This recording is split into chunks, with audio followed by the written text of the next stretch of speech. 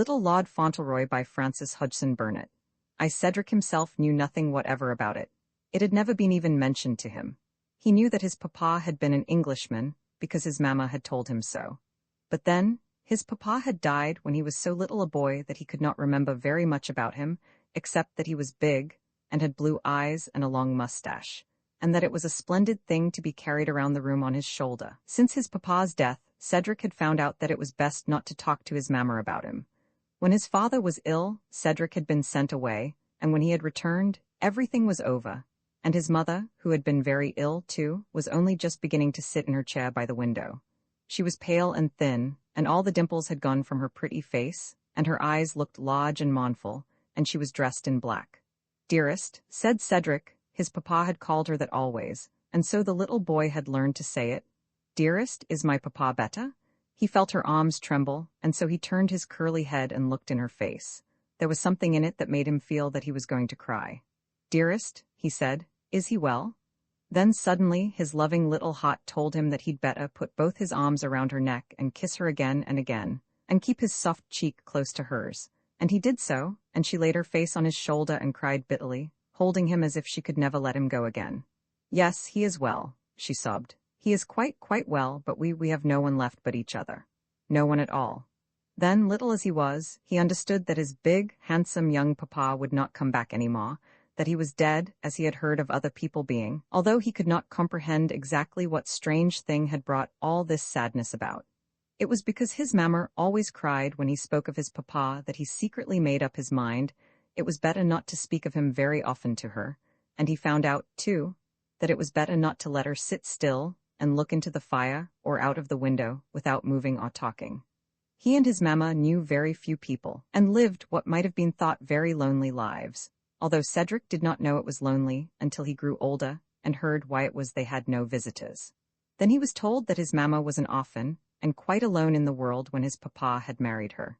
She was very pretty, and had been living as companion to a rich old lady who was not kind to her, and one day Captain Cedric Errol, who was calling at the house, saw her run up the stairs with tears on her eyelashes, and she looked so sweet and innocent and sorrowful that the captain could not forget her. And after many strange things had happened, they knew each other well and loved each other dearly, and were married, although their marriage brought them the ill will of several persons. The one who was most angry of all, however, was the captain's father, who lived in England, and was a very rich and important old nobleman, with a very bad temper and a very violent dislike to America and Americans. He had 2 sons older than Captain Cedric, and it was the law that the elder of these sons should inherit the family title and estates, which were very rich and splendid. If the eldest son died, the next one would be heir. So, though he was a member of such a great family, there was little chance that Captain Cedric would be very rich himself. But it so happened that nature had given to the youngest son gifts which she had not bestowed upon his elder brothers. He had a beautiful face and a fine, strong, graceful figure. He had a bright smile and a sweet, gay voice. He was brave and generous and had the kindest heart in the world, and seemed to have the power to make everyone love him. And it was not so with his elder brothers. Neither of them was handsome, or very kind, or clever. When they were boys at Eton, they were not popular. When they were at college, they cared nothing for study, and wasted both time and money, and made few real friends. The old earl, their father, was constantly disappointed and humiliated by them. His heir was no honor to his noble name, and did not promise to end in being anything but a selfish, wasteful, insignificant man, with no manly or noble qualities. It was very bitter, the old earl thought, that the son who was only 3rd, and would have only a very small fortune, should be the one who had all the gifts and all the charms and all the strength and beauty. Sometimes he almost hated the handsome young man because he seemed to have the good things which should have gone with the stately title and the magnificent estates. And yet, in the depths of his proud, stubborn old heart, he could not help caring very much for his youngest son. It was in one of his fits of petulance that he sent him off to travel in America. He thought he would send him away for a while, so that he should not be made angry by constantly contrasting him with his brothers, who were at that time giving him a great deal of trouble by their wild ways. But after about 6 months, he began to feel lonely, and longed in secret to see his son again, so he wrote to Captain Cedric and ordered him home. The letter he wrote crossed on its way a letter the captain had just written to his father, telling of his love for the pretty American girl, and of his intended marriage, And when the Earl received that letter, he was furiously angry. Bad as his temper was, he had never given way to it in his life as he gave way to it when he read the captain's letter. His valet, who was in the room when it came, thought his lordship would have a fit of apoplexy. He was so wild with anger. For an hour he raged like a tiger, and then he sat down and wrote to his son, and ordered him never to come near his old home, nor to write to his father or brothers again. He told him he might live as he pleased, and die where he pleased, that he should be cut off from his family forever, and that he need never expect help from his father as long as he lived. The captain was very sad when he read the letter. He was very fond of England, and he dearly loved the beautiful home where he had been born. He had even loved his ill-tempered old father, and had sympathized with him in his disappointments. But he knew he need expect no kindness from him in the future. At first he scarcely knew what to do. He had not been brought up to work, and had no business experience, but he had courage and plenty of determination. So he sold his commission in the English army, and after some trouble found a situation in New York, and married. The change from his old life in England was very great, but he was young and happy, and he hoped that hard work would do great things for him in the future. He had a small house on a quiet street, and his little boy was born there, and everything was so gay and cheerful, in a simple way, that he was never sorry for a moment that he had married the rich old lady's pretty companion, just because she was so sweet, and he loved her, and she loved him. She was very sweet indeed, and her little boy was like both her and his father. Though he was born in so quiet and cheap a little home, it seemed as if there never had been a more fortunate baby. In the first place, he was always well, and so he never gave anyone trouble. In the second place, he had so sweet a temper and ways so charming that he was a pleasure to everyone. And in the third place, he was so beautiful to look at that he was quite a picture. Instead of being a bald-headed baby, he started in life with a quantity of soft, fine, gold-colored hair, which curled up at the ends, and went into loose rings by the time he was 6 months old. He had big brown eyes and long eyelashes and a darling little face. He had so strong a back and such splendid sturdy legs, that at 9 months he learned suddenly to walk. His manners were so good, for a baby, that it was delightful to make his acquaintance. He seemed to feel that everyone was his friend, and when anyone spoke to him, when he was in his carriage in the street, he would give the stranger one sweet, serious look with the brown eyes, and then follow it with a lovely, friendly smile, and the consequence was that there was not a person in the neighborhood of the quiet street where he lived, even to the grocerman at the corner, who was considered the crossest creature alive, who was not pleased to see him and speak to him. And every month of his life he grew handsomer and more interesting. When he was old enough to walk out with his nurse, dragging a small wagon and wearing a short white kilt skirt and a big white hat set back on his curly yellow hair, he was so handsome and strong and rosy that he attracted everyone's attention, and his nurse would come home and tell his mamma stories of the ladies who had stopped their carriages to look at and speak to him, and of how pleased they were when he talked to them in his cheerful little way, as if he had known them always. His greatest charm was this cheerful, fearless, quaint little way of making friends with people. I think it arose from his having a very confiding nature, and a kind little heart that sympathized with everyone, and wished to make everyone as comfortable as he liked to be himself. It made him very quick to understand the feelings of those about him. Perhaps this had grown on him, too, because he had lived so much with his father and mother, who were always loving and considerate and tender and well-bred. He had never heard an unkind or uncourteous word spoken at home. He had always been loved and caressed and treated tenderly, and so his childish soul was full of kindness and innocent, warm feeling. He had always heard his mamma called by pretty, loving names, and so he used them himself when he spoke to her.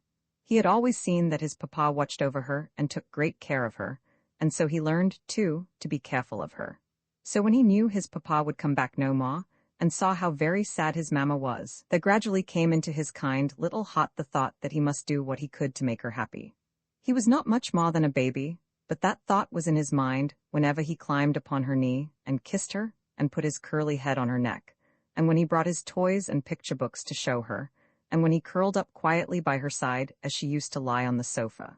He was not old enough to know of anything else to do, so he did what he could, and was more of a comfort to her than he could have understood. "Oh, Mary," he heard her say once to her old servant, "I am sure he is trying to help me in his innocent way. I know he is. He looks at me sometimes with a loving, wondering little look, as if he were sorry for me, and then he will come and pet me or show me something. He is such a little man, I really think he knows. As he grew older, he had a great many quaint little ways which amused and interested people greatly. He was so much of a companion for his mother that she scarcely cared for any other. They used to walk together and talk together and play together. When he was quite a little fellow, he learned to read. And after that, he used to lie on the hearth rug in the evening and read aloud, sometimes stories, and sometimes big books such as older people read, and sometimes even the newspaper, and often at such times Mary, in the kitchen, would hear Mrs. Errol laughing with delight at the quaint things he said. And, indade, said Mary to the grocerman, nobody could help laughing at the queer little ways of him, and his old-fashioned sayings. Didn't he come into my kitchen the night the new president was nominated, and stand afore the fire, looking like a picter, wid his hands in his small pockets, and his innocent bit of a face as serious as a jedge, and says he to me, Mary, says he, I'm very much entrusted in the 'lection, says he. I'm a publican, and so is dearest. Are you a publican, Mary? Sorrer a bit, says I. I'm the bist o' Democrats, and he looks up at me wid a look that 'ud go to your heart, and says he, Mary, says he, the country will go to ruin. And niver a day since then has he let go by widout Audion, wid me to change me politics. Mary was very fond of him, and very proud of him too. She had been with his mother ever since he was born, and after his father's death, had been cook and housemaid and nurse and everything else. She was proud of his graceful, strong little body and his pretty manners, and especially proud of the bright curly hair, which waved over his forehead and fell in charming lovelocks on his shoulders.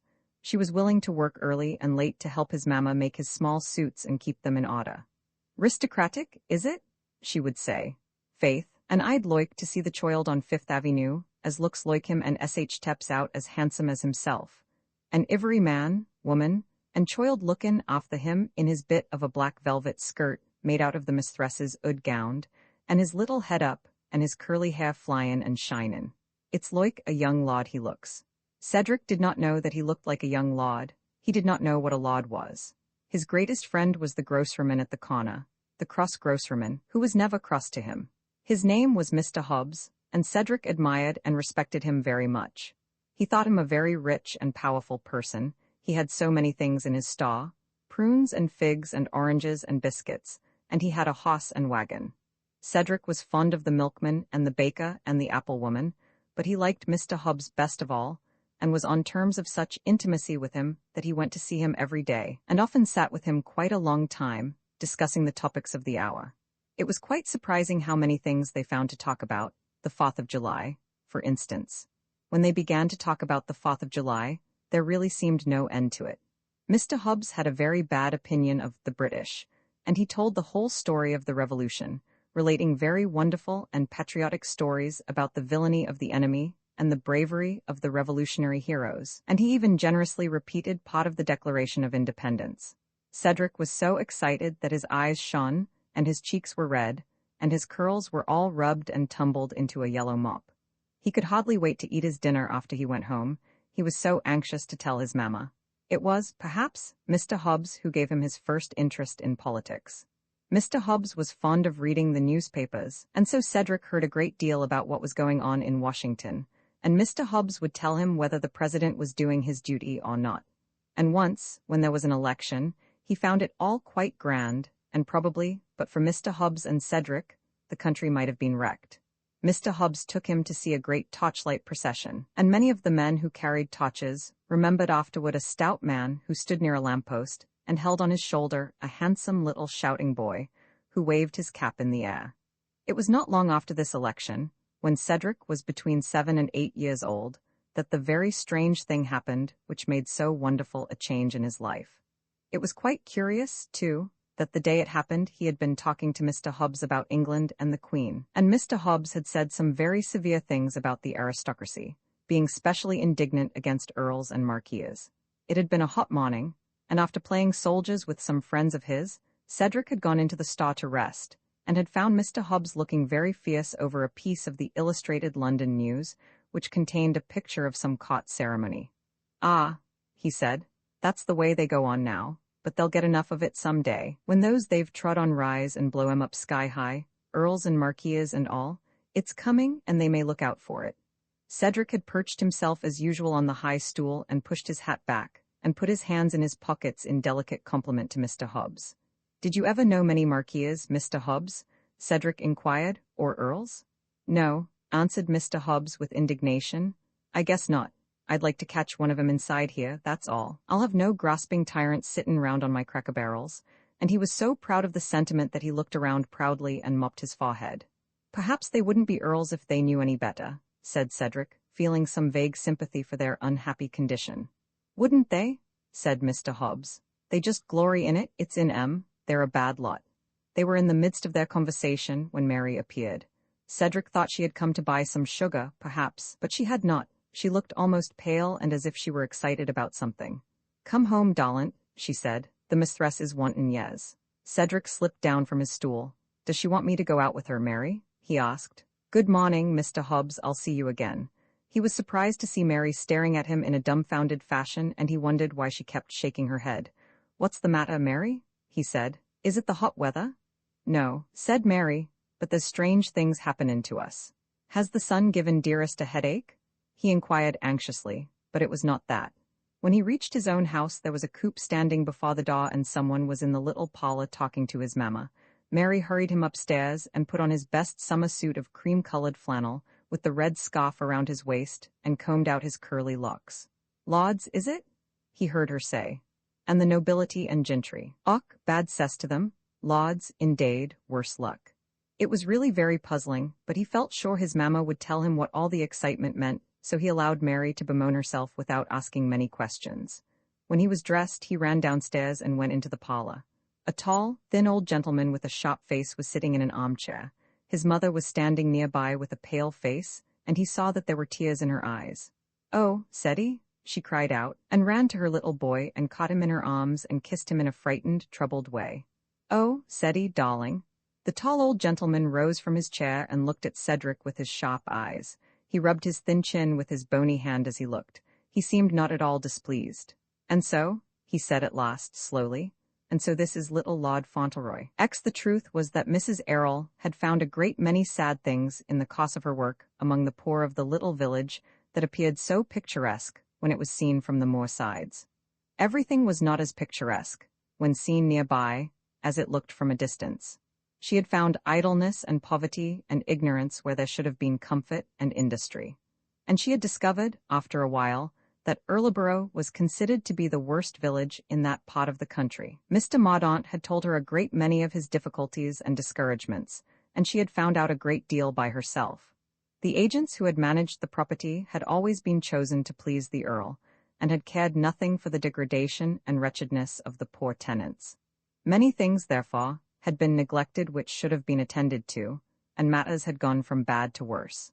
As to Earl's Court, it was a disgrace, with its dilapidated houses and miserable, careless, sickly people. When first Mrs. Errol went to the place, it made her shudder. Such ugliness and slovenliness, and once seemed worse in a country place than in a city. It seemed as if there it might be helped.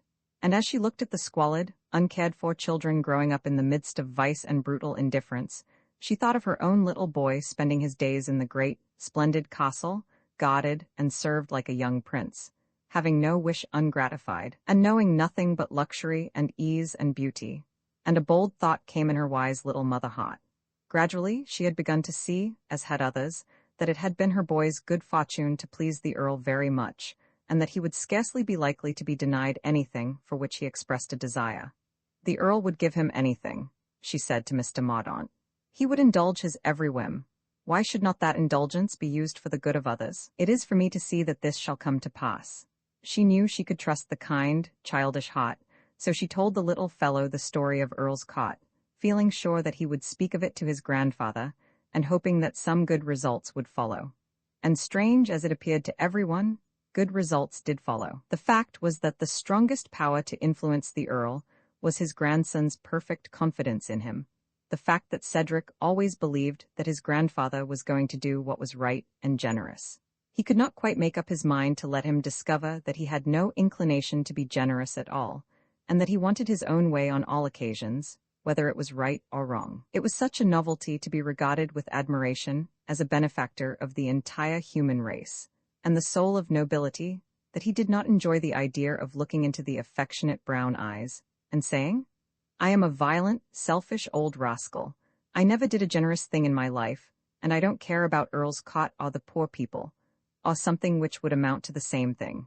He actually had learned to be fond enough of that small boy with the mop of yellow lovelocks, to feel that he himself would prefer to be guilty of an amiable action now and then. And so, though he laughed at himself, after some reflection, he sent for Newick, and had quite a long interview with him on the subject of the cot, and it was decided that the wretched hovels should be pulled down and new houses should be built. "It is Lord Fauntleroy who insists on it," he said dryly. "He thinks it will improve the property. You can tell the tenants that it's his idea." And he looked down at his small lordship, who was lying on the hearthrug playing with Dougal.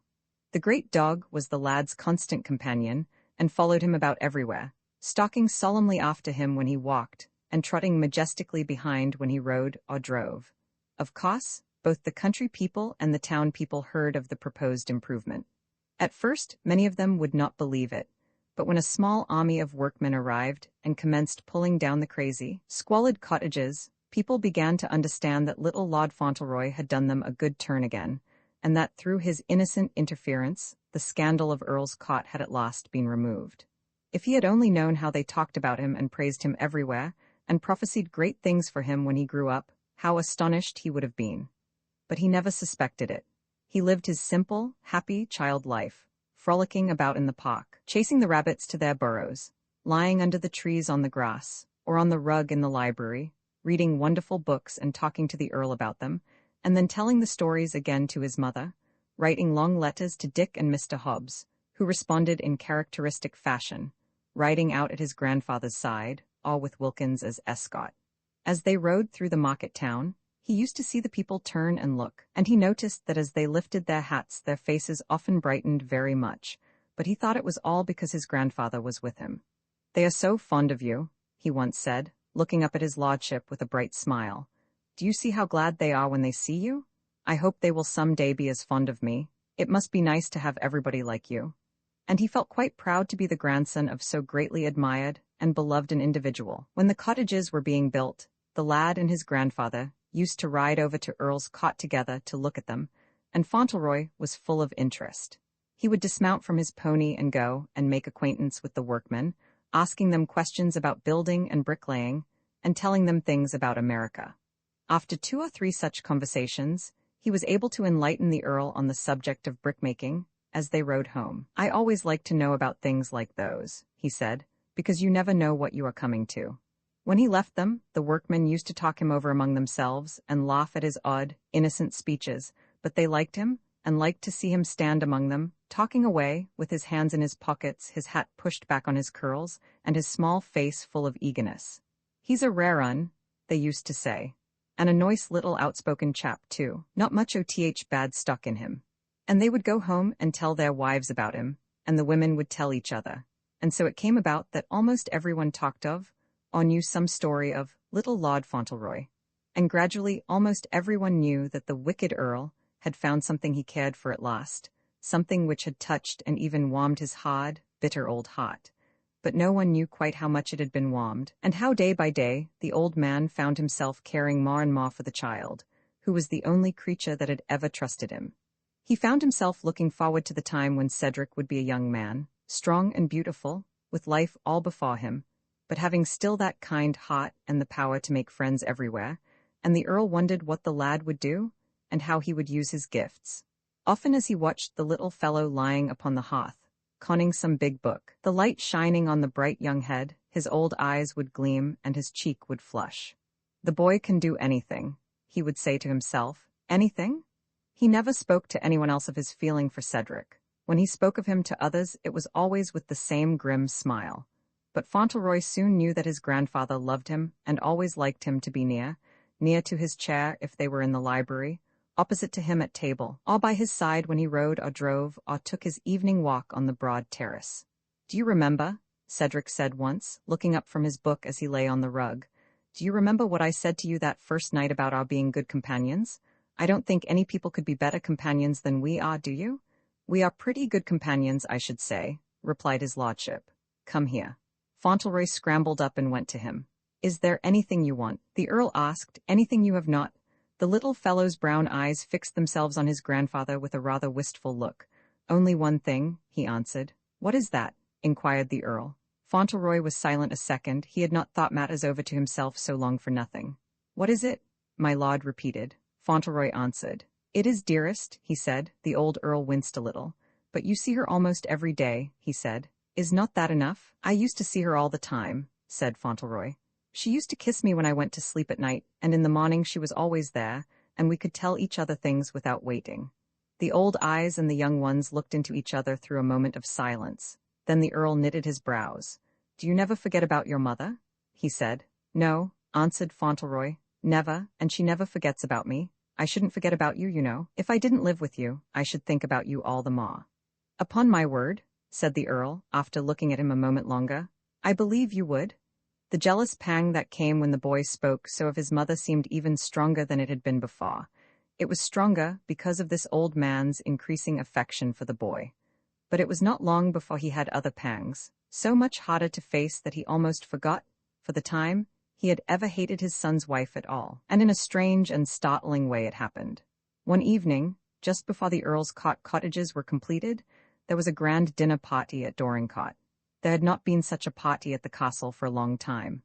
A few days before it took place, Sir Harry Lorridaile and Lady Lorridaile, who was the Earl's only sister, actually came for a visit, a thing which caused the greatest excitement in the village and set Mrs. Dibble's shop bell tinkling madly again, because it was well known that Lady Lorridaile had only been to Dorincourt once since her marriage, 35 years before. She was a handsome old lady with white curls and dimpled, peaky cheeks, and she was as good as gold, but she had never approved of her brother any more than did the rest of the world, and having a strong will of her own and not being at all afraid to speak her mind frankly, she had, after several lively quarrels with his lordship, seen very little of him since her young days. She had heard a great deal of him that was not pleasant through the years in which they had been separated. She had heard about his neglect of his wife, and of the poor lady's death, and of his indifference to his children, and of the 2 weak, vicious, unprepossessing elder boys who had been no credit to him or to anyone else. Those 2 elder sons, Bevis and Morris, she had never seen, but once there had come to Lorridaile Park a tall, stalwart, beautiful young fellow about 18 years old, who had told her that he was her nephew Cedric Errol, and that he had come to see her because he was passing near the place and wished to look at his Aunt Constantia, of whom he had heard his mother speak. Lady Lorridaile's kind heart had warmed through and through at the sight of the young man, and she had made him stay with her a week, and petted him, and made much of him, and admired him immensely.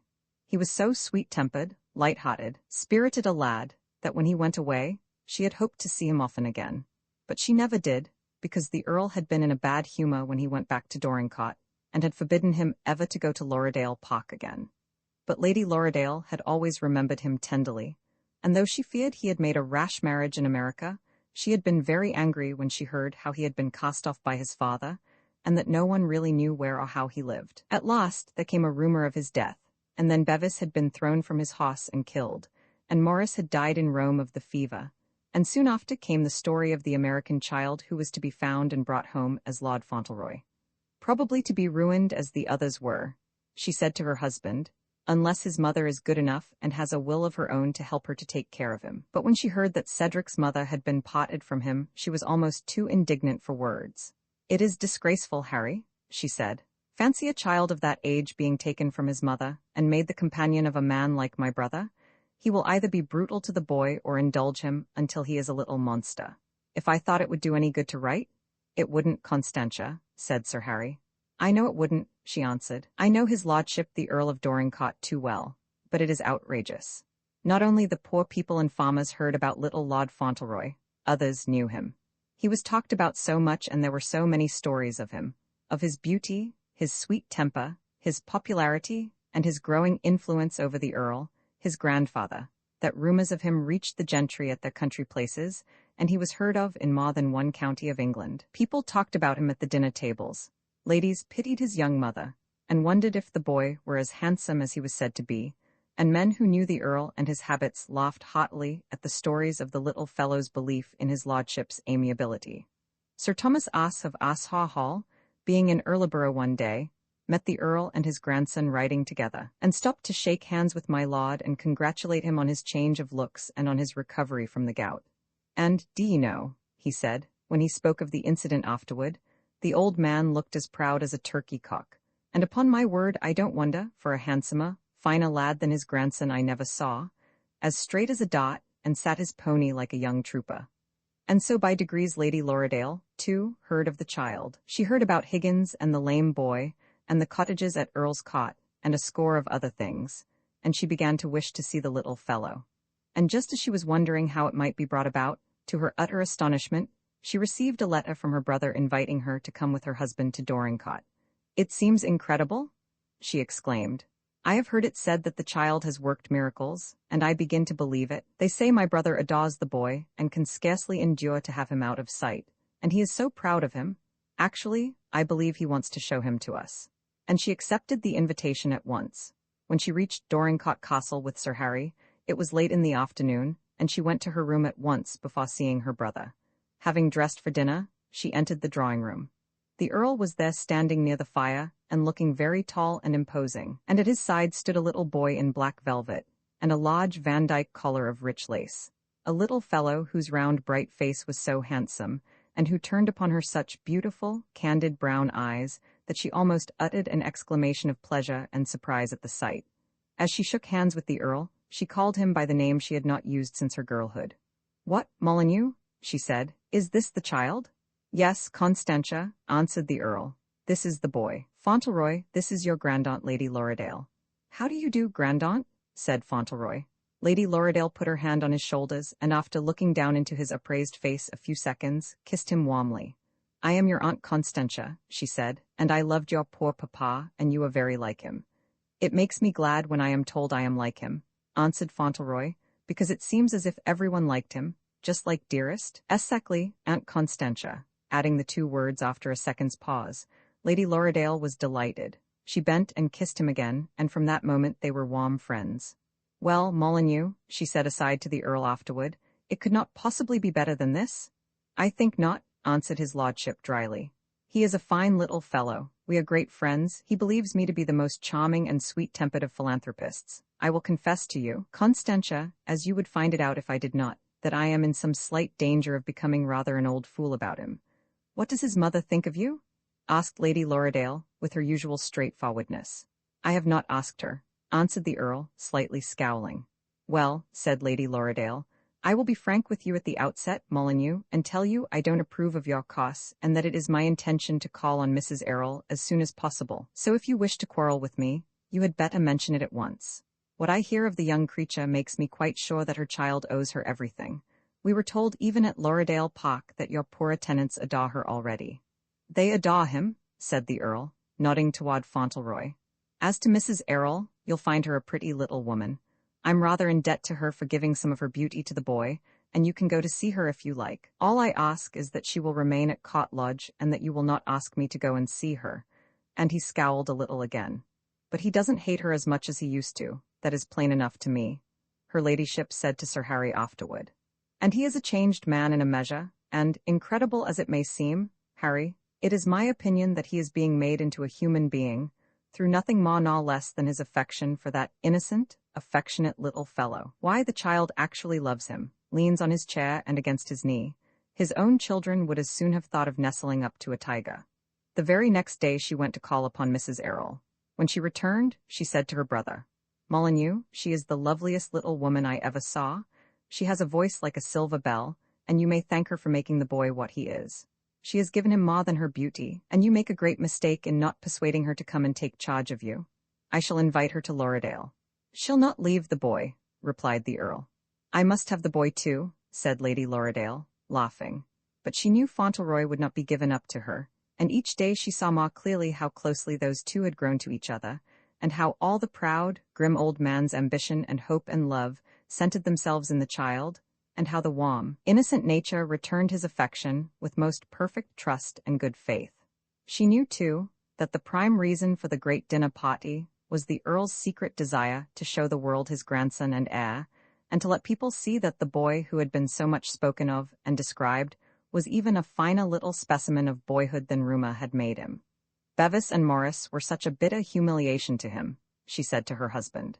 "Everyone knew it. He actually hated them. His pride has full sway here." Perhaps there was not one person who accepted the invitation without feeling some curiosity about little Lord Fauntleroy and wondering if he would be on view. And when the time came, he was on view.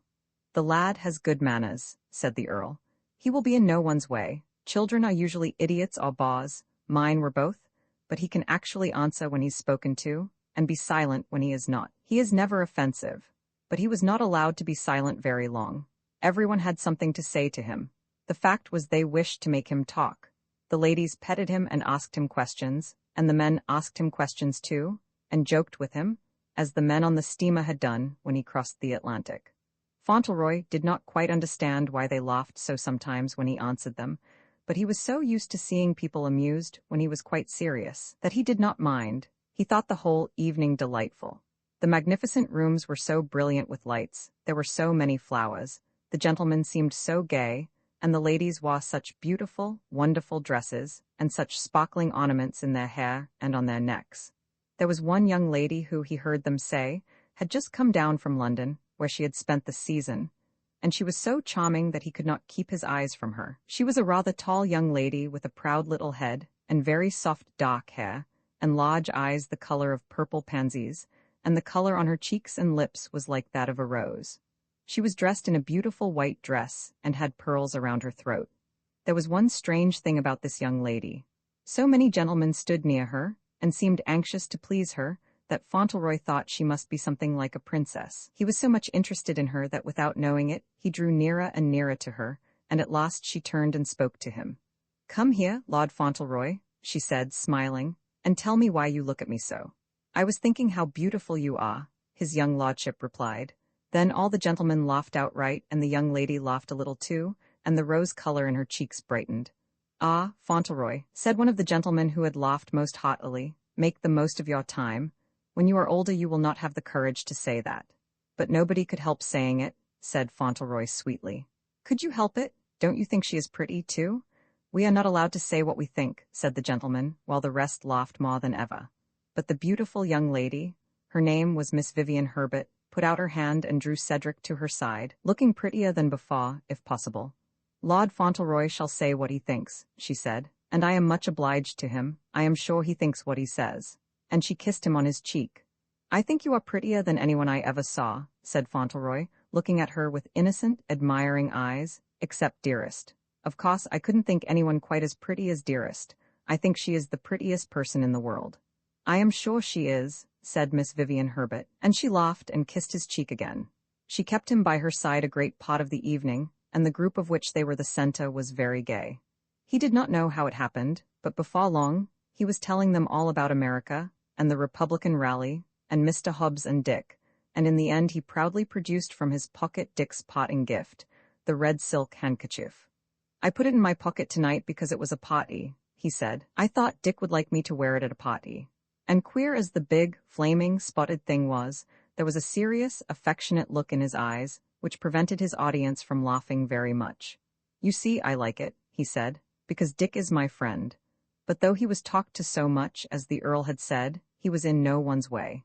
He could be quiet and listen when others talked, and so no one found him tiresome. A slight smile crossed more than one face when several times he went and stood near his grandfather's chair, or sat on a stool close to him, watching him and absorbing every word he uttered with the most charmed interest. Once he stood so near the chair's arm that his cheek touched the Earl's shoulder, and his lordship, detecting the general smile, smiled a little himself. He knew what the lookers-on were thinking, and he felt some secret amusement in their seeing what good friends he was with this youngster, who might have been expected to share the popular opinion of him. Mr. Havisham had been expected to arrive in the afternoon, but, strange to say, he was late. Such a thing had really never been known to happen before during all the years in which he had been a visitor at Dorincourt Castle. He was so late that the guests were on the point of rising to go in to dinner when he arrived. When he approached his host, the Earl regarded him with amazement.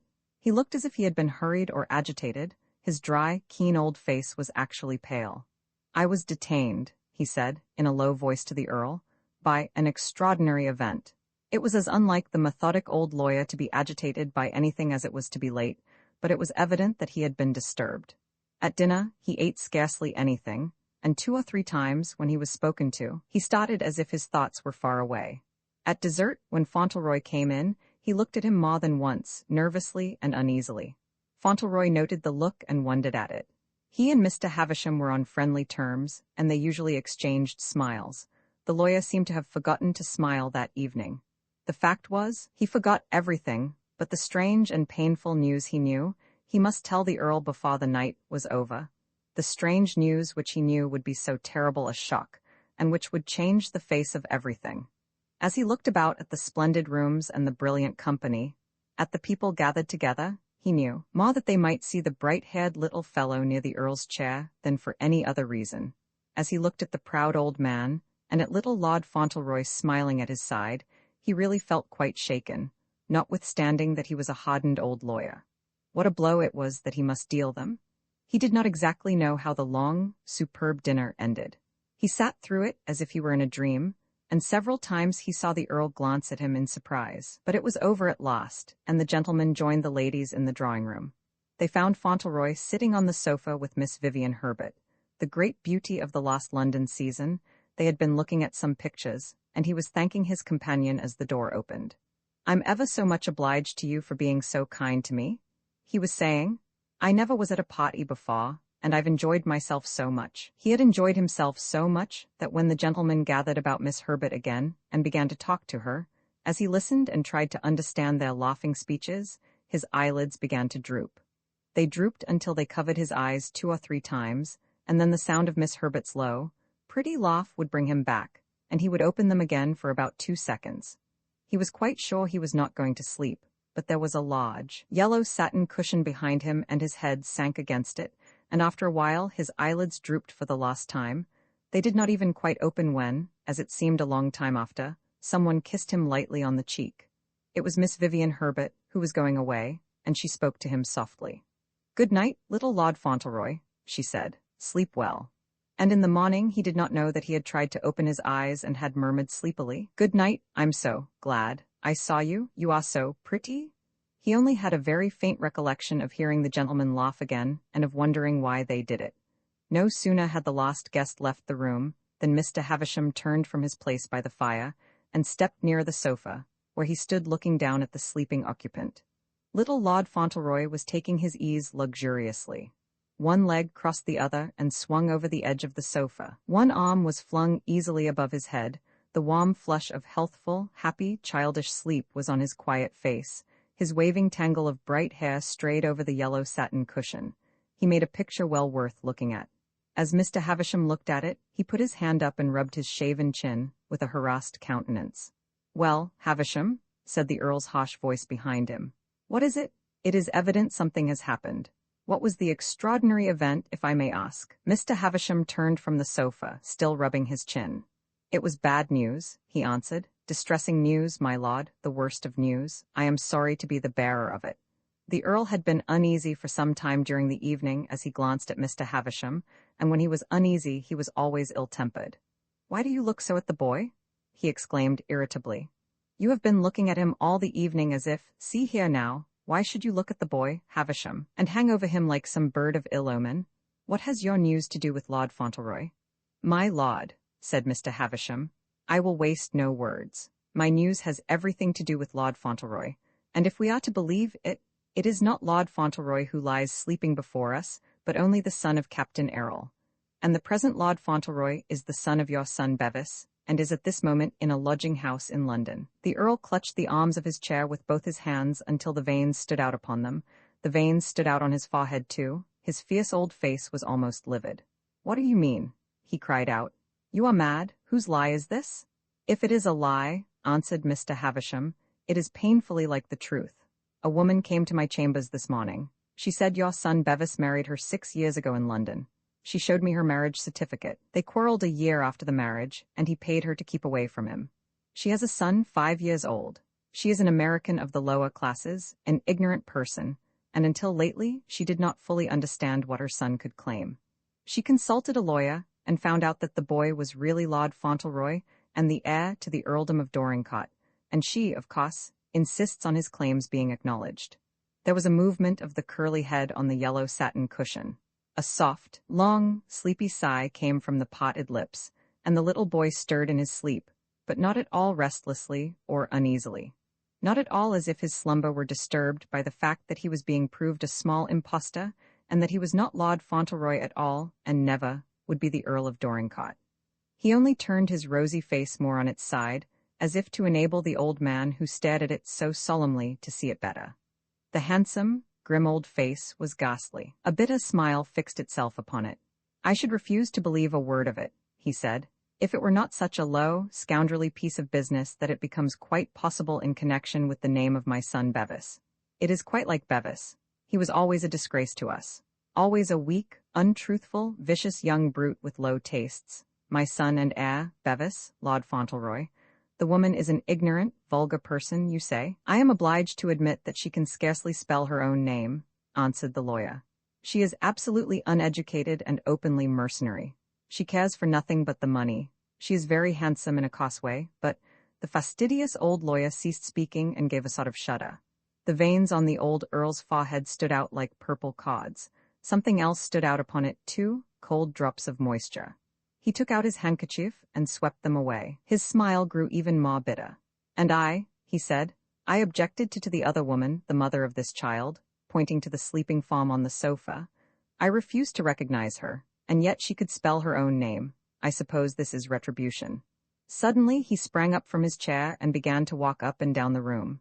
Fierce and terrible words poured forth from his lips.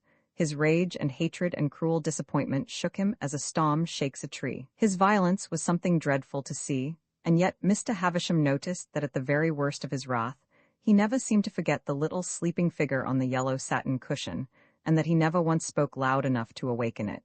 "I might have known it," he said. "They were a disgrace to me from their first hour. I hated them both, and they hated me. Bevis was the worse of the two. I will not believe this yet, though. I will contend against it to the last. But it is like Bevis, it is like him." And then he raged again and asked questions about the woman, about her proofs, and pacing the room, turned first white and then purple in his repressed fury. When at last he had learned all there was to be told, and knew the worst, Mr. Havisham looked at him with a feeling of anxiety. He looked broken and haggard and changed. His rages had always been bad for him, but this one had been worse than the rest because there had been something more than rage in it. He came slowly back to the sofa at last and stood near it. "If anyone had told me I could be fond of a child," he said, his harsh voice low and unsteady, "I should not have believed them. I always detested children, my own more than the rest. I am fond of this one, he is fond of me," with a bitter smile. "I am not popular, I never was, but he is fond of me. He never was afraid of me. He always trusted me. He would have filled my place better than I have filled it. I know that. He would have been an honor to the name." He bent down and stood a minute or so looking at the happy, sleeping face. His shaggy eyebrows were knitted fiercely, and yet somehow he did not seem fierce at all. He put up his hand, pushed the bright hair back from the forehead, and then turned away and rang the bell.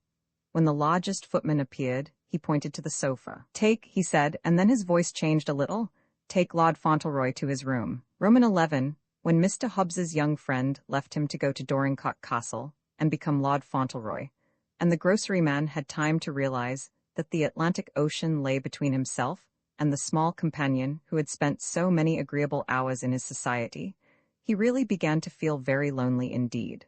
The fact was, Mr. Hobbs was not a clever man, nor even a bright one. He was, indeed, rather a slow and heavy person, and he had never made many acquaintances. He was not mentally energetic enough to know how to amuse himself, and in truth he never did anything of an entertaining nature but read the newspapers and add up his accounts. It was not very easy for him to add up his accounts, and sometimes it took him a long time to bring them out right. And in the old days, little Lord Fauntleroy, who had learned how to add up quite nicely with his fingers and a slate and pencil, had sometimes even gone to the length of trying to help him. And then, too, he had been so good a listener, and had taken such an interest in what the newspaper said, and he and Mr. Hobbs had held such long conversations about the Revolution and the British and the elections and the Republican Party, that it was no wonder his going left a blank in the grocery store. At first it seemed to Mr. Hobbs that Cedric was not really far away, and would come back again, that some day he would look up from his paper and see the little lad standing in the doorway, in his white suit and red stockings, and with his straw hat on the back of his head, and would hear him say in his cheerful little voice, "Hello, Mr. Hobbs, this is a hot day, isn't it?" But as the days passed on and this did not happen, Mr. Hobbs felt very dull and uneasy. He did not even enjoy his newspaper as much as he used to. He would put the paper down on his knee after reading it, and sit and stare at the high stool for a long time. There were some marks on the long legs which made him feel quite dejected and melancholy. They were marks made by the heels of the next Earl of Dorincourt, when he kicked and talked at the same time. It seems that even youthful earls kick the legs of things they sit on. Noble blood and lofty lineage do not prevent it. After looking at those marks, Mr. Hobbs would take out his gold watch and open it and stare at the inscription. From his oldest friend, Lord Fauntleroy, to Mr. Hobbs. When this you see, remember me. And after staring at it a while, he would shut it up with a loud snap and sigh and get up and go and stand in the doorway, between the box of potatoes and the barrel of apples, and look up the street. At night, when the store was closed, he would light his pipe and walk slowly along the pavement until he reached the house where Cedric had lived, on which there was a sign that read, "This house to let." And he would stop near it and look up and shake his head, and puff at his pipe very hard, and after a while walk mournfully back again. This went on for 2 or 3 weeks before any new idea came to him. Being slow and ponderous, it always took him a long time to reach a new idea. As a rule, he did not like new ideas, but preferred old ones. After 2 or 3 weeks, however, during which, instead of getting better, matters really grew worse, a novel plan slowly and deliberately dawned upon him. He would go to see Dick. He smoked a great many pipes before he arrived at the conclusion, but finally he did arrive at it.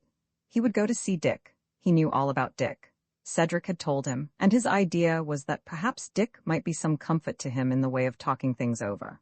So one day, when Dick was very hard at work blacking a customer's boots, a short, stout man with a heavy face and a bald head stopped on the pavement and stared for 2 or 3 minutes at the bootblack sign, which read, "Professor Dick Tipton can't be beat." He stared at it so long that Dick began to take a lively interest in him, and when he had put the finishing touch to his customer's boots, he said, "Want a shine, sir?" The stout man came forward deliberately and put his foot on the rest. "Yes," he said. Then, when Dick fell to work, the stout man looked from Dick to the sign and from the sign to Dick. "Where did you get that?" he asked. "From a friend o' mine," said Dick, "a little fella. He guv me the whole outfit. He was the best little fella ye ever saw. He's in England now. Gone to be one o' them lords." "Lord," asked Mr. Hobbs with ponderous slowness, "Lord Fauntleroy going to be Earl of Dorincourt?" Dick almost dropped his brush. "Why, boss," he exclaimed, "do ye know him yourself?" "I've known him," answered Mr. Hobbs, wiping his warm forehead. "Ever since he was born. We was lifetime acquaintances, that's what we was." It really made him feel quite agitated to speak of it. He pulled the splendid gold watch out of his pocket and opened it, and showed the inside of the case to Dick. "When this you see, remember me," he read. "That was his parting keepsake to me. I don't want you to forget me. Those was his words. I'd ha' remembered him," he went on, shaking his head, "if he hadn't given me a thing and I hadn't seen hide nor hair on him again. He was a companion as any man would remember." "He was the nicest little feller I ever see," said Dick. "And as to sand, I never seen so much sand to a little fella. I thought a heap o' him, I did, and we was friends, too. We was sort o' chums from the fust, that little young un and me. I grabbed his ball from under a stage for him, and he never forgot it. And he'd come down here, he would, with his mother or his nuss, and he'd holler, 'Hullo, Dick,' at me, as friendly as if he was 6 feet high, when he warn't knee-high to a grasshopper, and was dressed in gal's claws. He was a gay little chap, and when you was down on your luck, it did you good to talk to him." "That's so," said Mr. Hobbs. "It was a pity to make a earl out of him. He would have shone in the grocery business, or dry goods either. He would have shone." And he shook his head with deeper regret than ever. It proved that they had so much to say to each other that it was not possible to say it all at one time, and so it was agreed that the next night Dick should make a visit to the store and keep Mr. Hobbs company. The plan pleased Dick well enough. He had been a street waif nearly all his life, but he had never been a bad boy, and he had always had a private yearning for a more respectable kind of existence. Since he had been in business for himself, he had made enough money to enable him to sleep under a roof instead of out in the streets, and he had begun to hope he might reach even a higher plane in time. So, to be invited to call on a stout, respectable man who owned a corner store and even had a horse and wagon seemed to him quite an event. "Do you know anything about earls and castles?" Mr. Hobbs inquired. "I'd like to know more of the particulars. There's a story about some on 'em in the Penny Story Gazette," said Dick. "It's called The Crime of a Coronet, or The Revenge of the Countess May. It's a boss thing, too, some of us boys retacking it to read." "Bring it up when you come," said Mr. Hobbs, "and I'll pay for it." Bring all you can find that have any earls in 'em. If there aren't earls, marquises'll do, or dukes, though he never made mention of any dukes or marquises. We did go over coronets a little, but I never happened to see any. I guess they don't keep 'em round here. Tiffany D have 'em if anybody did, said Dick, but I don't know as I'd know one if I saw it. Mr. Hobbs did not explain that he would not have known one if he saw it. He merely shook his head ponderously. I suppose there is very little call for 'em, he said, and that ended the matter. This was the beginning of quite a substantial friendship. When Dick went up to the Star, Mr. Hobbs received him with great hospitality. He gave him a chair tilted against the door, near a barrel of apples, and after his young visitor was seated, he made a jerk at them with the hand in which he held his pipe, saying, "Help yourself." Then he looked at the story papers, and after that they read and discussed the British aristocracy, and Mr. Hobbs smoked his pipe very hard and shook his head a great deal. He shook it most when he pointed out the high stool with the marks on its legs. "There's his very kicks," he said impressively. "His very kicks. I sit and look at 'em by the hour. This is a world of ups and it's a world of downs. Why, he'd set there and eat crackers out of a box and apples out of a barrel and pitch his cars into the street, and now he's a lord a-livin' in a castle. Them's a lord's kicks, they'll be a earl's kicks some day. Sometimes I says to myself, says I, well, I'll be jiggered." He seemed to derive a great deal of comfort from his reflections and Dick's visit. Before Dick went home, they had a supper in the small back room. They had crackers and cheese and sardines and other canned things out of the store, and Mr. Hobbs solemnly opened 2 bottles of ginger ale, and pouring out 2 glasses, proposed a toast. "Here's to him," he said, lifting his glass, "and may he teach 'em a lesson, earls and marquises and dukes and all." After that night the two saw each other often, and Mr. Hobbs was much more comfortable and less desolate. They read the Penny Story Gazette and many other interesting things, and gained a knowledge of the habits of the nobility and gentry which would have surprised those despised classes if they had realized it. One day, Mr. Hobbs made a pilgrimage to a bookstore downtown, for the express purpose of adding to their library. He went to the clock and leaned over the counter to speak to him. "I want," he said, "a book about earls." "What?" exclaimed the clock. "A book," repeated the groceryman, "about earls." "I'm afraid," said the clock, looking rather queer, "that we haven't what you want." "Haven't?" said Mr. Hobbs anxiously. "Well, say marquises then, or dukes." "I know of no such book," answered the clock. Mr. Hobbs was much disturbed. He looked down on the floor, then he looked up. "None about female earls?" he inquired. "I'm afraid not," said the clock with a smile. "Well," exclaimed Mr. Hobbs, "I'll be jiggered." He was just going out of the store when the clock called him back and asked him if a story in which the nobility were chief characters would do. Mr. Hobbs said it would, if he could not get an entire volume devoted to earls. So the clock sold him a book called The Tower of London, written by Mr. Harrison Ainsworth, and he carried it home. When Dick came, they began to read it. It was a very wonderful and exciting book, and the scene was laid in the reign of the famous English Queen, who is called by some people Bloody Mary. And as Mr. Hobbs heard of Queen Mary's deeds and the habit she had of chopping people's heads off, putting them to the torture, and burning them alive, he became very much excited. He took his pipe out of his mouth and stared at Dick, and at last he was obliged to mop the perspiration from his brow with his red pocket handkerchief. "Why, he ain't safe?" he said. "He ain't safe? If the women folks can sit up on their thrones and give the word for things like that to be done, who's to know what's happening to him this very minute? He's no more safe than nothing. Just let a woman like that get mad, and no one's safe." "Well," said Dick, though he looked rather anxious himself, "ye see this 'ere un isn't the one that's bossin' things now.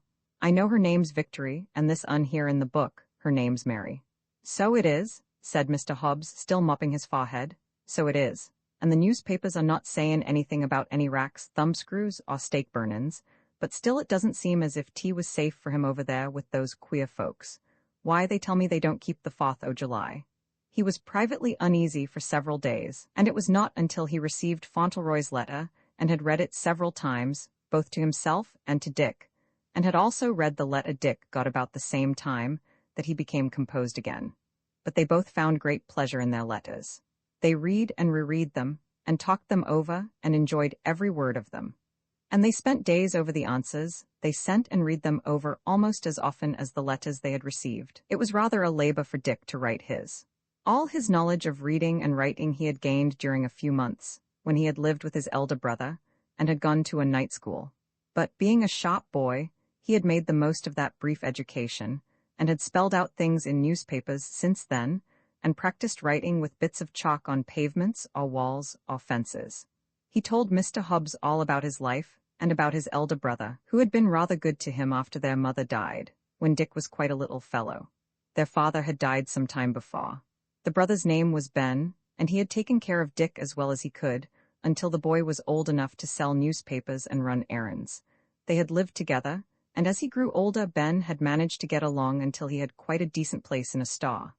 And then, exclaimed Dick with disgust, blessed if he didn't go and marry a gal, just went and got spoony and hadn't any more sense left, married her and set up housekeeping in 2 back rooms, and a hefty she was a regular tiger cat. She'd tear things to pieces when she got mad, and she was mad all the time, had a baby just like her, yell day and night, and if I didn't have to tend it, and when it screamed, she'd fire things at me. She fired a plate at me one day and hit the baby, cut its chin. Doctor said he'd carry the mark till he died. A nice mother she was, cracky, but didn't we have a time, Ben and myself and the young un. She was mad at Ben because he didn't make money faster, and at last he went out west with a man to set up a cattle ranch. And hadn't been gone a week for one night, I got home from sellin' my papers, and the rooms was locked up and empty, and the woman o' the house, she told me Minna D gone, shown a clean pair o' heels. Someone else said she'd gone across the water to be nuss to a lady as had a little baby, too. Never heard a word of her since, nother has Ben. If I'd been him, I wouldn't fretted a bit, and I guess he didn't. But he thought a heap o' her at the start. Tell you, he was spoons on her. She was a daisy-looking gal, too, when she was dressed up and not mad. She'd big black eyes and black hair down to her knees. She'd make it into a rope as big as your arm, and twist it round her head, and I tell you her eyes snap. Folks used to say she was pot Italian, said her mother or father come from there, and it made her queer. I tell ye, she was one of 'em, she was. He often told Mr. Hobbs stories of her and of his brother Ben, who, since his going out west, had written once or twice to Dick. Ben's luck had not been good, and he had wandered from place to place, but at last he had settled on a ranch in California, where he was at work at the time when Dick became acquainted with Mr. Hobbs. That gal, said Dick one day, she took all the grit out o' him. I couldn't help feelin' sorry for him sometimes. They were sitting in the store doorway together, and Mr. Hobbs was filling his pipe. He oughtn't to be married, he said solemnly, as he rose to get a match. Women, I never could see any use in 'em myself. As he took the match from its box, he stopped and looked down on the counter. Why, he said, if here isn't a letter, I didn't see it before. The postman must have laid it down when I wasn't noticin', or the newspaper slipped over it. He picked it up and looked at it carefully. It's from him? He exclaimed. That's the very one it's from.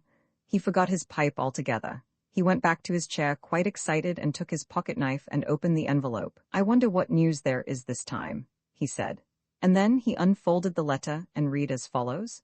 Dorincourt Castle, my dear Mr. Hobbs, I write this in a great hurry because I have something curious to tell you. I know you will be very much surprised, my dear friend, when I tell you. It is all a mistake, and I am not a lord, and I shall not have to be an earl. There is a lady which was married to my Uncle Bevis, who is dead, and she has a little boy, and he is Lord Fauntleroy, because that is the way it is in England.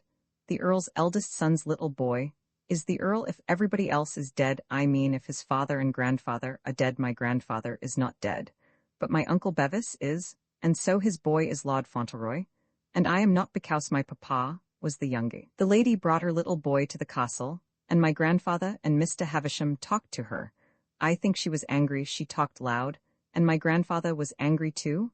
I never saw him angry before. I wish it did not make them all mad. I thought I would tell you and Dick right away because you would be entrusted so no more at present with love from your old friend Cedric Errol, not Lord Fauntleroy.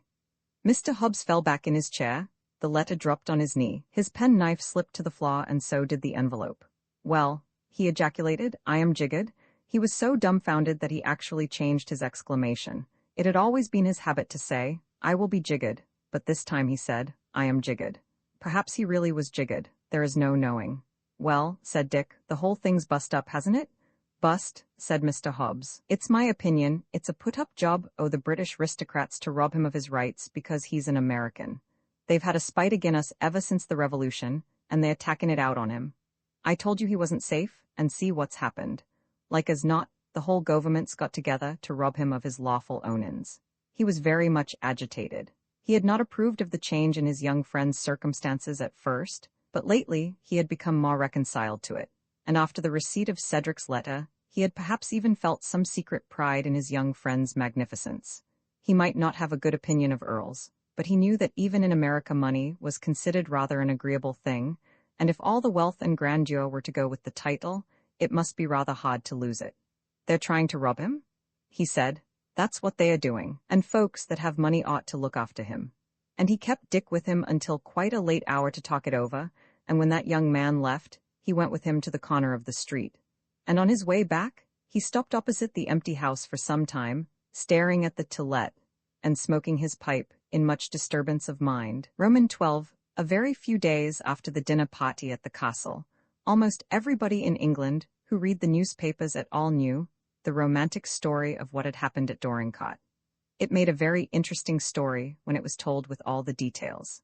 There was the little American boy who had been brought to England to be Lord Fauntleroy, and who was said to be so fine and handsome a little fellow, and to have already made people fond of him. There was the old Earl, his grandfather, who was so proud of his heir. There was the pretty young mother who had never been forgiven for marrying Captain Errol, and there was the strange marriage of Bevis, the dead Lord Fauntleroy, and the strange wife, of whom no one knew anything, suddenly appearing with her son, and saying that he was the real Lord Fauntleroy and must have his rights. All these things were talked about and written about, and caused a tremendous sensation. And then there came the rumor that the Earl of Dorincourt was not satisfied with the turn affairs had taken, and would perhaps contest the claim by law, and the matter might end with a wonderful trial. There never had been such excitement before in the county in which Erleborough was situated. On market days, people stood in groups and talked and wondered what would be done. The farmers' wives invited one another to tea that they might tell one another all they had heard, and all they thought other people thought. They related wonderful anecdotes about the Earl's rage and his determination not to acknowledge the new Lord Fauntleroy, and his hatred of the woman who was the claimant's mother. But of course, it was Mrs. Dibble who could tell the most, and who was more in demand than ever. "And a bad lookout it is," she said. "And if you were to ask me, ma'am, I should say as it was a judgment on him for the way he's treated that sweet young cretur as he parted from her child. For he's got that fond of him, and that set on him, and that proud of him, as he's a'most drove mad by what's happened. And what's more, this new one's no lady, as his little lordship's mar is. She's a bold-faced, black-eyed thing, as Mr. Thomas says no gentleman in livery you'd bemean hisself to be gave orders by. And let her come into the house, he says, and he goes out of it. And the boy don't no more compare with the other one than nothin' you could mention. And mercy knows what's going to come of it all, and where it's to end, and you might have knocked me down with a feather when Jane brought the news." In fact, there was excitement everywhere at the castle. In the library, where the Earl and Mr. Havisham sat and talked, in the servants' hall, where Mr. Thomas and the butler and the other men and women servants gossiped and exclaimed at all times of the day, and in the stables, where Wilkins went about his work in a quite depressed state of mind, and groomed the brown pony more beautifully than ever, and said mournfully to the coachman that he never taught a young gentleman to ride as took to it more natural, or was a better plucked one than he was. He was a one as it were some pleasure to ride behind. But in the midst of all the disturbance there was one person who was quite calm and untroubled. That person was the little Lord Fauntleroy, who was said not to be Lord Fauntleroy at all. When first the state of affairs had been explained to him, he had felt some little anxiousness and perplexity, it is true, but its foundation was not in baffled ambition. While the Earl told him what had happened, he had sat on a stool holding on to his knee, as he so often did when he was listening to anything interesting, and by the time the story was finished, he looked quite sober. "It makes me feel very queer," he said. "It makes me feel queer?" The Earl looked at the boy in silence. It made him feel queer, too, queerer than he had ever felt in his whole life. And he felt more queer still when he saw that there was a troubled expression on the small face which was usually so happy. "Will they take dearest's house from her, and her carriage?" Cedric asked in a rather unsteady, anxious little voice. "No," said the Earl decidedly, in quite a loud voice in fact, "they can take nothing from her." "Ah," said Cedric with evident relief, "can't they?" Then he looked up at his grandfather, and there was a wistful shade in his eyes, and they looked very big and soft. "That other boy," he said rather tremulously, "he will have to be your boy now, as I was, won't he?" "No," answered the Earl, and he said it so fiercely and loudly that Cedric quite jumped. "No," he exclaimed in wonderment. "Won't he? I thought—" He stood up from his stool quite suddenly. "Shall I be your boy, even if I'm not going to be an earl?" he said. "Shall I be your boy, just as I was before?" And his flushed little face was all alight with eagerness. How the old Earl did look at him from head to foot, to be sure! How his great shaggy brows did draw themselves together, and how queerly his deep eyes shone under them, how very queerly. "My boy," he said, and if you'll believe it, his very voice was queer, almost shaky and a little broken and hoarse, not at all what you would expect an earl's voice to be, though he spoke more decidedly and peremptorily even than before. "Yes, you'll be my boy as long as I live. And by George, sometimes I feel as if you were the only boy I had ever had." Cedric's face turned red to the roots of his hair. It turned red with relief and pleasure. He put both his hands deep into his pockets and looked squarely into his noble relative's eyes. "Do you?" he said. "Well then, I don't care about the Earl pot at all. I don't care whether I'm an Earl or not. I thought the one that was going to be the Earl would have to be your boy too, and I couldn't be. That was what made me feel so queer." The Earl put his hand on his shoulder and drew him nearer. "They shall take nothing from you that I can hold for you," he said, drawing his breath hard. "I won't believe yet that they can take anything from you. You were made for the place, and, well, you may fill it still. But whatever comes, you shall have all that I can give you. All." It scarcely seemed as if he were speaking to a child, there was such determination in his face and voice. It was more as if he were making a promise to himself. And perhaps he was. He had never before known how deep a hold upon him his fondness for the boy and his pride in him had taken. He had never seen his strength and good qualities and beauty as he seemed to see them now. To his obstinate nature, it seemed impossible, more than impossible, to give up what he had so set his heart upon, and he had determined that he would not give it up without a fierce struggle. Within a few days after she had seen Mr. Havisham, the woman who claimed to be Lady Fauntleroy presented herself at the castle, and brought her child with her. She was sent away. The Earl would not see her, she was told by the footman at the door. His lawyer would attend to her case. It was Thomas who gave the message, and who expressed his opinion of her freely afterward in the servants' hall. He hoped, he said, as he had wore livery in Igfamblies long enough to know a lady when he see one, and if that was a lady he was no judge o' females. "The one at the lodge," added Thomas loftily, "American or no American, she's one o' the right sort, as any gentleman you'd recognize with all a hay. I remarked it myself to Henry when fust we called there." The woman drove away, the look on her handsome, common face half frightened, half fierce. Mr. Havisham had noticed, during his interviews with her, that though she had a passionate temper and a coarse, insolent manner, she was neither so clever nor so bold as she meant to be. She seemed sometimes to be almost overwhelmed by the position in which she had placed herself. It was as if she had not expected to meet with such opposition. "She is evidently," the lawyer said to Mrs. Errol, "a person from the lower walks of life. She is uneducated and untrained in everything, and quite unused to meeting people like ourselves on any terms of equality. She does not know what to do." Her visit to the castle quite cowed her. She was infuriated, but she was cowed. The Earl would not receive her, but I advised him to go with me to the Dorincourt Arms, where she is staying. When she saw him enter the room, she turned white, though she flew into a rage at once, and threatened and demanded in one breath.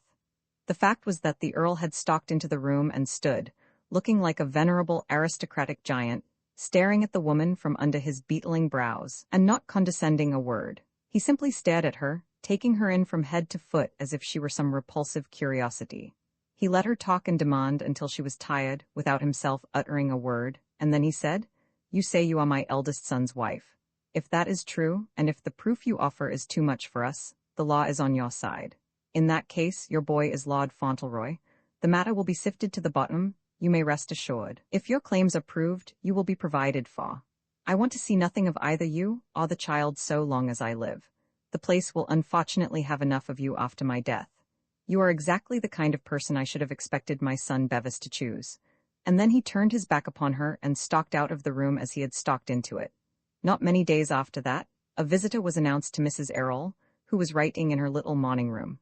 The maid, who brought the message, looked rather excited. Her eyes were quite round with amazement, in fact, and being young and inexperienced, she regarded her mistress with nervous sympathy. "It's the Earl hisself, ma'am," she said in tremulous awe. When Mrs. Errol entered the drawing-room, a very tall, majestic-looking old man was standing on the tiger-skin rug. He had a handsome, grim old face with an aquiline profile, a long white mustache, and an obstinate look. "Mrs. Errol, I believe," he said. "Mrs. Errol," she answered. "I am the Earl of Dorincourt," he said. He paused a moment, almost unconsciously, to look into her uplifted eyes. They were so like the big, affectionate, childish eyes he had seen uplifted to his own so often every day during the last few months, that they gave him a quite curious sensation. "The boy is very like you," he said abruptly. "It has been often said so, my lord," she replied, "but I have been glad to think him like his father also." As Lady Lorridale had told him, her voice was very sweet, and her manner was very simple and dignified. She did not seem in the least troubled by his sudden coming. "Yes," said the Earl, "he is like my son too." He put his hand up to his big white mustache and pulled it fiercely. "Do you know," he said, "why I have come here? I have seen Mr. Havisham," Mrs. Errol began, "and he has told me of the claims which have been made. I have come to tell you," said the Earl, "that they will be investigated and contested if a contest can be made. I have come to tell you that the boy shall be defended with all the power of the law." "His rights?" the soft voice interrupted him. "He must have nothing that is not his by right, even if the law can give it to him," she said. "Unfortunately the law cannot," said the Earl. "If it could, it should. This outrageous woman and her child, perhaps she cares for him as much as I care for Cedric, my lord," said little Mrs. Errol. "And if she was your eldest son's wife, her son is Lord Fauntleroy, and mine is not." She was no more afraid of him than Cedric had been, and she looked at him just as Cedric would have looked, and he, having been an old tyrant all his life, was privately pleased by it. People so seldom dared to differ from him that there was an entertaining novelty in it. "I suppose," he said, scowling slightly, "that you would much prefer that he should not be the Earl of Dorincourt." Her fair young face flushed. "It is a very magnificent thing to be the Earl of Dorincourt, my lord," she said. "I know that, but I care most that he should be what his father was, brave and just and true always." "In striking contrast to what his grandfather was, eh?" said his lordship sardonically. "I have not had the pleasure of knowing his grandfather," replied Mrs. Errol, "but I know my little boy believes—" She stopped short a moment, looking quietly into his face, and then she added, "I know that Cedric loves you." "Would he have loved me," said the Earl dryly, "if you had told him why I did not receive you at the castle?" "No," answered Mrs. Errol, "I think not. That was why I did not wish him to know." "Well," said my lord brusquely, "there are few women who would not have told him." He suddenly began to walk up and down the room, pulling his great mustache more violently than ever. "Yes, he is fond of me," he said, "and I am fond of him. I can't say I ever was fond of anything before. I am fond of him. He pleased me from the first. I am an old man, and was tired of my life. He has given me something to live for. I am proud of him. I was satisfied to think of his taking his place some day as the head of the family." He came back and stood before Mrs. Errol. "I am miserable," he said. "Miserable?" He looked as if he was. Even his pride could not keep his voice steady or his hands from shaking. For a moment it almost seemed as if his deep, fierce eyes had tears in them. "Perhaps it is because I am miserable that I have come to you," he said, quite glaring down at her. "I used to hate you. I have been jealous of you. This wretched, disgraceful business has changed that. After seeing that repulsive woman who calls herself the wife of my son Bevis, I actually felt it would be a relief to look at you. I have been an obstinate old fool, and I suppose I have treated you badly. You are like the boy, and the boy is the first object in my life. I am miserable, and I came to you merely because you are like the boy, and he cares for you, and I care for him. Treat me as well as you can, for the boy's sake." He said it all in his harsh voice, and almost roughly, but somehow he seemed so broken down for the time that Mrs. Errol was touched to the heart. She got up and moved an armchair a little forward. "I wish you would sit down," she said in a soft, pretty, sympathetic way. "You have been so much troubled that you are very tired, and you need all your strength." It was just as new to him to be spoken to and cared for in that gentle, simple way as it was to be contradicted. He was reminded of the boy again, and he actually did as she asked him. Perhaps his disappointment and wretchedness were good discipline for him. If he had not been wretched, he might have continued to hate her, but just at present he found her a little soothing. Almost anything would have seemed pleasant by contrast with Lady Fauntleroy, and this one had so sweet a face and voice, and a pretty dignity when she spoke or moved. Very soon, through the quiet magic of these influences, he began to feel less gloomy, and then he talked still more. "Whatever happens," he said, "the boy shall be provided for. He shall be taken care of now and in the future." Before he went away, he glanced around the room. "Do you like the house?" he demanded. "Very much," she answered. "This is a cheerful room," he said. "May I come here again and talk this matter over?" "As often as you wish, my lord," she replied, and then he went out to his carriage and drove away, Thomas and Henry, almost stricken dumb upon the box at the turn affairs had taken. Roman 13, of course, as soon as the story of Lord Fauntleroy and the difficulties of the Earl of Dorincourt were discussed in the English newspapers, they were discussed in the American newspapers. The story was too interesting to be passed over lightly, and it was talked of a great deal. There were so many versions of it that it would have been an edifying thing to buy all the papers and compare them. Mr. Hobbs read so much about it that he became quite bewildered. One paper described his young friend Cedric as an infant in arms, another as a young man at Oxford, winning all the honors, and distinguishing himself by writing Greek poems. One said he was engaged to a young lady of great beauty, who was the daughter of a duke. Another said he had just been married. The only thing, in fact, which was not said, was that he was a little boy between 7 and 8, with handsome legs and curly hair. One said he was no relation to the Earl of Dorincourt at all, but was a small impostor who had sold newspapers and slept in the streets of New York before his mother imposed upon the family lawyer, who came to America to look for the Earl's heir. Then came the descriptions of the new Lord Fauntleroy and his mother. Sometimes she was a gypsy, sometimes an actress, sometimes a beautiful Spaniard, but it was always agreed that the Earl of Dorincourt was her deadly enemy, and would not acknowledge her son as his heir if he could help it. And as there seemed to be some slight flaw in the papers she had produced, it was expected that there would be a long trial, which would be far more interesting than anything ever carried into court before. Mr. Hobbs used to read the papers until his head was in a whirl, and in the evening he and Dick would talk it all over. They found out what an important personage an Earl of Dorincourt was, and what a magnificent income he possessed, and how many estates he owned, and how stately and beautiful was the castle in which he lived, and the more they learned, the more excited they became. "Seems like something ought to be done," said Mr. Hobbs. "Things like them ought to be held on to earls or no earls." But there really was nothing they could do but each write a letter to Cedric, containing assurances of their friendship and sympathy. They wrote those letters as soon as they could after receiving the news, and after having written them, they handed them over to each other to be read. This is what Mr. Hobbs read in Dick's letter. "Dear friend, I got your letter and Mr. Hobbs got his, and we are sorry you are down on your luck, and we say hold on as long's you kin, and don't let no one get out of you. There is a lot of old thieves will make all they kin of you if you don't keep your eyes skinned. But this is mostly to say that I've not forgot what you did for me, and if there ain't no better way, come over here and go in podners with me. Business is fine and I'll see no harm comes to you. Any big fella that tries to come it over you will have to settle it fust with Purfisa Dick Tipton. So no more at present, Dick." And this was what Dick read in Mr. Hobbs's letter. "Dear Sir, as received and WD say things looks bad. I believe it's a put-up job in them that's done it ought to be looked after sharp. And what I write to say is two things. I'm going to look this thing up.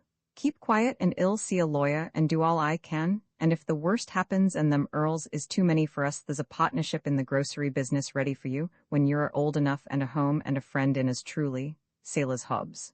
"Well," said Mr. Hobbs, "he's provided for between us if he ain't a earl." "So he is," said Dick. "I'd ha' stood by him, blessed if I didn't like that little fella frustrate." The very next morning, one of Dick's customers was rather surprised. He was a young lawyer just beginning practice, as poor as a very young lawyer can possibly be, but a bright, energetic young fellow, with sharp wit and a good temper. He had a shabby office near Dick's stand, and every morning Dick blacked his boots for him, and quite often they were not exactly watertight, but he always had a friendly word or a joke for Dick. That particular morning, when he put his foot on the rest, he had an illustrated paper in his hand, an enterprising paper, with pictures in it of conspicuous people and things. He had just finished looking it over, and when the last boot was polished, he handed it over to the boy. "Here's a paper for you, Dick," he said. "You can look it over when you drop in at Delmonico's for your breakfast. Picture of an English castle in it, and an English earl's daughter-in-law, fine young woman, too, lots of hair, though she seems to be raising rather a row. You ought to become familiar with the nobility and gentry, Dick. Begin on the right Honorable the Earl of Dorincourt and Lady Fauntleroy. Hullo, I say, what's the matter?" The pictures he spoke of were on the front page, and Dick was staring at one of them with his eyes and mouth open, and his sharp face almost pale with excitement. "What's to pay, Dick?" said the young man. "What has paralyzed you?" Dick really did look as if something tremendous had happened. He pointed to the picture under which was written, "Mother of claimant, Lady Fauntleroy." It was the picture of a handsome woman with large eyes and heavy braids of black hair wound around her head. "Her," said Dick. My, I know her better and I know you. The young man began to laugh. Where did you meet her, Dick? He said. At Newport, or when you ran over to Paris the last time? Dick actually forgot to grin. He began to gather his brushes and things together, as if he had something to do which would put an end to his business for the present. Never mind, he said. I know her, and I've struck work for this morning. And in less than 5 minutes from that time, he was tearing through the streets on his way to Mr. Hobbs and the corner store. Mr. Hobbs could scarcely believe the evidence of his senses when he looked across the counter and saw Dick rush in with the paper in his hand. The boy was out of breath with running, so much out of breath, in fact, that he could scarcely speak as he threw the paper down on the counter. "Hello," exclaimed Mr. Hobbs. "Hello, what you got there?" "Look at it," panted Dick. "Look at that woman in the picture, that's what you look at. She ain't no aristocrat, she ain't?" With withering scorn. "She's no lord's wife. You may eat me if it ain't Minna. Minna? I'd know her anywheres, and so d Ben. Just ax him." Mr. Hobbs dropped into his seat. "I knowed it was a put-up job," he said. "I knowed it, and they done it on account o' him bane American." "Done it?" cried Dick with disgust. "She done it, that's who done it. She was allus up to her tricks, and I'll tell you what come to me the minute I saw her picter. There was one o' them papers we saw had a letter in it that said something 'bout her boy, and it said he had a scar on his chin.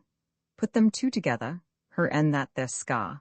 Why, that their boy o' hers ain't no more a lord than I am. It's Ben's boy, the little chap she hit when she let fly that plate at me."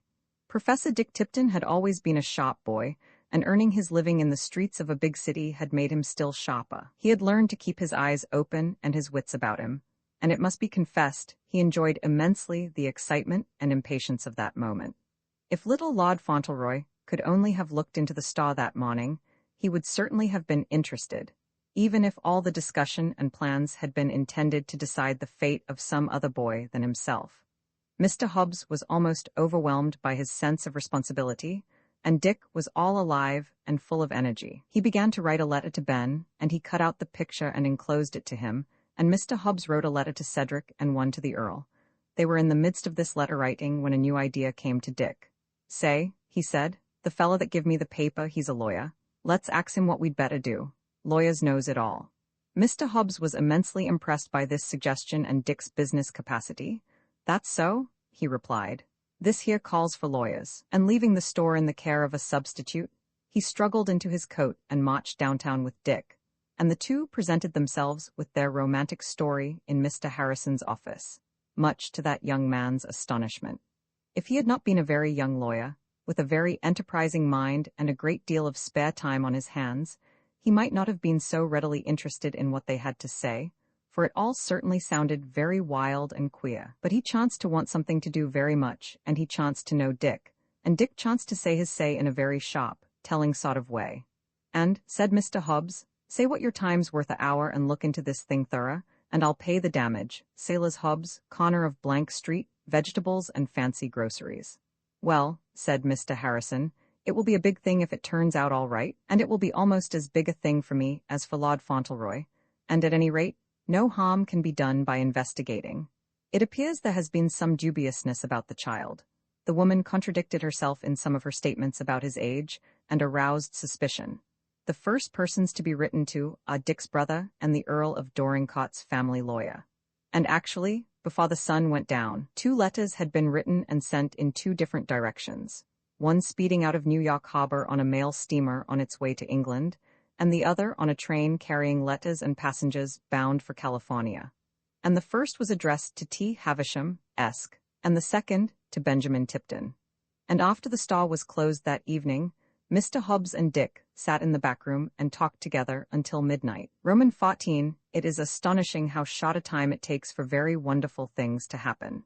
It had taken only a few minutes, apparently, to change all the fortunes of the little boy dangling his red legs from the high stool in Mr. Hobbs's stall, and to transform him from a small boy, living the simplest life in a quiet street, into an English nobleman, the heir to an earldom and magnificent wealth.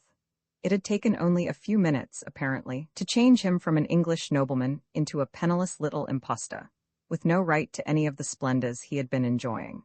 And surprising as it may appear, it did not take nearly so long a time as one might have expected to alter the face of everything again and to give back to him all that he had been in danger of losing. It took the less time because, after all, the woman who had called herself Lady Fauntleroy, was not nearly so clever as she was wicked, and when she had been closely pressed by Mr. Havisham's questions about her marriage and her boy, she had made one or two blunders which had caused suspicion to be awakened. And then she had lost her presence of mind and her temper, and in her excitement and anger had betrayed herself still further. All the mistakes she made were about her child. There seemed no doubt that she had been married to Bevis, Lord Fauntleroy, and had quarrelled with him, and had been paid to keep away from him. But Mr. Havisham found out that her story of the boys being born in a certain part of London was false, and just when they all were in the midst of the commotion caused by this discovery, there came the letter from the young lawyer in New York, and Mr. Hobbs's letters also. What an evening it was when those letters arrived, and when Mr. Havisham and the Earl sat and talked their plans over in the library. "After my first 3 meetings with her," said Mr. Havisham, "I began to suspect her strongly. It appeared to me that the child was older than she said he was, and she made a slip in speaking of the date of his birth, and then tried to patch the matter up. The story these letters bring fits in with several of my suspicions. Our best plan will be to cable at once for these 2 Tiptons, say nothing about them to her, and suddenly confront her with them when she is not expecting it. She is only a very clumsy plotter, after all. My opinion is that she will be frightened out of her wits, and will betray herself on the spot." And that was what actually happened.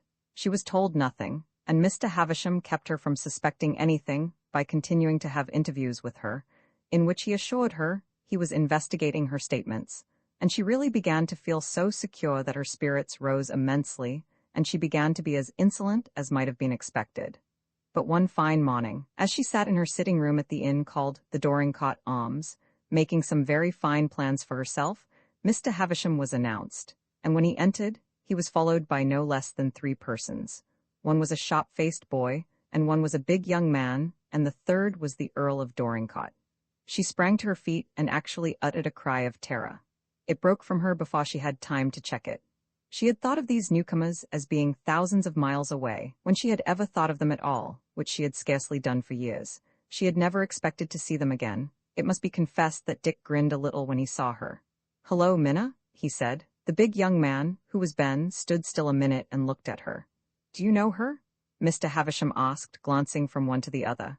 "Yes," said Ben, "I know her and she knows me." And he turned his back on her and went and stood looking out of the window, as if the sight of her was hateful to him, as indeed it was.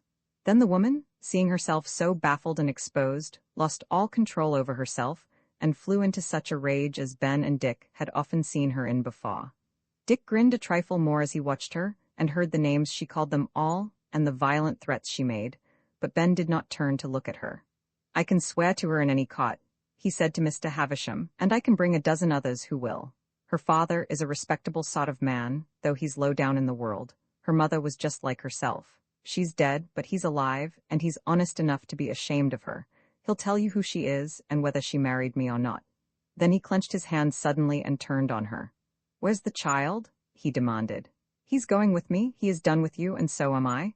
And just as he finished saying the words, the door leading into the bedroom opened a little, and the boy, probably attracted by the sound of the loud voices, looked in. He was not a handsome boy, but he had rather a nice face, and he was quite like Ben, his father, as anyone could see, and there was the 3-cornered scar on his chin. Ben walked up to him and took his hand, and his own was trembling. "Yes," he said, "I could swear to him too, Tom," he said to the little fellow. "I'm your father. I've come to take you away. Where's your hat?" The boy pointed to where it lay on a chair. It evidently rather pleased him to hear that he was going away. He had been so accustomed to queer experiences that it did not surprise him to be told by a stranger that he was his father. He objected so much to the woman who had come a few months before to the place where he had lived since his babyhood, and who had suddenly announced that she was his mother, that he was quite ready for a change. Ben took up the hat and marched to the door. "If you want me again," he said to Mr. Havisham, "you know where to find me." He walked out of the room, holding the child's hand and not looking at the woman once. She was fairly raving with fury, and the Earl was calmly gazing at her through his eyeglasses, which he had quietly placed upon his aristocratic, eagle nose. "Come, come, my young woman," said Mr. Havisham. "This won't do at all. If you don't want to be locked up, you really must behave yourself." And there was something so very businesslike in his tones that, probably feeling that the safest thing she could do would be to get out of the way, she gave him one savage look and dashed past him into the next room and slammed the door. "We shall have no more trouble with her," said Mr. Havisham. And he was right, for that very night she left the Doringcott Arms and took the train to London, and was seen no more. When the Earl left the room after the interview, he went at once to his carriage. "To Cot Lodge," he said to Thomas. "To Cot Lodge," said Thomas to the coachman as he mounted the box, "and you may depend on it, things are taking a unexpected turn." When the carriage stopped at Cot Lodge, Cedric was in the drawing-room with his mother. The Earl came in without being announced. He looked an inch or so taller and a great many years younger. His deep eyes flashed. "Where," he said, "is Lord Fauntleroy?" Mrs. Errol came forward, a flush rising to her cheek. "Is it Lord Fauntleroy?" she asked. "Is it indeed?" The Earl put out his hand and grasped hers. "Yes," he answered, "it is." Then he put his other hand on Cedric's shoulder. "Fauntleroy," he said in his unceremonious, authoritative way, "ask your mother when she will come to us at the castle." Fauntleroy flung his arms around his mother's neck. "To live with us?" he cried. "To live with us always." The Earl looked at Mrs. Errol, and Mrs. Errol looked at the Earl. His lordship was entirely in earnest. He had made up his mind to waste no time in arranging this matter. He had begun to think it would suit him to make friends with his heir's mother. "Are you quite sure you want me?" said Mrs. Errol, with her soft, pretty smile. "Quite sure," he said bluntly. "We have always wanted you, but we were not exactly aware of it. We hope you will come." Roman 15 Ben took his boy and went back to his cattle ranch in California, and he returned under very comfortable circumstances. Just before his going, Mr. Havisham had an interview with him in which the lawyer told him that the Earl of Doringcott wished to do something for the boy who might have turned out to be Lord Fauntleroy, and so he had decided that it would be a good plan to invest in a cattle ranch of his own, and put Ben in charge of it on terms which would make it pay him very well, and which would lay a foundation for his son's future. And so when Ben went away, he went as the prospective master of a ranch which would be almost as good as his own, and might easily become his own in time, as indeed it did in the course of a few years. And Tom, the boy, grew up on it into a fine young man, and was devotedly fond of his father. And they were so successful and happy that Ben used to say that Tom made up to him for all the troubles he had ever had. But Dick and Mr. Hobbs, who had actually come over with the others to see that things were properly looked after, did not return for some time. It had been decided at the outset that the Earl would provide for Dick, and would see that he received a solid education, and Mr. Hobbs had decided that as he himself had left a reliable substitute in charge of his stall, he could afford to wait to see the festivities which were to celebrate Lord Fauntleroy's 8th birthday. All the tenantry were invited, and there were to be feasting and dancing and games in the park, and bonfires and fireworks in the evening. "Just like the 4th of July," said Lord Fauntleroy.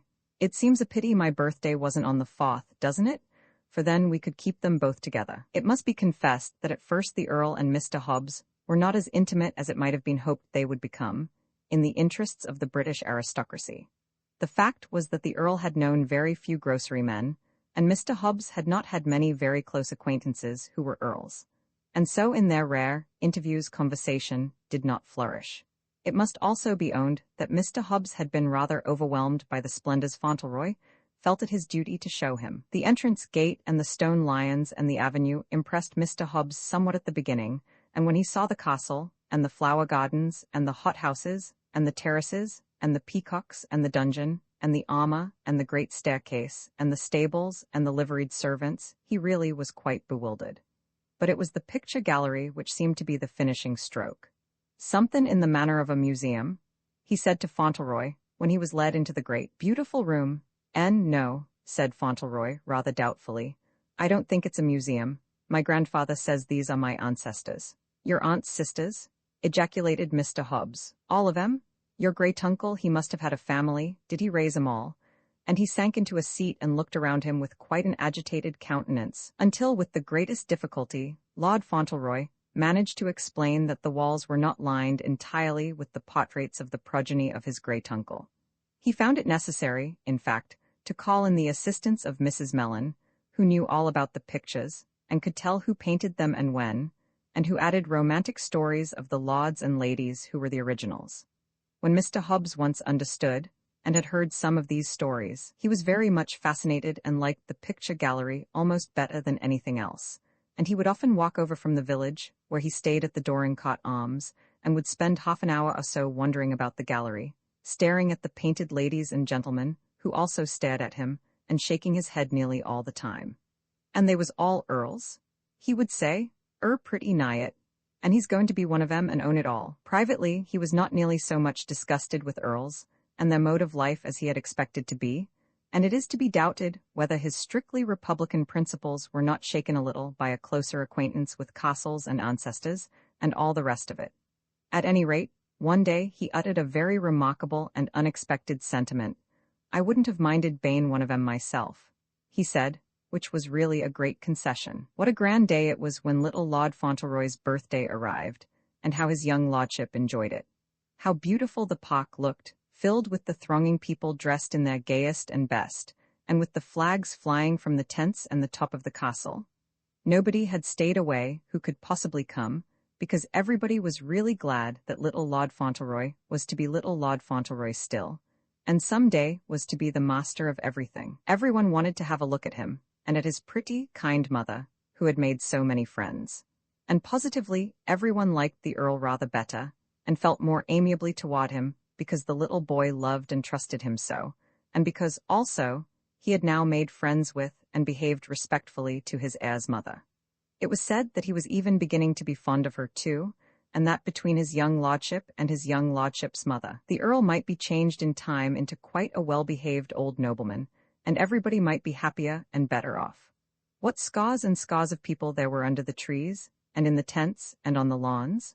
Farmers and farmers' wives in their Sunday suits and bonnets and shawls, girls and their sweethearts, children frolicking and chasing about, and old dames in red cloaks gossiping together. At the castle, there were ladies and gentlemen who had come to see the fun, and to congratulate the Earl, and to meet Mrs. Errol. Lady Lorridale and Sir Harry were there, and Sir Thomas Asse and his daughters, and Mr. Havisham, of course, and then beautiful Miss Vivian Herbert, with the loveliest white gown and lace parasol, and a circle of gentlemen to take care of her, though she evidently liked Fauntleroy better than all of them put together. And when he saw her and ran to her and put his arm around her neck, she put her arms around him, too, and kissed him as warmly as if he had been her own favorite little brother, and she said, "Dear little Lord Fauntleroy, dear little boy, I am so glad, I am so glad." And afterward she walked about the grounds with him and let him show her everything. And when he took her to where Mr. Hobbs and Dick were, and said to her, "This is my old friend Mr. Hobbs, Miss Herbert, and this is my other old friend Dick. I told them how pretty you were, and I told them they should see you if you came to my birthday." She shook hands with them both, and stood and talked to them in her prettiest way, asking them about America and their voyage and their life since they had been in England, while Fauntleroy stood by, looking up at her with adoring eyes, and his cheeks quite flushed with delight because he saw that Mr. Hobbs and Dick liked her so much. "Well," said Dick solemnly afterward, "she's the daisiest gal I ever saw. She's just a daisy, that's what she is, and no mistake." Everybody looked after her as she passed, and everyone looked after little Lord Fauntleroy. And the sun shone, and the flags fluttered, and the games were played, and the dances danced, and as the gaieties went on, and the joyous afternoon passed, his little lordship was simply radiantly happy. The whole world seemed beautiful to him.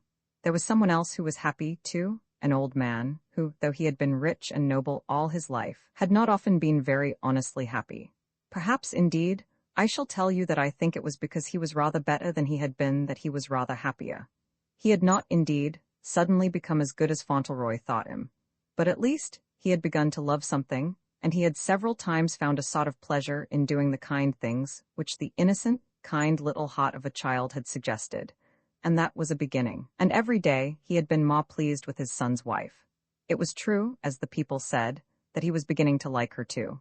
He liked to hear her sweet voice and to see her sweet face, and as he sat in his armchair, he used to watch her and listen as she talked to her boy, and he heard loving, gentle words which were new to him, and he began to see why the little fellow, who had lived in a New York side street and known grocery men and made friends with bootblacks, was still so well-bred and manly a little fellow that he made no one ashamed of him, even when fortune changed him into the heir to an English earldom, living in an English castle.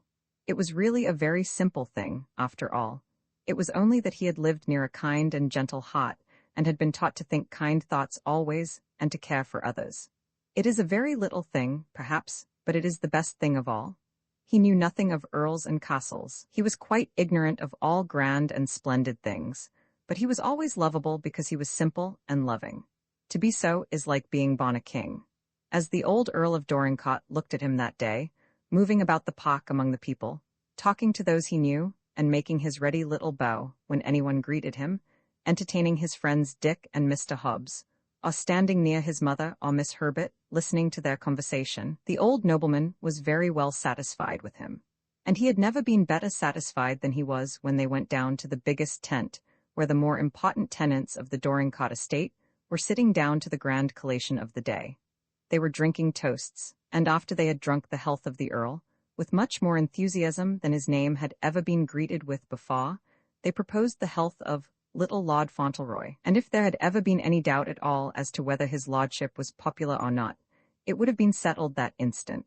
Such a clamor of voices, and such a rattle of glasses and applause. They had begun to like him so much, those warm-hearted people, that they forgot to feel any restraint before the ladies and gentlemen from the castle, who had come to see them.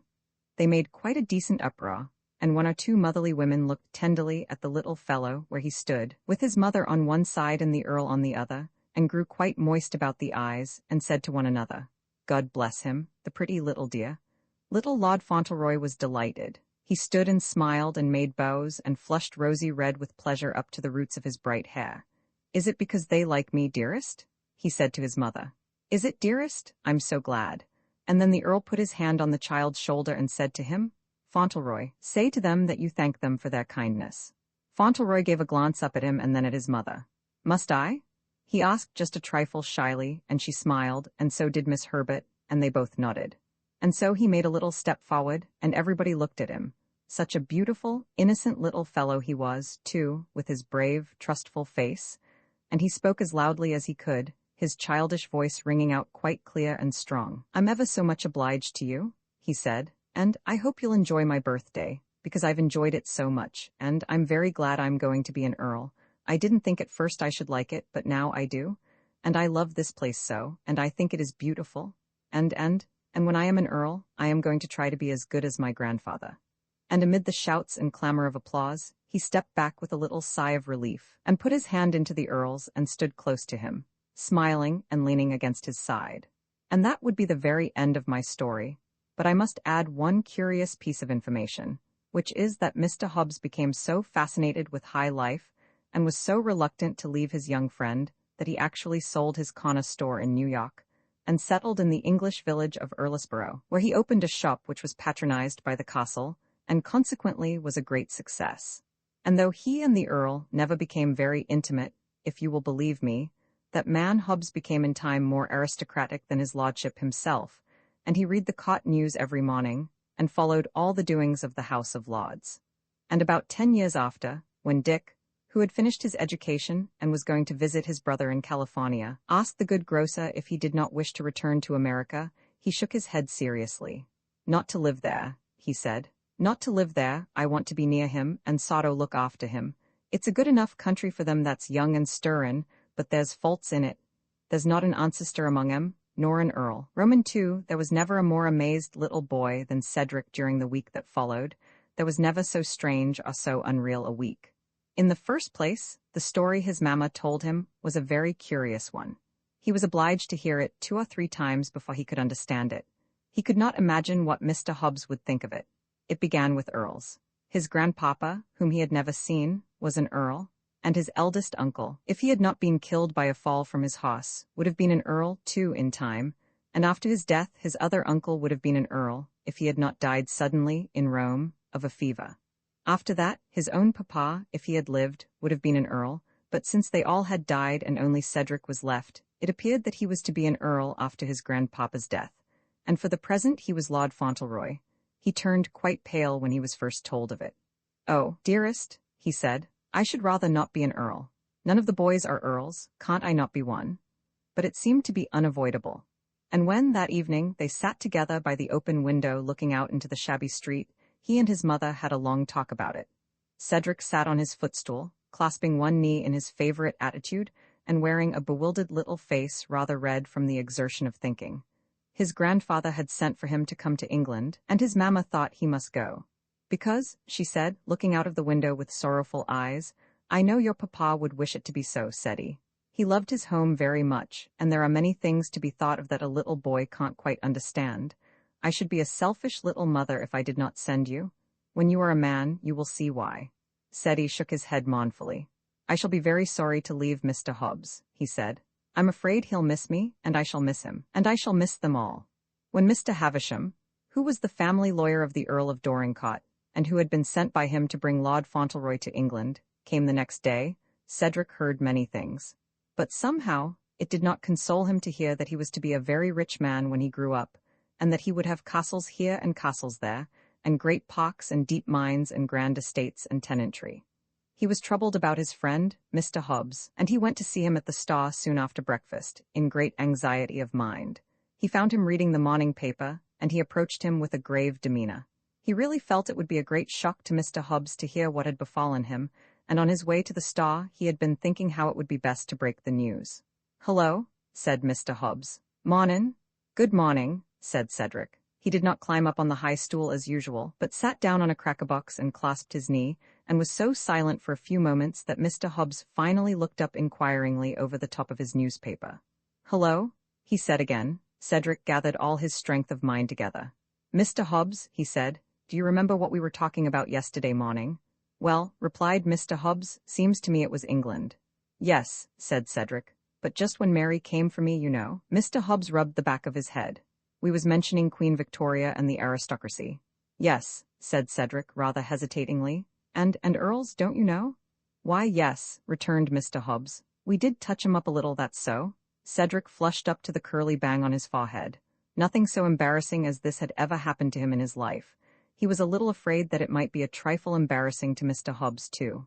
"You said," he proceeded, "that you wouldn't have them sitting round on your cracker barrels." "So I did," returned Mr. Hobbs stoutly, "and I meant it. Let him try it, that's all."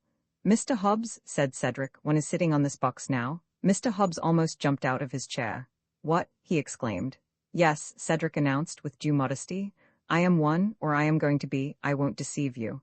Mr. Hobbs looked agitated. He rose up suddenly and went to look at the thermometer. "The mercury's got into your head," he exclaimed, turning back to examine his young friend's countenance. "It is a hot day. How do you feel? Got any pain? When did you begin to feel that way?" He put his big hand on the little boy's hair. This was more embarrassing than ever. "Thank you," said Seddy. "I'm all right. There is nothing the matter with my head. I'm sorry to say it's true, Mr. Hobbs. That was what Mary came to take me home for. Mr. Havisham was telling my mamma, and he is a lawyer." Mr. Hobbs sank into his chair and mopped his forehead with his handkerchief.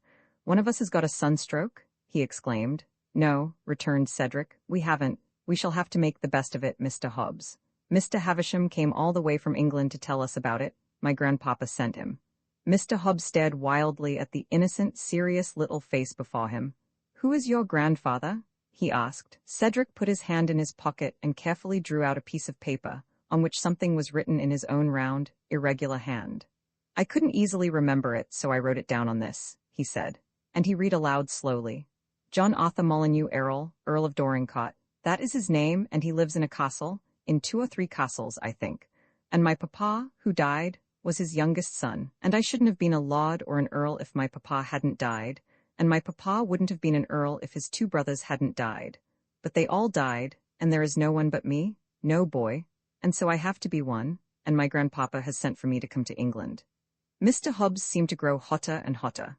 He mopped his forehead and his bald spot and breathed hard.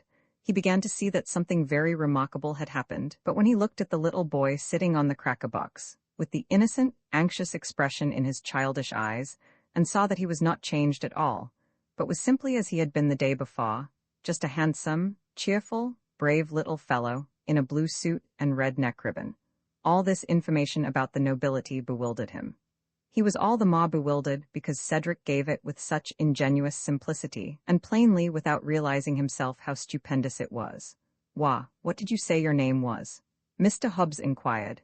"It's Cedric Errol, Lord Fauntleroy," answered Cedric. "That was what Mr. Havisham called me," he said when I went into the room, "and so this is little Lord Fauntleroy?" "Well," said Mr. Hobbs, "I'll be jiggered."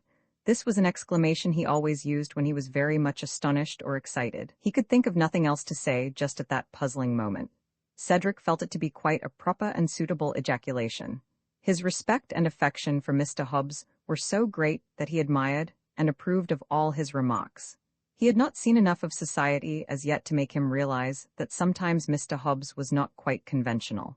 He knew, of course, that he was different from his mamma, but then, his mamma was a lady, and he had an idea that ladies were always different from gentlemen. He looked at Mr. Hobbs wistfully. "England is a long way off, isn't it?" he asked. "It's across the Atlantic Ocean," Mr. Hobbs answered. "That's the worst of it," said Cedric. "Perhaps I shall not see you again for a long time." "I don't like to think of that, Mr. Hobbs." "The best of friends must part," said Mr. Hobbs. "Well," said Cedric, "we have been friends for a great many years, haven't we?" "Ever since you was born," Mr. Hobbs answered. "You was about 6 weeks old when you was first walked out on this street." "Ah," remarked Cedric with a sigh. "I never thought I should have to be an earl then." "You think," said Mr. Hobbs, "there's no getting out of it?" "I'm afraid not," answered Cedric. "My mamma says that my papa would wish me to do it, but if I have to be an earl, there's one thing I can do. I can try to be a good one. I'm not going to be a tyrant, and if there is ever to be another war with America, I shall try to stop it." His conversation with Mr. Hobbs was a long and serious one. Once having got over the first shock, Mr. Hobbs was not so rancorous as might have been expected. He endeavored to resign himself to the situation, and before the interview was at an end, he had asked a great many questions. As Cedric could answer but few of them, he endeavored to answer them himself, and, being fairly launched on the subject of earls and marquises and lordly estates, explained many things in a way which would probably have astonished Mr. Havisham, could that gentleman have heard it. But then, there were many things which astonished Mr. Havisham. He had spent all his life in England, and was not accustomed to American people and American habits. He had been connected professionally with the family of the Earl of Dorincourt for nearly 40 years, and he knew all about its grand estates and its great wealth and importance. And, in a cold, businesslike way, he felt an interest in this little boy, who, in the future, was to be the master and owner of them all, the future Earl of Dorincourt. He had known all about the old Earl's disappointment in his eldest sons, and all about his fierce rage at Captain Cedric's American marriage, and he knew how he still hated the gentle little widow, and would not speak of her except with bitter and cruel words. He insisted that she was only a common American girl, who had entrapped his son into marrying her, because she knew he was an earl's son. The old lawyer himself had more than half believed this was all true. He had seen a great many selfish, mercenary people in his life, and he had not a good opinion of Americans.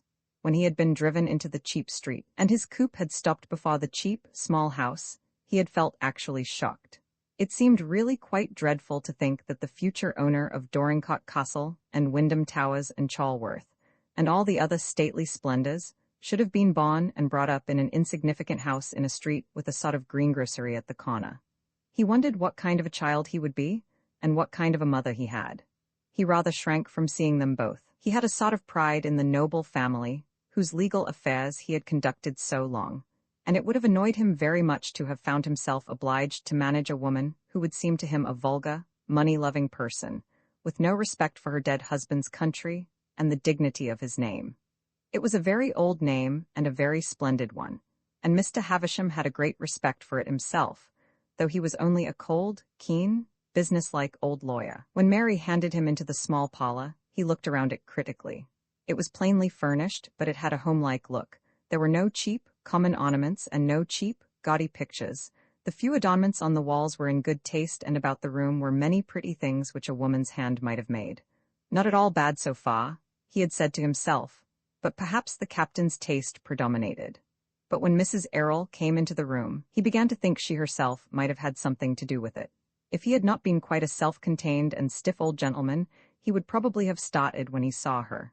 She looked, in the simple black dress, fitting closely to her slender figure, more like a young girl than the mother of a boy of 7.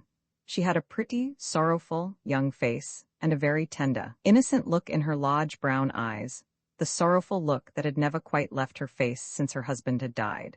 Cedric was used to seeing it there. The only times he had ever seen it fade out had been when he was playing with her, or talking to her, and had said some old-fashioned thing, or used some long word he had picked up out of the newspapers, or in his conversations with Mr. Hobbs. He was fond of using long words, and he was always pleased when they made her laugh, though he could not understand why they were laughable. They were quite serious matters with him. The lawyer's experience taught him to read people's characters very shrewdly, and as soon as he saw Cedric's mother, He knew that the old earl had made a great mistake in thinking her a vulgar, mercenary woman. Mr. Havisham had never been married, he had never even been in love, but he divined that this pretty young creature with the sweet voice and sad eyes had married Captain Errol only because she loved him with all her affectionate heart, and that she had never once thought it an advantage that he was an earl's son. And he saw he should have no trouble with her, and he began to feel that perhaps little Lord Fauntleroy might not be such a trial to his noble family, after all. The captain had been a handsome fellow, and the young mother was very pretty, and perhaps the boy might be well enough to look at. When he first told Mrs. Errol what he had come for, she turned very pale. "Oh," she said, "will he have to be taken away from me? We love each other so much, he is such a happiness to me. He is all I have tried to be a good mother to him." And her sweet young voice trembled, and the tears rushed into her eyes. "You do not know what he has been to me?" she said. The lawyer cleared his throat. "I am obliged to tell you," he said, "that the Earl of Dorincourt is not very friendly toward you. He is an old man, and his prejudices are very strong. He has always especially disliked America and Americans, and was very much enraged by his son's marriage. I am sorry to be the bearer of so unpleasant a communication, but he is very fixed in his determination not to see you. His plan is that Lord Fauntleroy shall be educated under his own supervision, that he shall live with him. The Earl is attached to Dorincourt Castle, and spends a great deal of time there. He is a victim to inflammatory gout, and is not fond of London. Lord Fauntleroy will, therefore, be likely to live chiefly at Dorincourt. The Earl offers you as a home cot lodge, which is situated pleasantly, and is not very far from the castle. He also offers you a suitable income. Lord Fauntleroy will be permitted to visit you. The only stipulation is that you shall not visit him or enter the park gates. You see, you will not be really separated from your son, and I assure you, madam, the terms are not so harsh as they might have been. The advantage of such surroundings and education as Lord Fauntleroy will have, I am sure you must see, will be very great." He felt a little uneasy lest she should begin to cry or make a scene, as he knew some women would have done. It embarrassed and annoyed him to see women cry, but she did not. She went to the window and stood with her face turned away for a few moments, and he saw she was trying to steady herself. "Captain Errol was very fond of Dorincourt," she said at last. "He loved England and everything English. It was always a grief to him that he was parted from his home.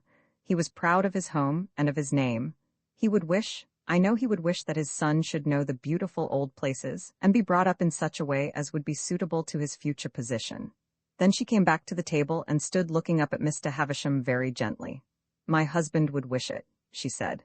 "It will be best for my little boy.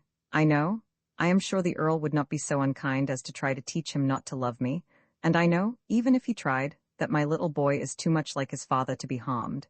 He has a warm, faithful nature, and a true heart. He would love me even if he did not see me, and so long as we may see each other, I ought not to suffer very much." "She thinks very little of herself," the lawyer thought. "She does not make any terms for herself." "Madam," he said aloud, "I respect your consideration for your son. He will thank you for it when he is a man. I assure you Lord Fauntleroy will be most carefully guarded, and every effort will be used to ensure his happiness. The Earl of Dorincourt will be as anxious for his comfort and well-being as you yourself could be." "I hope," said the tender little mother, in a rather broken voice, "that his grandfather will love Ceddie. The little boy has a very affectionate nature, and he has always been loved."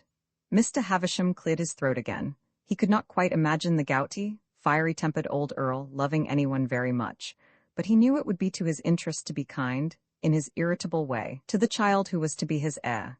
He knew, too, that if Ceddie were at all a credit to his name, his grandfather would be proud of him. "Lord Fauntleroy will be comfortable, I am sure," he replied. "It was with a view to his happiness that the Earl desired that you should be near enough to him to see him frequently. He did not think it would be discreet to repeat the exact words the Earl had used, which were in fact neither polite nor amiable. Mr. Havisham preferred to express his noble patron's offer in smoother and more courteous language. He had another slight shock when Mrs. Errol asked Mary to find her little boy and bring him to her, and Mary told her where he was. "Sure I'll find him aisy enough, ma'am," she said, "for it's wid Mr. Hobbs he is this minute, settin' on his high sh by the counter and talkin' politics, most loikely, or enjin hisself among the soap and candles and purdities, as sensible and wait as he plays. Mr. Hobbs has known him all his life," Mrs. Errol said to the lawyer. "He is very kind to Ceddie, and there is a great friendship between them." remembering the glimpse he had caught of the store as he passed it, and having a recollection of the barrels of potatoes and apples and the various odds and ends, Mr. Havisham felt his doubts arise again. In England, gentlemen's sons did not make friends of grocermen, and it seemed to him a rather singular proceeding. It would be very awkward if the child had bad manners and a disposition to like low company. One of the bitterest humiliations of the old Earl's life had been that his two elder sons had been fond of low company. Could it be, he thought, that this boy shared their bad qualities instead of his father's good qualities? He was thinking uneasily about this as he talked to Mrs. Errol until the child came into the room. When the door opened, he actually hesitated a moment before looking at Cedric. It would, perhaps, have seemed very queer to a great many people who knew him, if they could have known the curious sensations that passed through Mr. Havisham when he looked down at the boy, who ran into his mother's arms. He experienced a revulsion of feeling which was quite exciting. He recognized in an instant that here was one of the finest and handsomest little fellows he had ever seen. His beauty was something unusual. He had a strong, lithe, graceful little body and a manly little face. He held his childish head up and carried himself with a brave air. He was so like his father that it was really startling. He had his father's golden hair and his mother's brown eyes, but there was nothing sorrowful or timid in them. They were innocently fearless eyes. He looked as if he had never feared or doubted anything in his life. "He is the best bred-looking and handsomest little fellow I ever saw," was what Mr. Havisham thought. What he said aloud was simply, "And so this is little Lord Fauntleroy." And after this, the more he saw of little Lord Fauntleroy, the more of a surprise he found him. He knew very little about children, though he had seen plenty of them in England, fine, handsome, rosy girls and boys, who were strictly taken care of by their tutors and governesses, and who were sometimes shy, and sometimes a trifle boisterous, but never very interesting to a ceremonious, rigid old lawyer.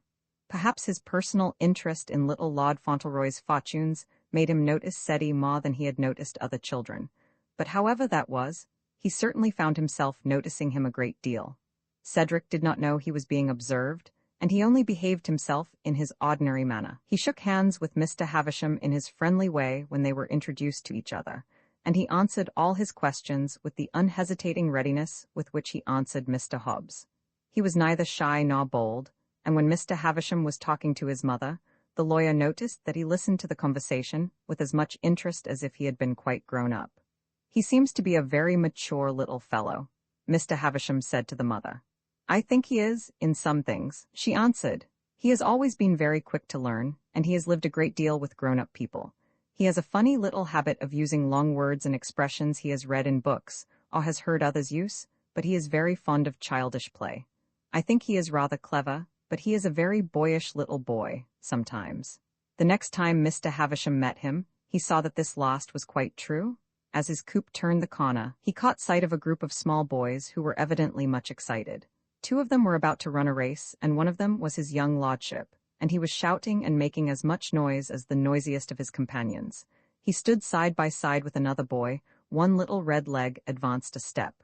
"1 to make ready," yelled the starter. "2 to be steady. 3 and away." Mr. Havisham found himself leaning out of the window of his coupe with a curious feeling of interest. He really never remembered having seen anything quite like the way in which his lordship's lordly little red legs flew up behind his knickerbockers and tore over the ground as he shot out in the race at the signal word. He shut his small hands and set his face against the wind. His bright hair streamed out behind. "Hooray," said Errol. All the boys shouted, dancing and shrieking with excitement. "Hooray, Billy Williams! Hooray, Ceddie! Hooray, Billy! Hooray! Ray, Ray!" "I really believe he is going to win," said Mr. Havisham.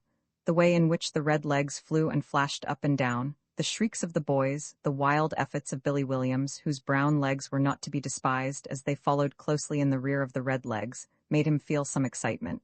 I really can't help hoping he will win," he said, with an apologetic sort of cough. At that moment, the wildest yell of all went up from the dancing, hopping boys. With one last frantic leap, the future Earl of Dorincourt had reached the lamppost at the end of the block and touched it, just 2 seconds before Billy Williams flung himself at it, panting. "3 cheers for Ceddie Errol," yelled the little boys. "Hooray for Ceddie Errol." Mr. Havisham drew his head in at the window of his coupe and leaned back with a dry smile. "Bravo, Lord Fauntleroy," he said. As his carriage stopped before the door of Mrs. Errol's house, the victor and the vanquished were coming toward it, attended by the clamoring crew. Cedric walked by Billy Williams and was speaking to him. His elated little face was very red, his curls clung to his hot, moist forehead, his hands were in his pockets.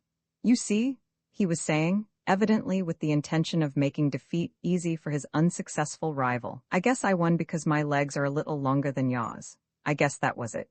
You see, I'm 3 days older than you, and that gives me a vantage. I'm 3 days older." And this view of the case seemed to cheer Billy Williams so much that he began to smile on the world again and felt able to swagger a little, almost as if he had won the race instead of losing it. Somehow, Cedric Errol had a way of making people feel comfortable. Even in the first flush of his triumphs, he remembered that the person who was beaten might not feel so gay as he did, and might like to think that he might have been the winner under different circumstances. That morning, Mr. Havisham had quite a long conversation with the winner of the race. A conversation which made him smile his dry smile and rub his chin with his bony hand several times. Mrs. Errol had been called out of the parlor, and the lawyer and Cedric were left together. At first Mr. Havisham wondered what he should say to his small companion. He had an idea that perhaps it would be best to say several things which might prepare Cedric for meeting his grandfather, and, perhaps, for the great change that was to come to him. He could see that Cedric had not the least idea of the sort of thing he was to see when he reached England, or of the sort of home that waited for him there. He did not even know yet that his mother was not to live in the same house with him. They had thought it best to let him get over the first shock before telling him. Mr. Havisham sat in an armchair on one side of the open window. On the other side was another still larger chair, and Cedric sat in that and looked at Mr. Havisham. He sat well back in the depths of his big seat, his curly head against the cushioned back, his legs crossed, and his hands thrust deep into his pockets, in a quite Mr. Hobbes-like way. He had been watching Mr. Havisham very steadily when his mamma had been in the room, and after she was gone, he still looked at him in respectful thoughtfulness. There was a short silence after Mrs. Errol went out, and Cedric seemed to be studying Mr. Havisham, and Mr. Havisham was certainly studying Cedric. He could not make up his mind as to what an elderly gentleman should say to a little boy who won races, and wore short knickerbockers and red stockings on legs which were not long enough to hang over a big chair when he sat well back in it. But Cedric relieved him by suddenly beginning the conversation himself. "Do you know," he said, "I don't know what an earl is." "Don't you?" said Mr. Havisham. "No," replied Ceddy, "and I think when a boy is going to be one, he ought to know, don't you?" "Well, yes," answered Mr. Havisham. "Would you mind," said Ceddy respectfully, "would you mind splaining it to me?" Sometimes when he used his long words he did not pronounce them quite correctly. "What made him an earl?" "A king or queen in the first place," said Mr. Havisham. "Generally he is made an earl because he has done some service to his sovereign, or some great deed." "Oh," said Cedric, "that's like the president." "Is it?" said Mr. Havisham. "Is that why your presidents are elected?" "Yes," answered Ceddy cheerfully. "When a man is very good and knows a great deal, he is elected president. They have torchlight processions and bands, and everybody makes speeches. I used to think I might perhaps be a president, but I never thought of being an earl." "I didn't know about earls," he said, rather hastily, lest Mr. Havisham might feel it impolite in him not to have wished to be one.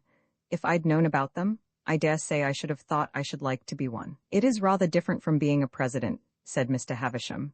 "Is it?"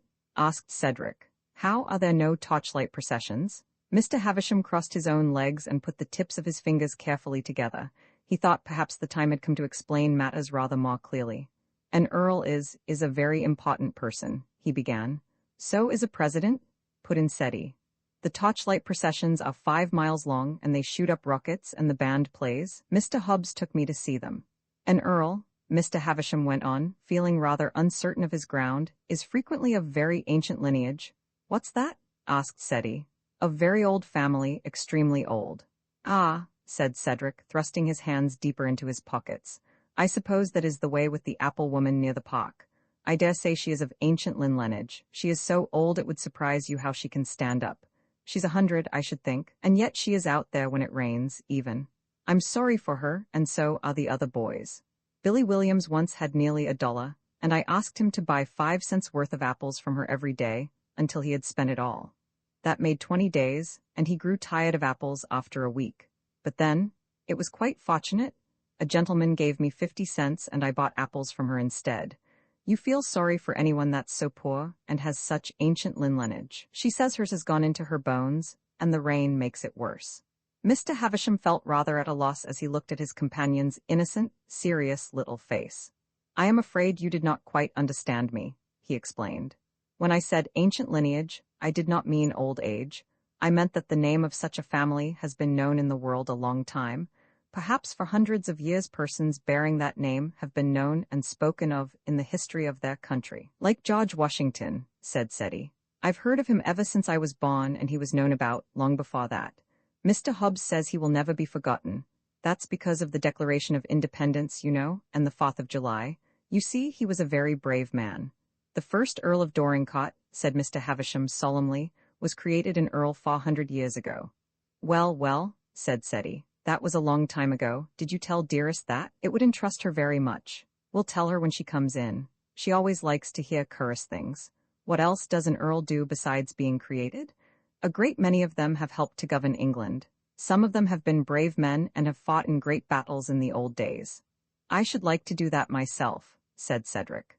My papa was a soldier, and he was a very brave man, as brave as George Washington. Perhaps that was because he would have been an earl if he hadn't died. I am glad earls are brave. That's a great vantage, to be a brave man. Once I used to be rather afraid of things, in the dark, you know, but when I thought about the soldiers in the Revolution and George Washington, it cured me. There is another advantage in being an earl, sometimes, said Mr. Havisham slowly, and he fixed his shrewd eyes on the little boy with a rather curious expression. Some earls have a great deal of money. He was curious because he wondered if his young friend knew what the power of money was. That's a good thing to have, said Seti innocently. I wish I had a great deal of money. Do you? Said Mr. Havisham. And why? Well, explained Cedric, there are so many things a person can do with money. You see, there's the apple woman. If I were very rich, I should buy her a little tent to put her stall in, and a little stove, and then I should give her $1 every morning it rained, so that she could afford to stay at home. And then, oh, I'd give her a shawl, and you see, her bones wouldn't feel so badly. Her bones are not like our bones, they hurt her when she moves. It's very painful when your bones hurt you. If I were rich enough to do all those things for her, I guess her bones would be all right. Ahem, said Mr. Havisham. And what else would you do if you were rich? Oh, I'd do a great many things. Of course I should buy Dearest all sorts of beautiful things, needle books and fans and gold thimbles and rings, and an encyclopedia, and a carriage, so that she needn't have to wait for the streetcars. If she liked pink silk dresses, I should buy her some, but she likes black best. But I'd take her to the big stores and tell her to look round and choose for herself. And then Dick? Who is Dick? Asked Mr. Havisham. Dick is a bootblack, said his young lordship, quite warming up in his interest in plans so exciting. He is one of the nicest bootblacks you ever knew. He stands at the corner of a street downtown. I've known him for years. Once when I was very little, I was walking out with Dearest, and she bought me a beautiful ball that bounced, and I was carrying it, and it bounced into the middle of the street where the carriages and horses were, and I was so disappointed, I began to cry. I was very little. I had kilts on, and Dick was blacking a man's shoes, and he said hello, and he ran in between the horses and caught the ball for me and wiped it off with his coat and gave it to me and said, "It's all right, young un." So Dearest admired him very much, and so did I, and ever since then, when we go downtown, we talk to him. He says hello, and I say hello, and then we talk a little, and he tells me how trade is. It's been bad lately. And what would you like to do for him? Inquired the lawyer, rubbing his chin and smiling a queer smile. Well, said Lord Fauntleroy, settling himself in his chair with a business air, I'd buy Jake out. And who is Jake? Mr. Havisham asked. He's Dick's partner, and he is the worst partner a fellow could have. Dick says so. He isn't a credit to the business, and he isn't square. He cheats, and that makes Dick mad. It would make you mad, you know, if you were blacking boots as hard as you could, and being square all the time, and your partner wasn't square at all. People like Dick, but they don't like Jake, and so sometimes they don't come twice. So if I were rich, I'd buy Jake out and get Dick a bus sign. He says a bus sign goes a long way, and I'd get him some new clothes and new brushes and start him out fair. He says all he wants is to start out fair. There could have been nothing more confiding and innocent than the way in which his small lordship told his little story, quoting his friend Dick's bits of slang in the most candid good faith. He seemed to feel not a shade of a doubt that his elderly companion would be just as interested as he was himself. And in truth, Mr. Havisham was beginning to be greatly interested, but perhaps not quite so much in Dick and the apple woman as in this kind little lordling, whose curly head was so busy, under its yellow thatch, with good-natured plans for his friends, and who seemed somehow to have forgotten himself altogether. "Is there anything?" he began. "What would you get for yourself if you were rich?" "Lots of things," answered Lord Fauntleroy briskly, "but first I'd give Mary some money for Bridget. That's her sister with 12 children and a husband out of work. She comes here and cries, and Dearest gives her things in a basket, and then she cries again and says, 'Blessings be on yez for a beautiful lady.' And I think Mr. Hobbs would like a gold watch and chain to remember me by, and a meerschaum pipe, and then I'd like to get up a company." "A company?" exclaimed Mr. Havisham. "Like a Republican rally," explained Cedric, becoming quite excited. "I'd have torches and uniforms and things for all the boys and myself, too, and we'd march, you know, and drill. That's what I should like for myself if I were rich." The door opened and Mrs. Errol came in. "I am sorry to have been obliged to leave you so long," she said to Mr. Havisham, "but a poor woman, who is in great trouble, came to see me." "This young gentleman," said Mr. Havisham, "has been telling me about some of his friends and what he would do for them if he were rich." "Bridget is one of his friends," said Mrs. Errol, "and it is Bridget to whom I have been talking in the kitchen. She is in great trouble now because her husband has rheumatic fever." Cedric slipped down out of his big chair. "I think I'll go and see her," he said, "and ask her how he is. He's a nice man when he is well. I'm obliged to him because he once made me a sword out of wood. He's a very talented man." He ran out of the room, and Mr. Havisham rose from his chair. He seemed to have something in his mind which he wished to speak of. He hesitated a moment, and then said, looking down at Mrs. Errol, "Before I left Dorincourt Castle, I had an interview with the Earl, in which he gave me some instructions. He is desirous that his grandson should look forward with some pleasure to his future life in England, and also to his acquaintance with himself. He said that I must let his lordship know that the change in his life would bring him money and the pleasures children enjoy. If he expressed any wishes, I was to gratify them, and to tell him that his grandfather had given him what he wished. I am aware that the Earl did not expect anything quite like this, but if it would give Lord Fauntleroy pleasure to assist this poor woman, I should feel that the Earl would be displeased if he were not gratified." For the second time, he did not repeat the Earl's exact words. His lordship had indeed said, "Make the lad understand that I can give him anything he wants. Let him know what it is to be the grandson of the Earl of Dorincourt. Buy him everything he takes a fancy to. Let him have money in his pockets, and tell him his grandfather put it there." His motives were far from being good, and if he had been dealing with a nature less affectionate and warm-hearted than little Lord Fauntleroy's, great harm might have been done, and Cedric's mother was too gentle to suspect any harm. She thought that perhaps this meant that a lonely, unhappy old man, whose children were dead, wished to be kind to her little boy and win his love and confidence. And it pleased her very much to think that Ceddie would be able to help Bridget. It made her happier to know that the very first result of the strange fortune which had befallen her little boy was that he could do kind things for those who needed kindness. Quite a warm color bloomed on her pretty young face. "Oh," she said, "that was very kind of the Earl. Cedric will be so glad. He has always been fond of Bridget and Michael. They are quite deserving. I have often wished I had been able to help them more. Michael is a hard-working man when he is well, but he has been ill a long time and needs expensive medicines and warm clothing and nourishing food. He and Bridget will not be wasteful of what is given them." Mr. Havisham put his thin hand in his breast pocket and drew forth a large pocketbook. There was a queer look in his keen face. The truth was, he was wondering what the Earl of Dorincourt would say when he was told what was the first wish of his grandson that had been granted. He wondered what the cross, worldly, selfish old nobleman would think of it.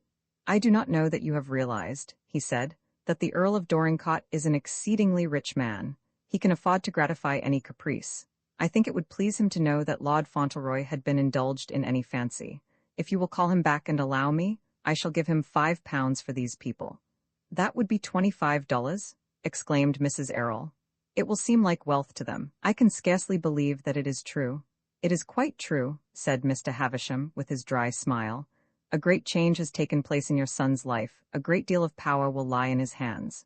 "Oh," cried his mother, "and he is such a little boy, a very little boy. How can I teach him to use it well? It makes me half afraid." "My pretty little Ceddie?" The lawyer slightly cleared his throat. It touched his worldly, hot old heart to see the tender, timid look in her brown eyes. "I think, madam," he said, "that if I may judge from my interview with Lord Fauntleroy this morning, The next Earl of Dorincourt will think for others as well as for his noble self. He is only a child yet, but I think he may be trusted."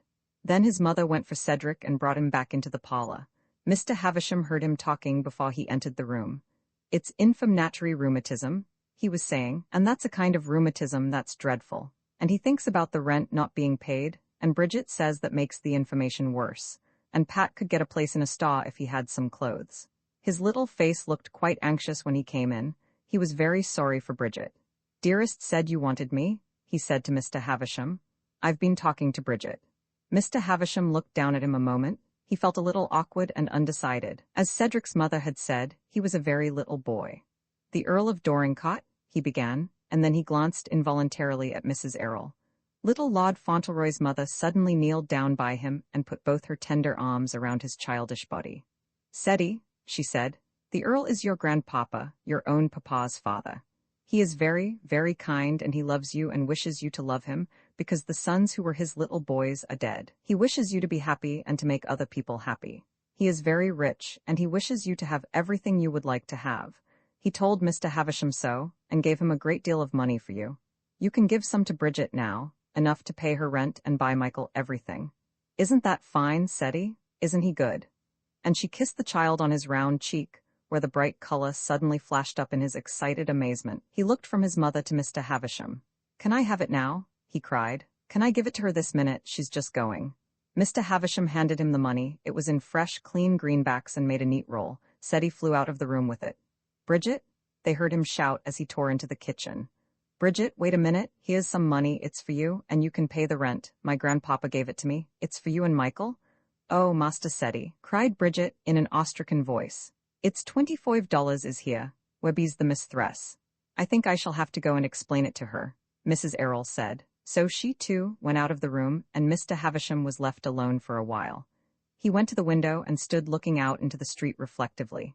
He was thinking of the old Earl of Dorincourt, sitting in his great, splendid, gloomy library at the castle, gouty and lonely, surrounded by grandeur and luxury, but not really loved by anyone, because in all his long life, he had never really loved anyone but himself. He had been selfish and self-indulgent and arrogant and passionate. He had cared so much for the Earl of Dorincourt and his pleasures that there had been no time for him to think of other people. All his wealth and power, all the benefits from his noble name and high rank, had seemed to him to be things only to be used to amuse and give pleasure to the Earl of Dorincourt. And now that he was an old man, all this excitement and self-indulgence had only brought him ill health and irritability and a dislike of the world, which certainly disliked him. In spite of all his splendor, there was never a more unpopular old nobleman than the Earl of Dorincourt, and there could scarcely have been a more lonely one. He could fill his castle with guests if he chose. He could give great dinners and splendid hunting parties, but he knew that in secret the people who would accept his invitations were afraid of his frowning old face and sarcastic, biting speeches. He had a cruel tongue and a bitter nature, and he took pleasure in sneering at people and making them feel uncomfortable, when he had the power to do so, because they were sensitive or proud or timid. Mr. Havisham knew his hard, fierce ways by heart, and he was thinking of him as he looked out of the window into the narrow, quiet street, and there rose in his mind, in sharp contrast, the picture of the cheery, handsome little fellow sitting in the big chair and telling his story of his friends, Dick and the apple woman, in his generous, innocent, honest way. And he thought of the immense income, the beautiful, majestic estates, the wealth, and power for good or evil, which in the course of time would lie in the small, chubby hands little Lord Fauntleroy thrust so deep into his pockets. "It will make a great difference," he said to himself. "It will make a great difference." Cedric and his mother came back soon after. Cedric was in high spirits. He sat down in his own chair, between his mother and the lawyer, and fell into one of his quaint attitudes, with his hands on his knees. He was glowing with enjoyment of Bridget's relief and rapture. "She cried?" he said. "She said she was crying for joy? I never saw anyone cry for joy before. My grandpapa must be a very good man. I didn't know he was so good a man. It's more agreeable to be an earl than I thought it was. I'm almost quite glad I'm going to be one." Roman 3 Cedric's good opinion of the advantages of being an earl increased greatly during the next week. It seemed almost impossible for him to realize that there was scarcely anything he might wish to do which he could not do easily. In fact, I think it may be said that he did not fully realize it at all. But at least he understood, after a few conversations with Mr. Havisham, that he could gratify all his nearest wishes, and he proceeded to gratify them with a simplicity and delight which caused Mr. Havisham much diversion.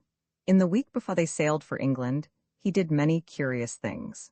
The lawyer long after remembered the morning they went downtown together to pay a visit to Dick, and the afternoon they so amazed the apple woman of ancient lineage by stopping before her stall and telling her she was to have a tent, and a stove, and a shawl, and a sum of money which seemed to her quite wonderful. "For I have to go to England and be a lord," explained Cedric, sweet-temperedly.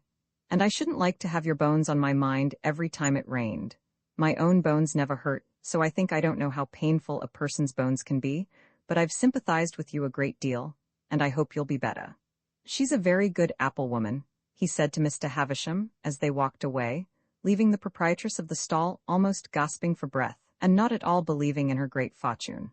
"Once, when I fell down and cut my knee, she gave me an apple for nothing. I've always remembered her for it. You know you always remember people who are kind to you." It had never occurred to his honest, simple little mind that there were people who could forget kindnesses. The interview with Dick was quite exciting. Dick had just been having a great deal of trouble with Jake, and was in low spirits when they saw him. His amazement when Cedric calmly announced that they had come to give him what seemed a very great thing to him, and would set all his troubles right, almost struck him dumb. Lord Fauntleroy's manner of announcing the object of his visit was very simple and unceremonious.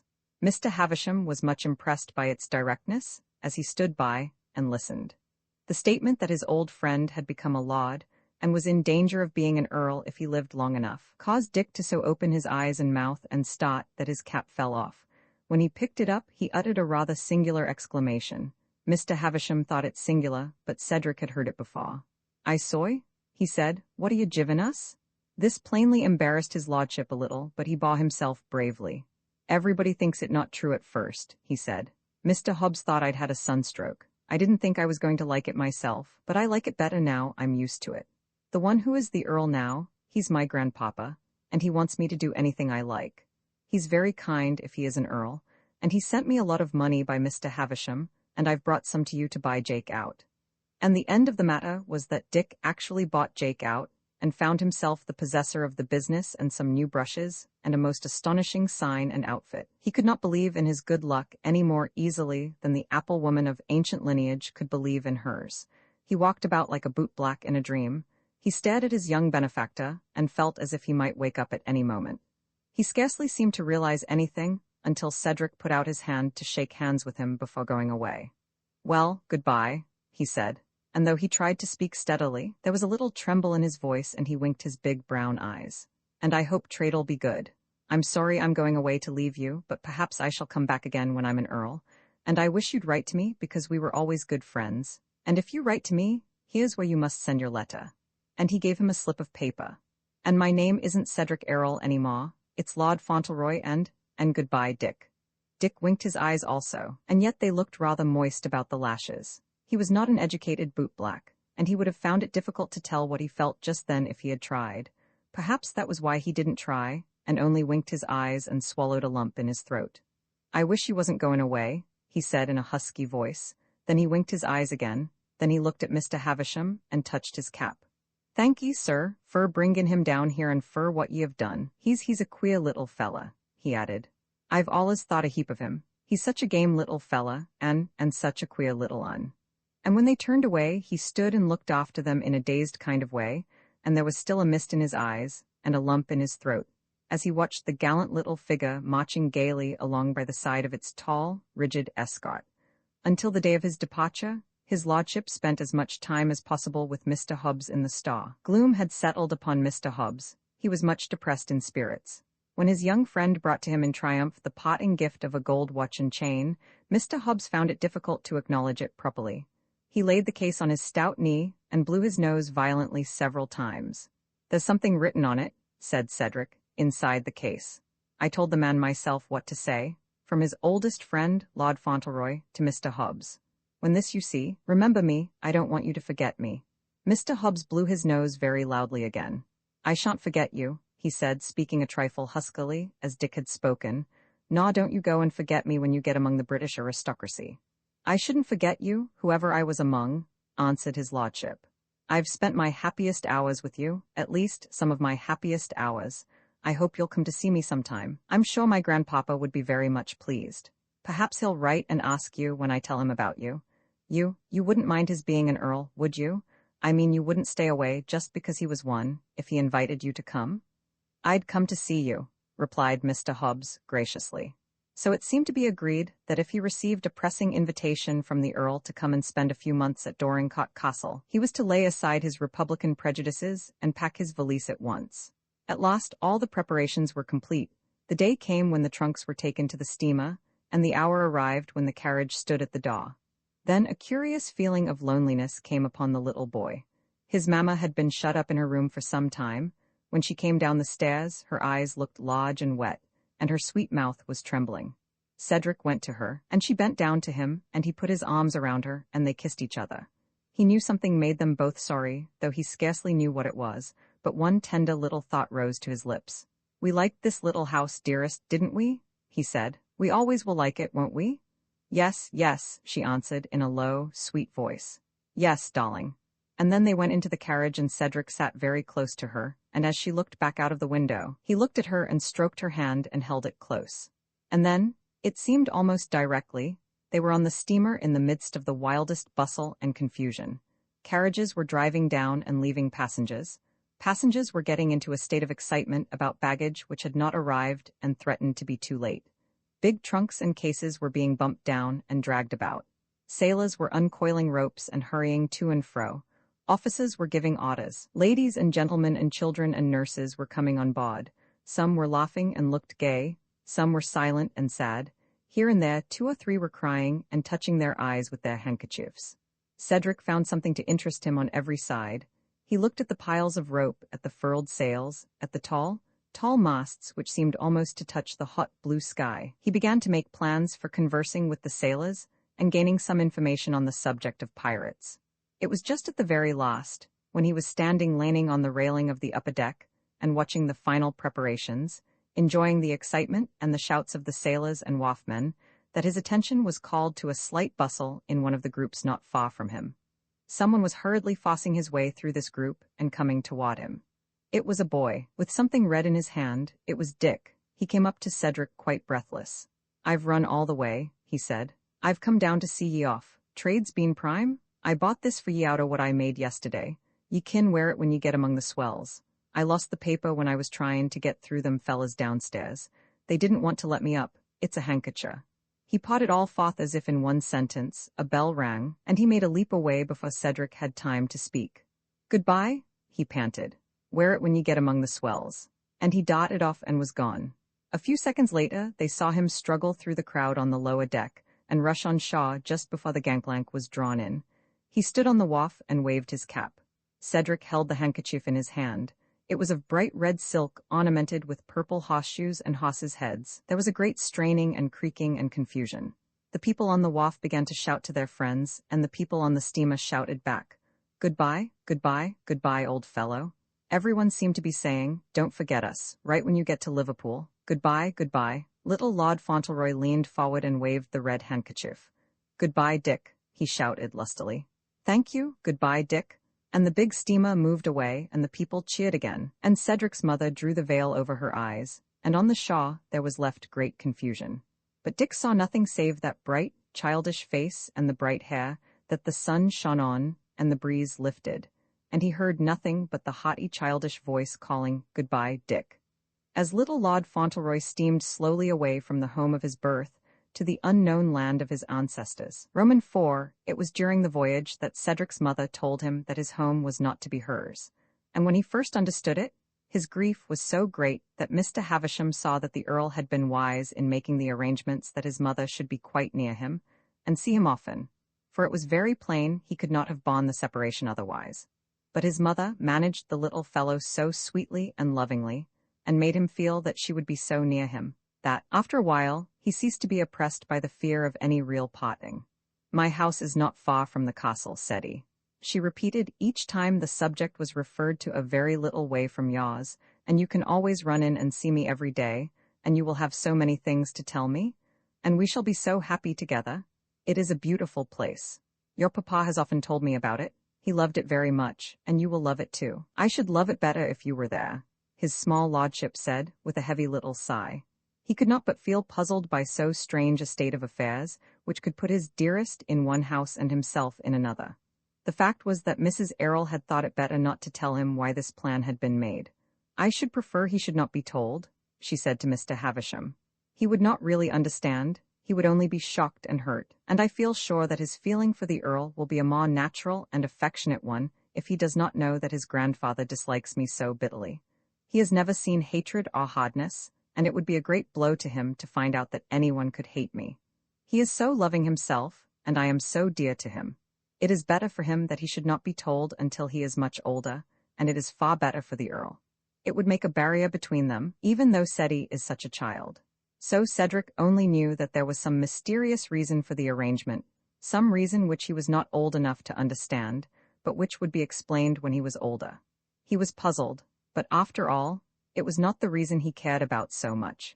And after many talks with his mother, in which she comforted him and placed before him the bright side of the picture, the dark side of it gradually began to fade out, though now and then Mr. Havisham saw him sitting in some queer little old-fashioned attitude, watching the sea, with a very grave face, and more than once he heard an unchildish sigh rise to his lips. "I don't like it," he said once as he was having one of his almost venerable talks with the lawyer. "You don't know how much I don't like it, but there are a great many troubles in this world, and you have to bear them. Mary says so, and I've heard Mr. Hobbs say it too. And Dearest wants me to like to live with my grandpapa, because, you see, all his children are dead, and that's very mournful. It makes you sorry for a man, when all his children have died, and one was killed suddenly." One of the things which always delighted the people who made the acquaintance of his young lordship was the sage little air he wore at times when he gave himself up to conversation, combined with his occasionally elderly remarks, and the extreme innocence and seriousness of his round, childish face. It was irresistible. He was such a handsome, blooming, curly-headed little fellow, that, when he sat down and nursed his knee with his chubby hands, and conversed with much gravity, he was a source of great entertainment to his hearers.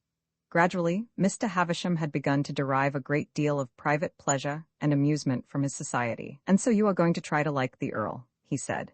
"Yes," answered his lordship. "He's my relation, and of course you have to like your relations, and besides he's been very kind to me. When a person does so many things for you and wants you to have everything you wish for, of course you'd like him if he wasn't your relation, but when he's your relation and does that, why, you're very fond of him." "Do you think," suggested Mr. Havisham, "that he will be fond of you?" "Well," said Cedric, "I think he will because, you see, I'm his relation, too, and I'm his boy's little boy besides, and, well, don't you see, of course he must be fond of me now, or he wouldn't want me to have everything that I like, and he wouldn't have sent you for me." "Oh," remarked the lawyer, "that's it, is it?" "Yes," said Cedric, "that's it. Don't you think that's it, too? Of course a man would be fond of his grandson." The people who had been seasick had no sooner recovered from their seasickness, and come on deck to recline in their steamer chairs and enjoy themselves, than everyone seemed to know the romantic story of little Lord Fauntleroy, and everyone took an interest in the little fellow, who ran about the ship, or walked with his mother, or the tall, thin old lawyer, or talked to the sailors. Everyone liked him. He made friends everywhere.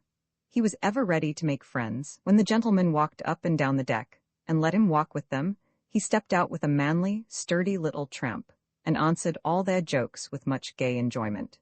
When the ladies talked to him, there was always laughter in the group of which he was the center. When he played with the children, there was always magnificent fun on hand. Among the sailors he had the heartiest friends. He heard miraculous stories about pirates and shipwrecks and desert islands. He learned to splice ropes and rig toy ships, and gained an amount of information concerning topsails and mainsails. Quite surprising.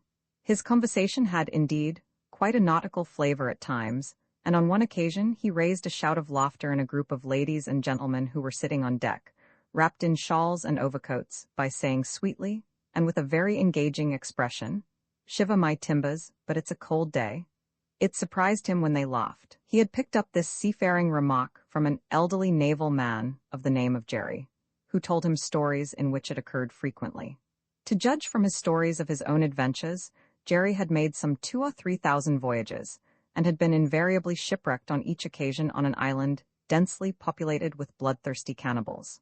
Judging, also, by these same exciting adventures. He had been partially roasted and eaten frequently, and had been scalped some 15 or 20 times. That is why he is so bald, explained Lord Fauntleroy to his mamma. After you have been scalped several times, the hair never grows again. Jerry's never grew again after that last time, when the king of the Paramachawekins did it with the knife made out of the skull of the chief of the Wopslemumpkies. He says it was one of the most serious times he ever had. He was so frightened that his hair stood right straight up when the king flourished his knife, and it never would lie down, and the king wears it that way now, and it looks something like a hairbrush. I never heard anything like the experiences Jerry has had. I should so like to tell Mr. Hobbs about them. Sometimes, when the weather was very disagreeable, and people were kept below decks in the saloon, a party of his grown-up friends would persuade him to tell them some of these experiences of Jerry's. And as he sat relating them with great delight and fervor, there was certainly no more popular voyager on any ocean steamer crossing the Atlantic than little Lord Fauntleroy. He was always innocently and good-naturedly ready to do his small best to add to the general entertainment, and there was a charm in the very unconsciousness of his own childish importance. Jerry's stories interest them very much, he said to his mamma. For my part, you must excuse me, dearest, but sometimes I should have thought they couldn't be all quite true if they hadn't happened to Jerry himself, but as they all happened to Jerry, well, it's very strange, you know, and perhaps sometimes he may forget and be a little mistaken, as he's been scalped so often. Being scalped a great many times might make a person forgetful. It was 11 days after he had said goodbye to his friend Dick, before he reached Liverpool, and it was on the night of the 12th day that the carriage in which he and his mother and Mr. Havisham had driven from the station stopped before the gates of Cot Lodge. They could not see much of the house in the darkness.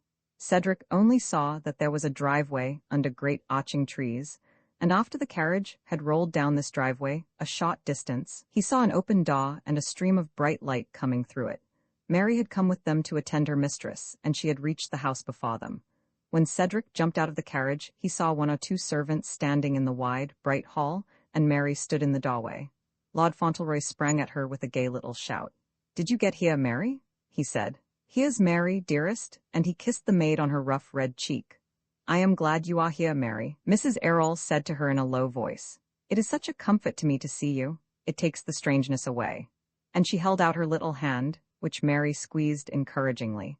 She knew how this first strangeness must feel to this little mother who had left her own land and was about to give up her child.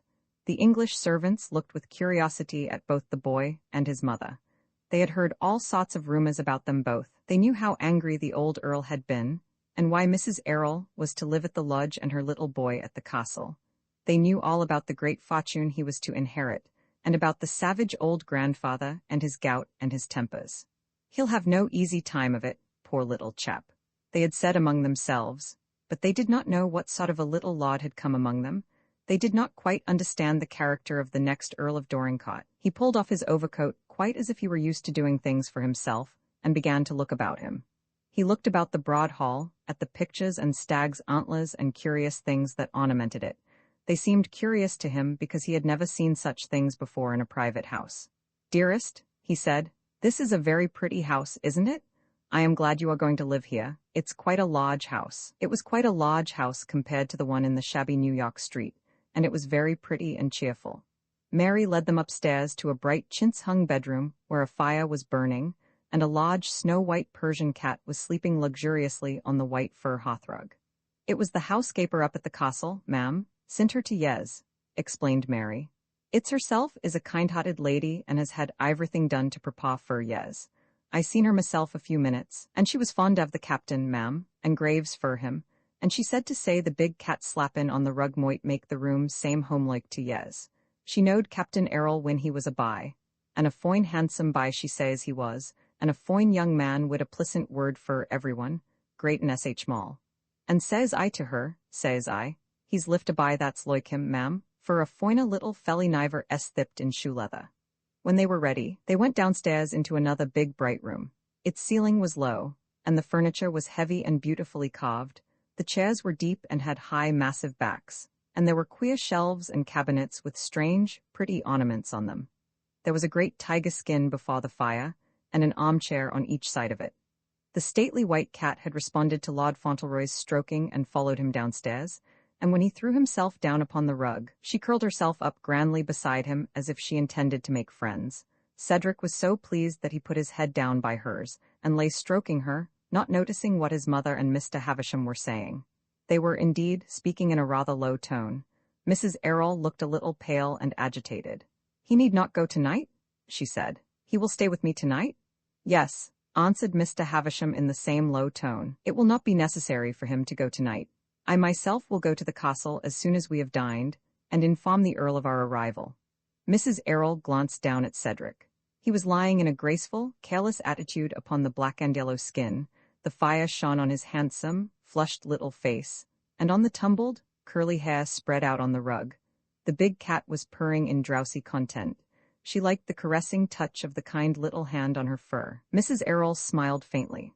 "His lordship does not know all that he is taking from me," she said rather sadly. Then she looked at the lawyer.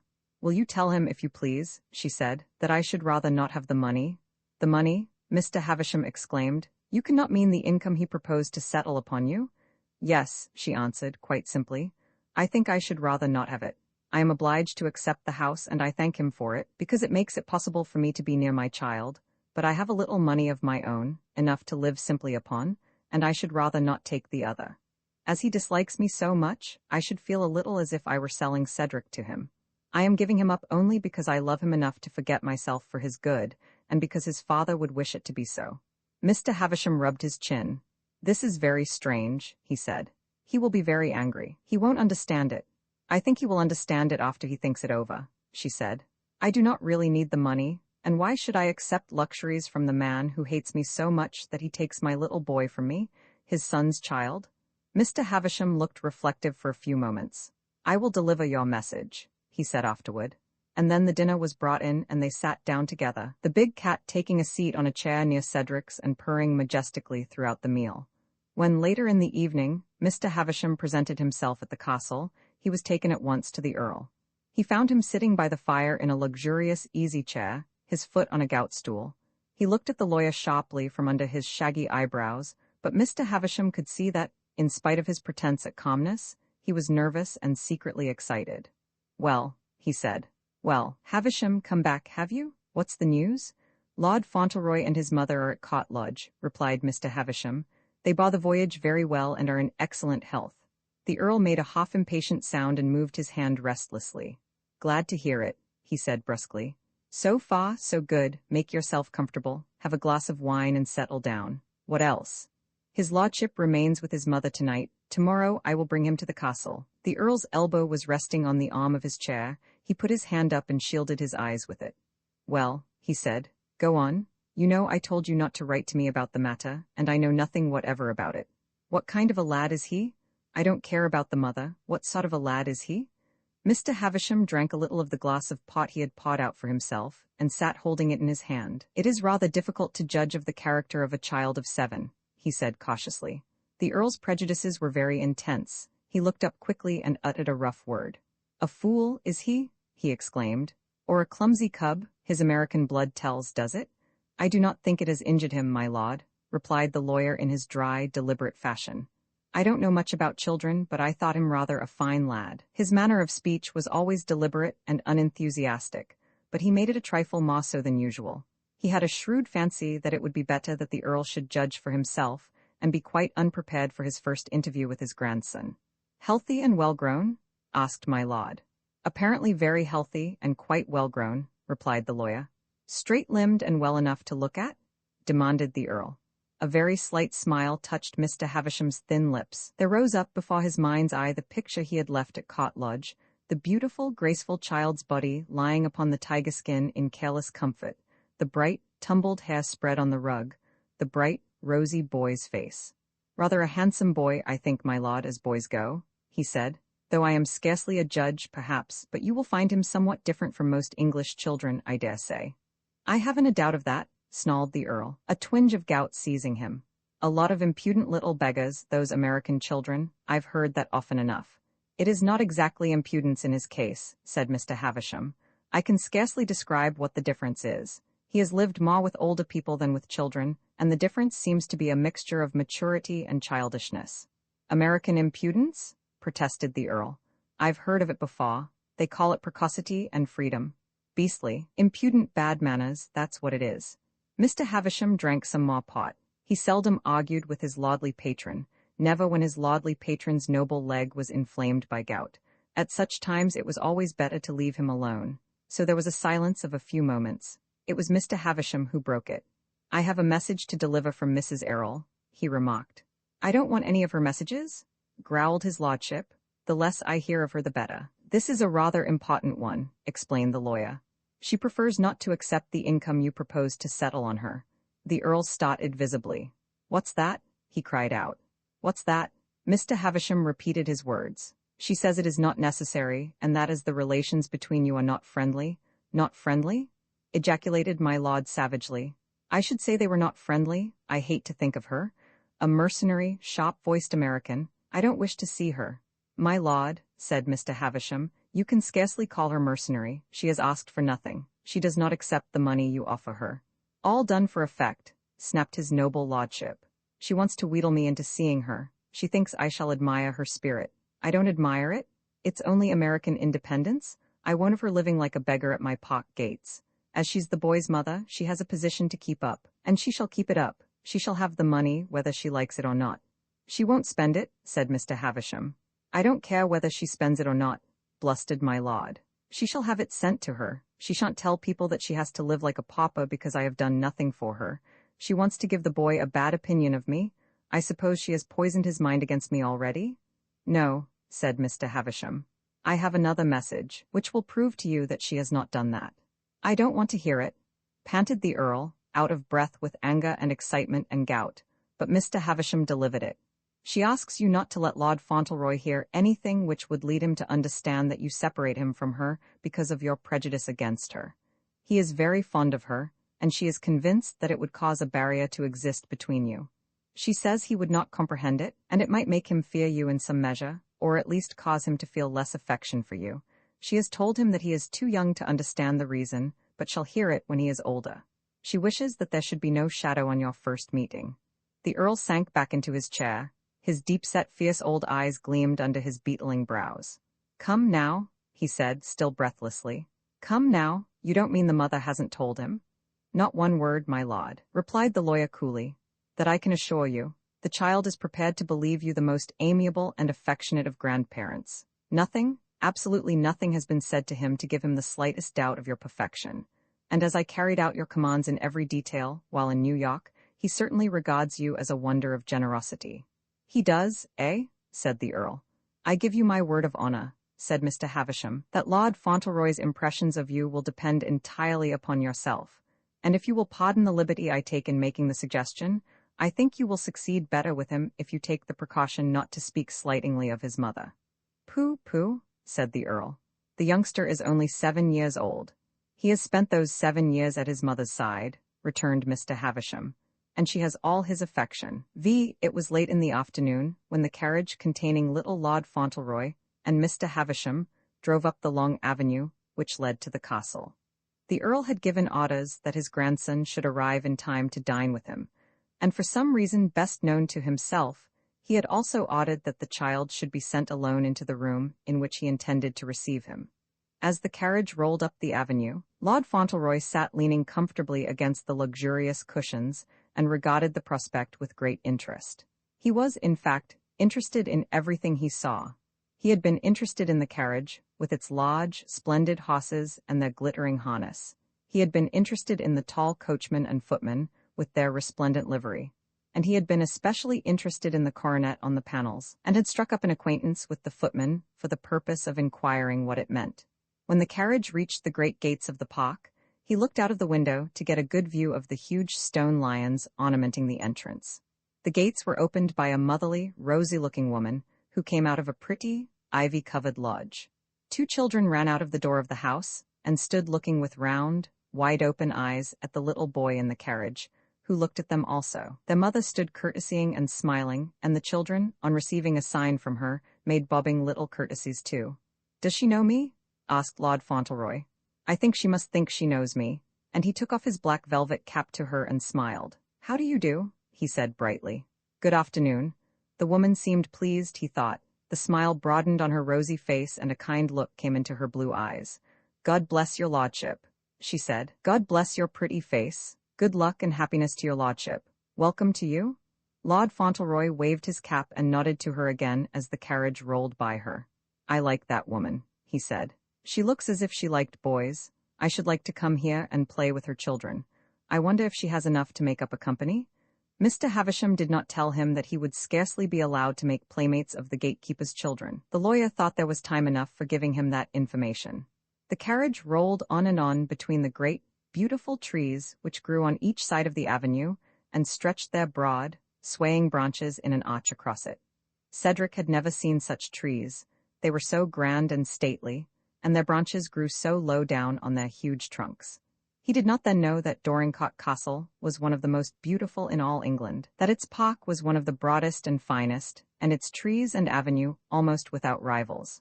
But he did know that it was all very beautiful. He liked the big, broad-branched trees, with the late afternoon sunlight striking golden lances through them.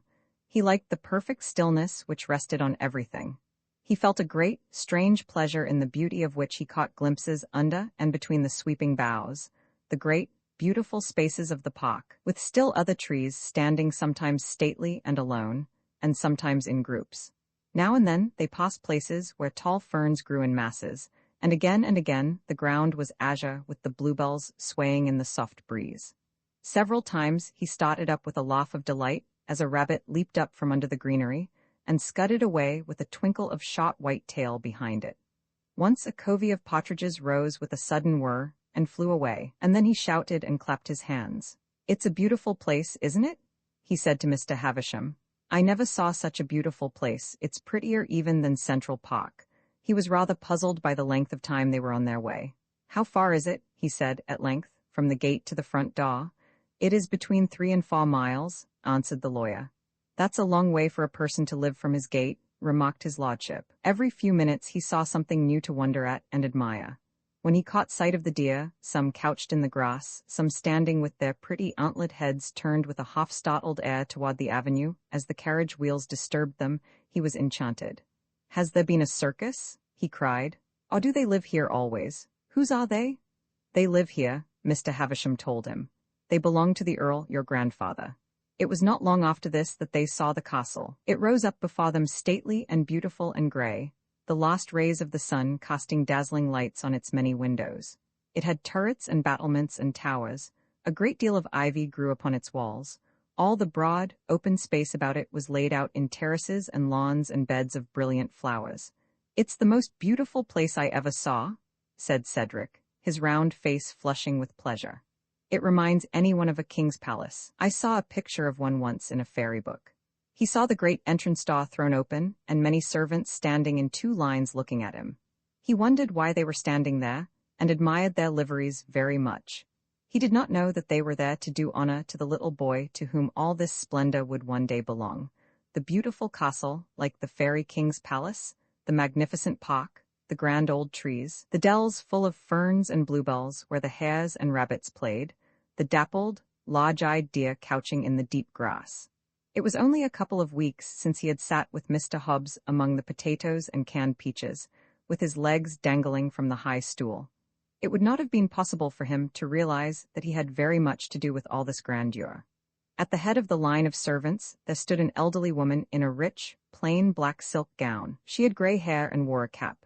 As he entered the hall she stood nearer than the rest, and the child thought from the look in her eyes that she was going to speak to him.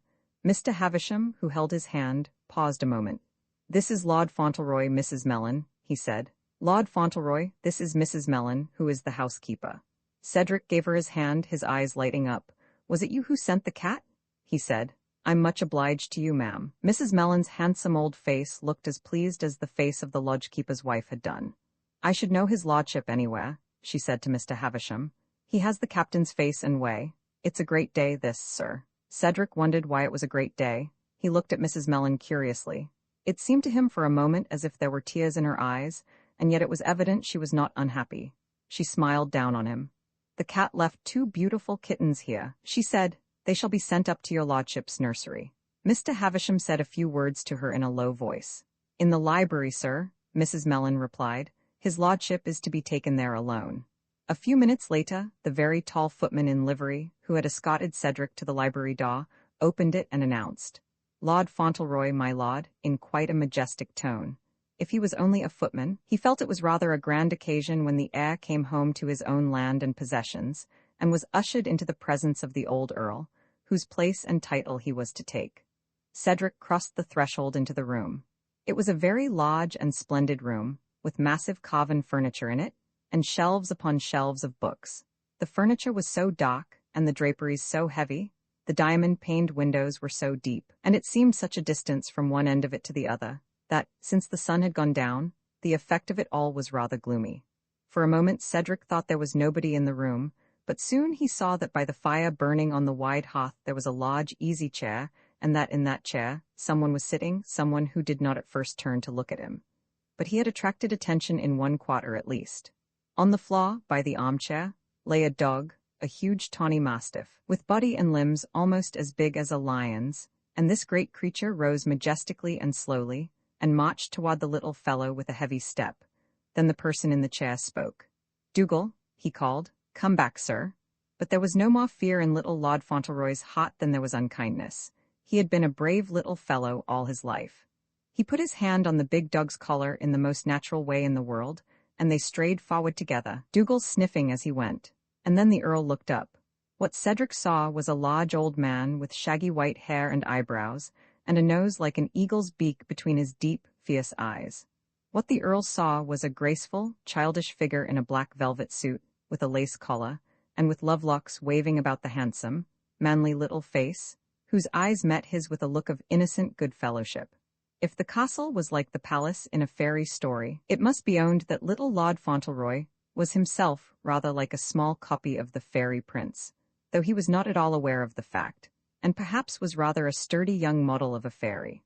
But there was a sudden glow of triumph and exultation in the fiery old Earl's heart as he saw what a strong, beautiful boy this grandson was, and how unhesitatingly he looked up as he stood with his hand on the big dog's neck. It pleased the grim old nobleman that the child should show no shyness or fear, either of the dog or of himself.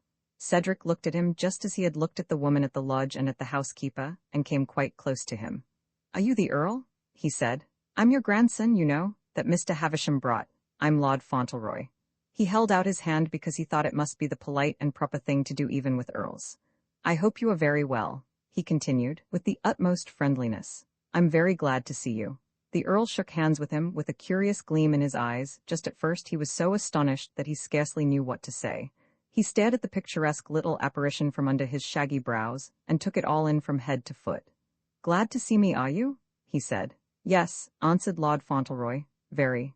There was a chair near him, and he sat down on it. It was a high-backed, rather tall chair, and his feet did not touch the floor when he had settled himself in it, but he seemed to be quite comfortable as he sat there, and regarded his august relative intently but modestly. "I've kept wondering what you would look like," he remarked. "I used to lie in my berth in the ship and wonder if you would be anything like my father." "Am I?" asked the Earl. "Well," Cedric replied, "I was very young when he died, and I may not remember exactly how he looked, but I don't think you are like him." "You are disappointed, I suppose?" suggested his grandfather. "Oh, no," responded Cedric politely. "Of course you would like anyone to look like your father, but of course you would enjoy the way your grandfather looked, even if he wasn't like your father. You know how it is yourself about admiring your relations." The Earl leaned back in his chair and stared. He could not be said to know how it was about admiring his relations. He had employed most of his noble leisure in quarreling violently with them, in turning them out of his house, and applying abusive epithets to them, and they all hated him cordially. "Any boy would love his grandfather," continued Lord Fauntleroy, "especially one that had been as kind to him as you have been." Another queer gleam came into the old nobleman's eyes. "Oh," he said, "I have been kind to you, have I?" "Yes," answered Lord Fauntleroy brightly. "I'm ever so much obliged to you about Bridget, and the apple woman, and Dick." "Bridget?" exclaimed the Earl. "Dick, the apple woman?" "Yes," explained Cedric, "the ones you gave me all that money for, the money you told Mr. Havisham to give me if I wanted it." "Ha!" ejaculated his lordship. "That's it, is it? The money you were to spend as you liked. What did you buy with it? I should like to hear something about that." He drew his shaggy eyebrows together and looked at the child sharply. He was secretly curious to know in what way the lad had indulged himself. "Oh," said Lord Fauntleroy. "Perhaps you didn't know about Dick and the apple woman and Bridget. I forgot you lived such a long way off from them. They were particular friends of mine. And you see Michael had the fever?" "Who's Michael?" asked the Earl. "Michael is Bridget's husband, and they were in great trouble. When a man is sick and can't work and has 12 children, you know how it is. And Michael has always been a sober man. And Bridget used to come to our house and cry. And the evening Mr. Havisham was there, she was in the kitchen crying, because they had almost nothing to eat and couldn't pay the rent. And I went in to see her. And Mr. Havisham sent for me, and he said you had given him some money for me. And I ran as fast as I could into the kitchen and gave it to Bridget. And that made it all right, and Bridget could scarcely believe her eyes. That's why I'm so obliged to you." "Oh," said the Earl in his deep voice, "that was one of the things you did for yourself, was it?" "What else?" Dougal had been sitting by the tall chair. The great dog had taken its place there when Cedric sat down. Several times it had turned and looked up at the boy as if interested in the conversation. Dougal was a solemn dog, who seemed to feel altogether too big to take life's responsibilities lightly. The old Earl, who knew the dog well, had watched it with secret interest. Dougal was not a dog whose habit it was to make acquaintances rashly, and the Earl wondered somewhat to see how quietly the brute sat under the touch of the childish hand. And just at this moment, the big dog gave little Lord Fauntleroy one more look of dignified scrutiny, and deliberately laid its huge, lion-like head on the boy's black velvet knee. The small hand went on stroking this new friend as Cedric answered. "Well, there was Dick," he said. "You'd like Dick, he's so square." This was an Americanism the Earl was not prepared for. "What does that mean?" he inquired. Lord Fauntleroy paused a moment to reflect. He was not very sure himself what it meant. He had taken it for granted as meaning something very creditable because Dick had been fond of using it. "I think it means that he wouldn't cheat anyone," he exclaimed, "or hit a boy who was under his size, and that he blacks people's boots very well and makes them shine as much as he can. He's a professional bootblack." "And he's one of your acquaintances, is he?" said the Earl. "He is an old friend of mine," replied his grandson. "Not quite as old as Mr. Hobbs, but quite old. He gave me a present just before the ship sailed." He put his hand into his pocket and drew forth a neatly folded red object and opened it with an air of affectionate pride. It was the red silk handkerchief with the large purple horseshoes and heads on it. "He gave me this," said his young lordship. "I shall keep it always. You can wear it round your neck or keep it in your pocket. He bought it with the first money he earned after I bought Jake out and gave him the new brushes. It's a keepsake. I put some poetry in Mr. Hobbs's watch. It was, 'When this you see, remember me. When this I see, I shall always remember Dick.'" The sensations of the Right Honourable the Earl of Dorincourt could scarcely be described. He was not an old nobleman who was very easily bewildered, because he had seen a great deal of the world. But here was something he found so novel that it almost took his lordly breath away, and caused him some singular emotions. He had never cared for children. He had been so occupied with his own pleasures that he had never had time to care for them. His own sons had not interested him when they were very young, though sometimes he remembered having thought Cedric's father a handsome and strong little fellow. He had been so selfish himself that he had missed the pleasure of seeing unselfishness in others, and he had not known how tender and faithful and affectionate a kind-hearted little child can be, and how innocent and unconscious are its simple, generous impulses. A boy had always seemed to him a most objectionable little animal, selfish and greedy and boisterous, when not under strict restraint. His own 2 eldest sons had given their tutors constant trouble and annoyance, and of the younger one, he fancied, he had heard few complaints because the boy was of no particular importance. It had never once occurred to him that he should like his grandson. He had sent for the little Cedric because his pride impelled him to do so.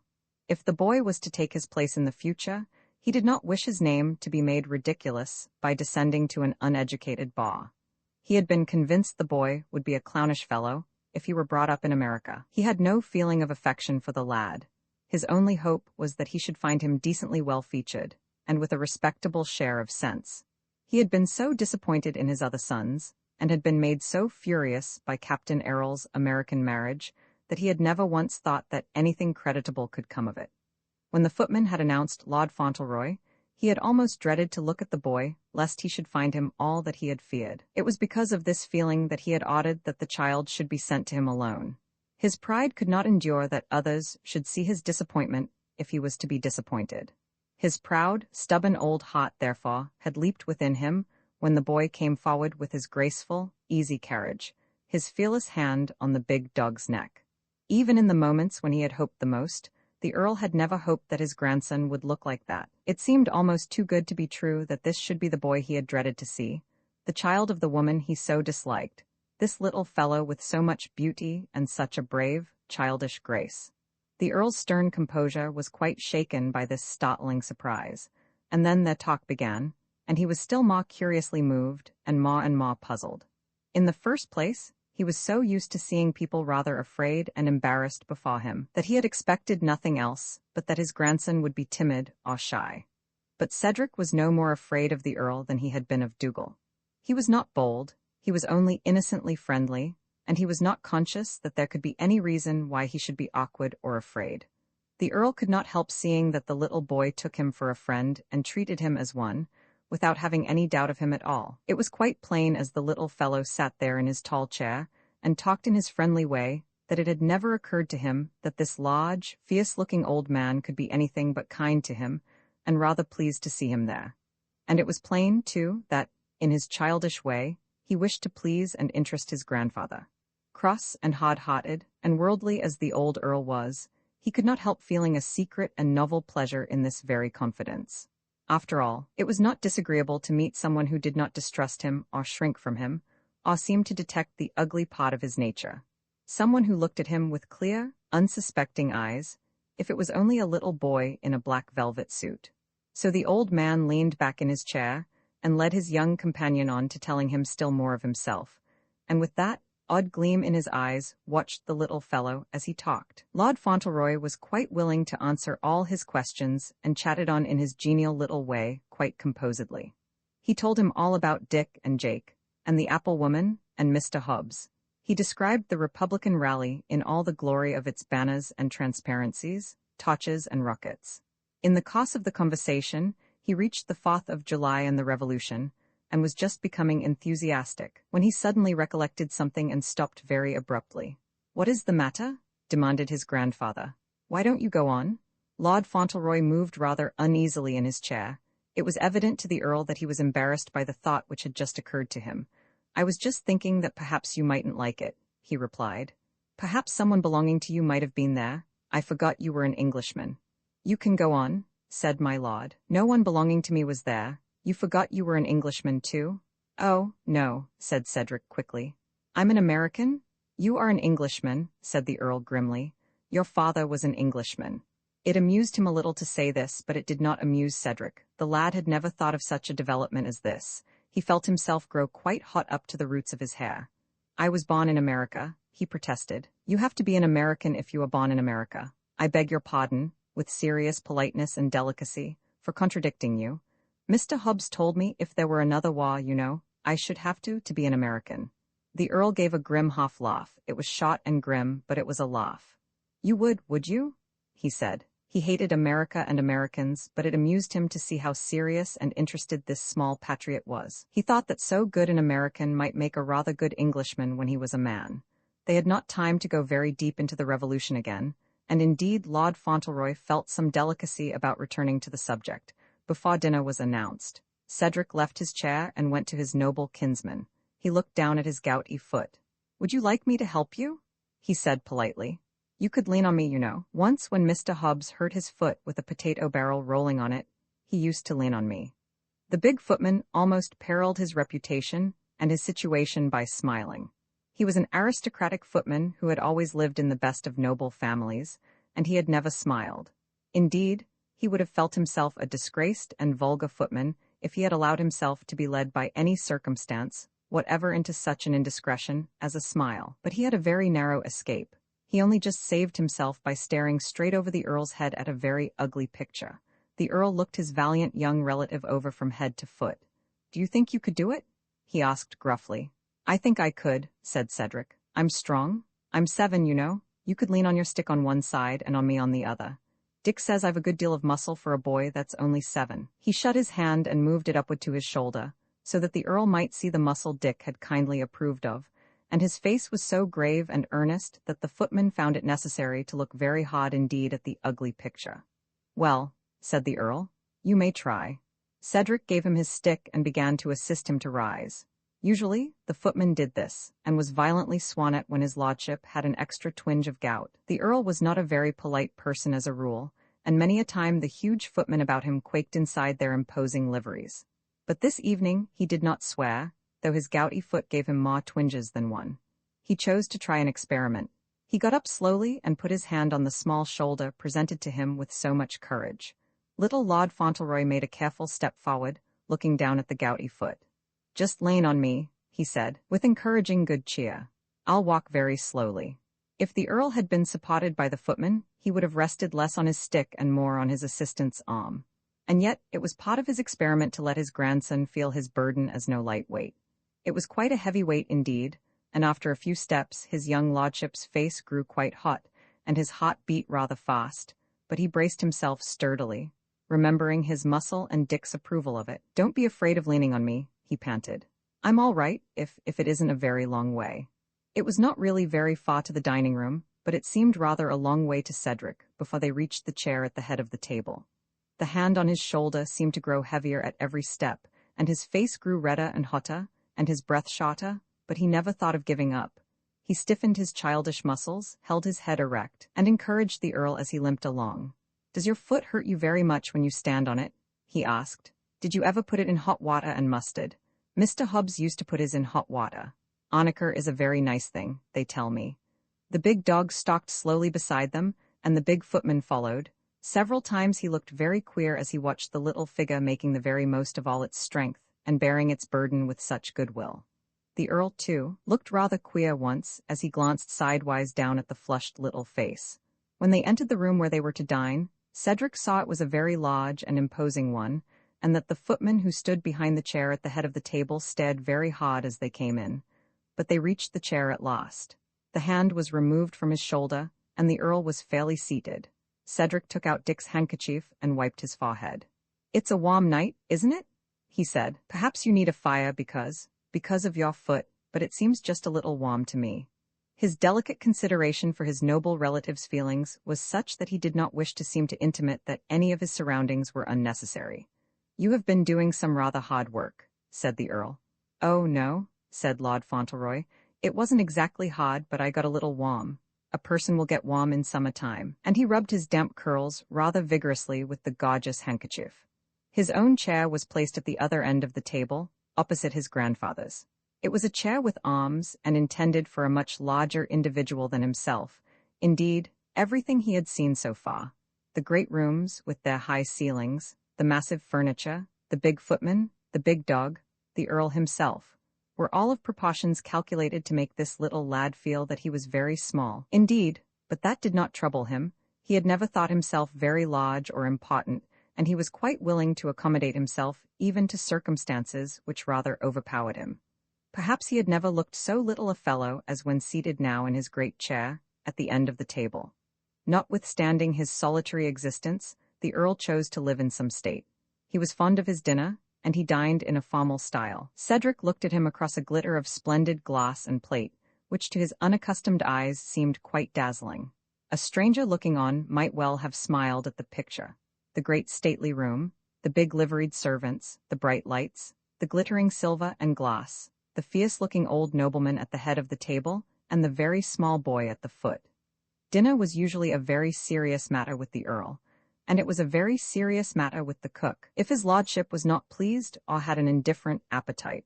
Today, however, his appetite seemed a trifle better than usual, perhaps because he had something to think of beside the flavor of the entrées and the management of the gravies. His grandson gave him something to think of. He kept looking at him across the table. He did not say very much himself, but he managed to make the boy talk.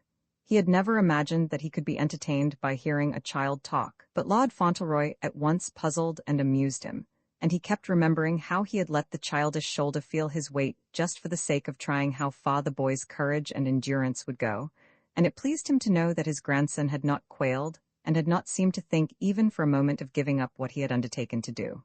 "You don't wear your coronet all the time?" remarked Lord Fauntleroy respectfully. "No," replied the Earl, with his grim smile. "It is not becoming to me." "Mr. Hobbs said you always wore it," said Cedric, "but after he thought it over, he said he supposed you must sometimes take it off to put your hat on."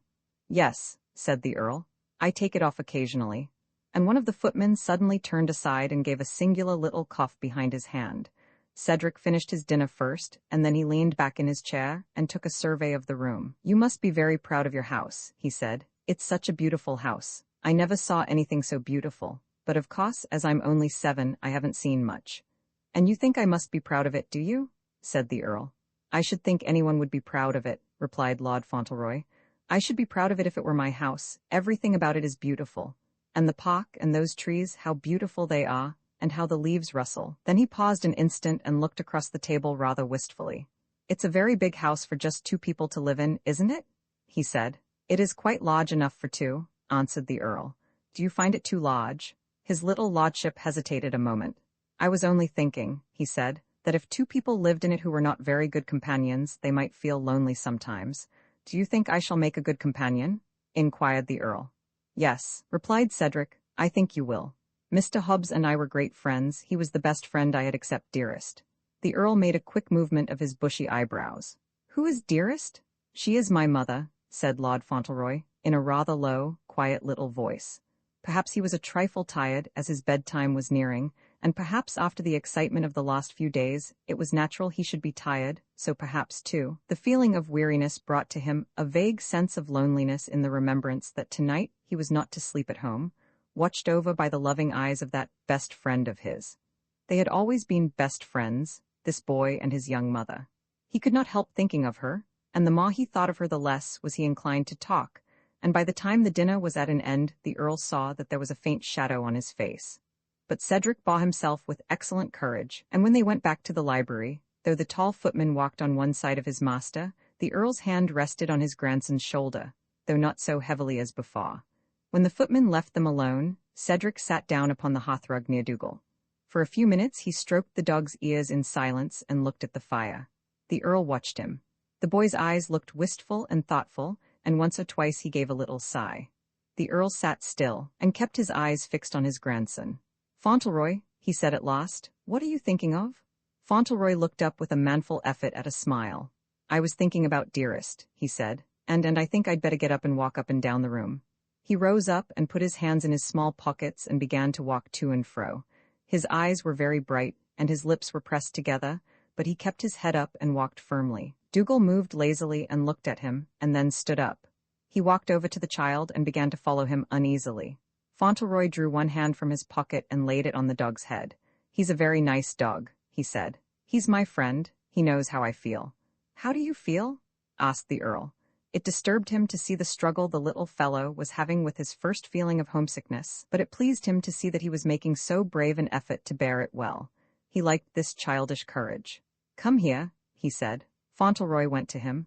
I never was away from my own house before, said the boy, with a troubled look in his brown eyes.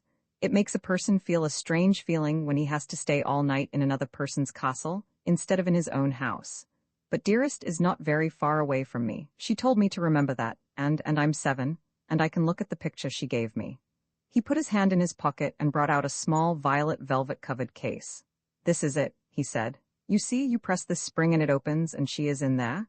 He had come close to the Earl's chair, and as he drew forth the little case, he leaned against the arm of it and against the old man's arm, too, as confidingly as if children had always lain there. There she is, he said as the case opened, and he looked up with a smile. The Earl knitted his brows. He did not wish to see the picture, but he looked at it in spite of himself, and there looked up at him from it such a pretty young face, a face so like the child's at his side, that it quite startled him.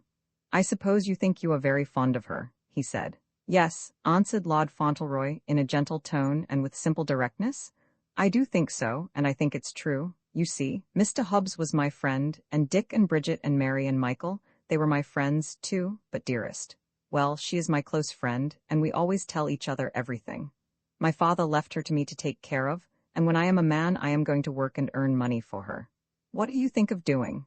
Inquired his grandfather. His young lordship slipped down upon the hearthrug, and sat there with the picture still in his hand. He seemed to be reflecting seriously. Before he answered, I did think perhaps I might go into business with Mr. Hobbs, he said, but I should like to be a president. We'll send you to the House of Lords instead, said his grandfather. Well, remarked Lord Fauntleroy, if I couldn't be a president, and if that is a good business, I shouldn't mind. The grocery business is dull sometimes. Perhaps he was weighing the matter in his mind, for he sat very quiet after this, and looked at the fire for some time. The Earl did not speak again. He leaned back in his chair and watched him. A great many strange new thoughts passed through the old nobleman's mind. Dougal had stretched himself out and gone to sleep with his head on his huge paws.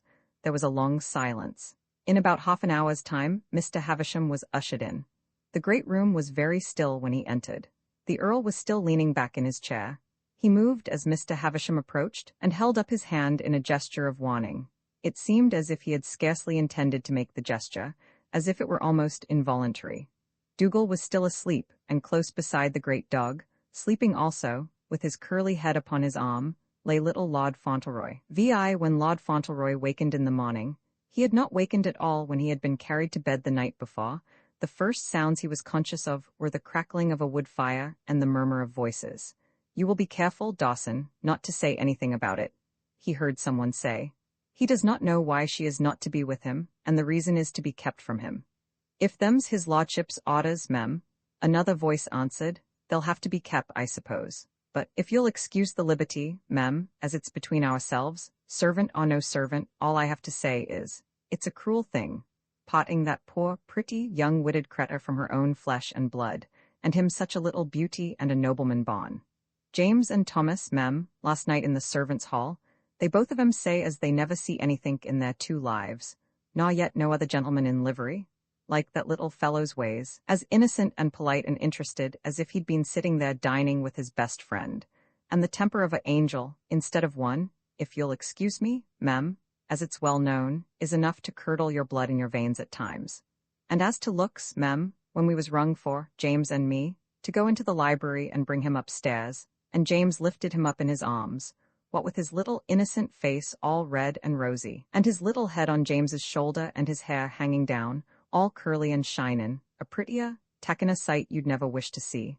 And it's my opinion, my lord wasn't blind to it neither, for he looked at him, and he says to James, 'See you don't wake him,' he says." Cedric moved on his pillow and turned over, opening his eyes. There were 2 women in the room. Everything was bright and cheerful with gay flowered chintz. There was a fire on the hearth, and the sunshine was streaming in through the ivy-entwined windows.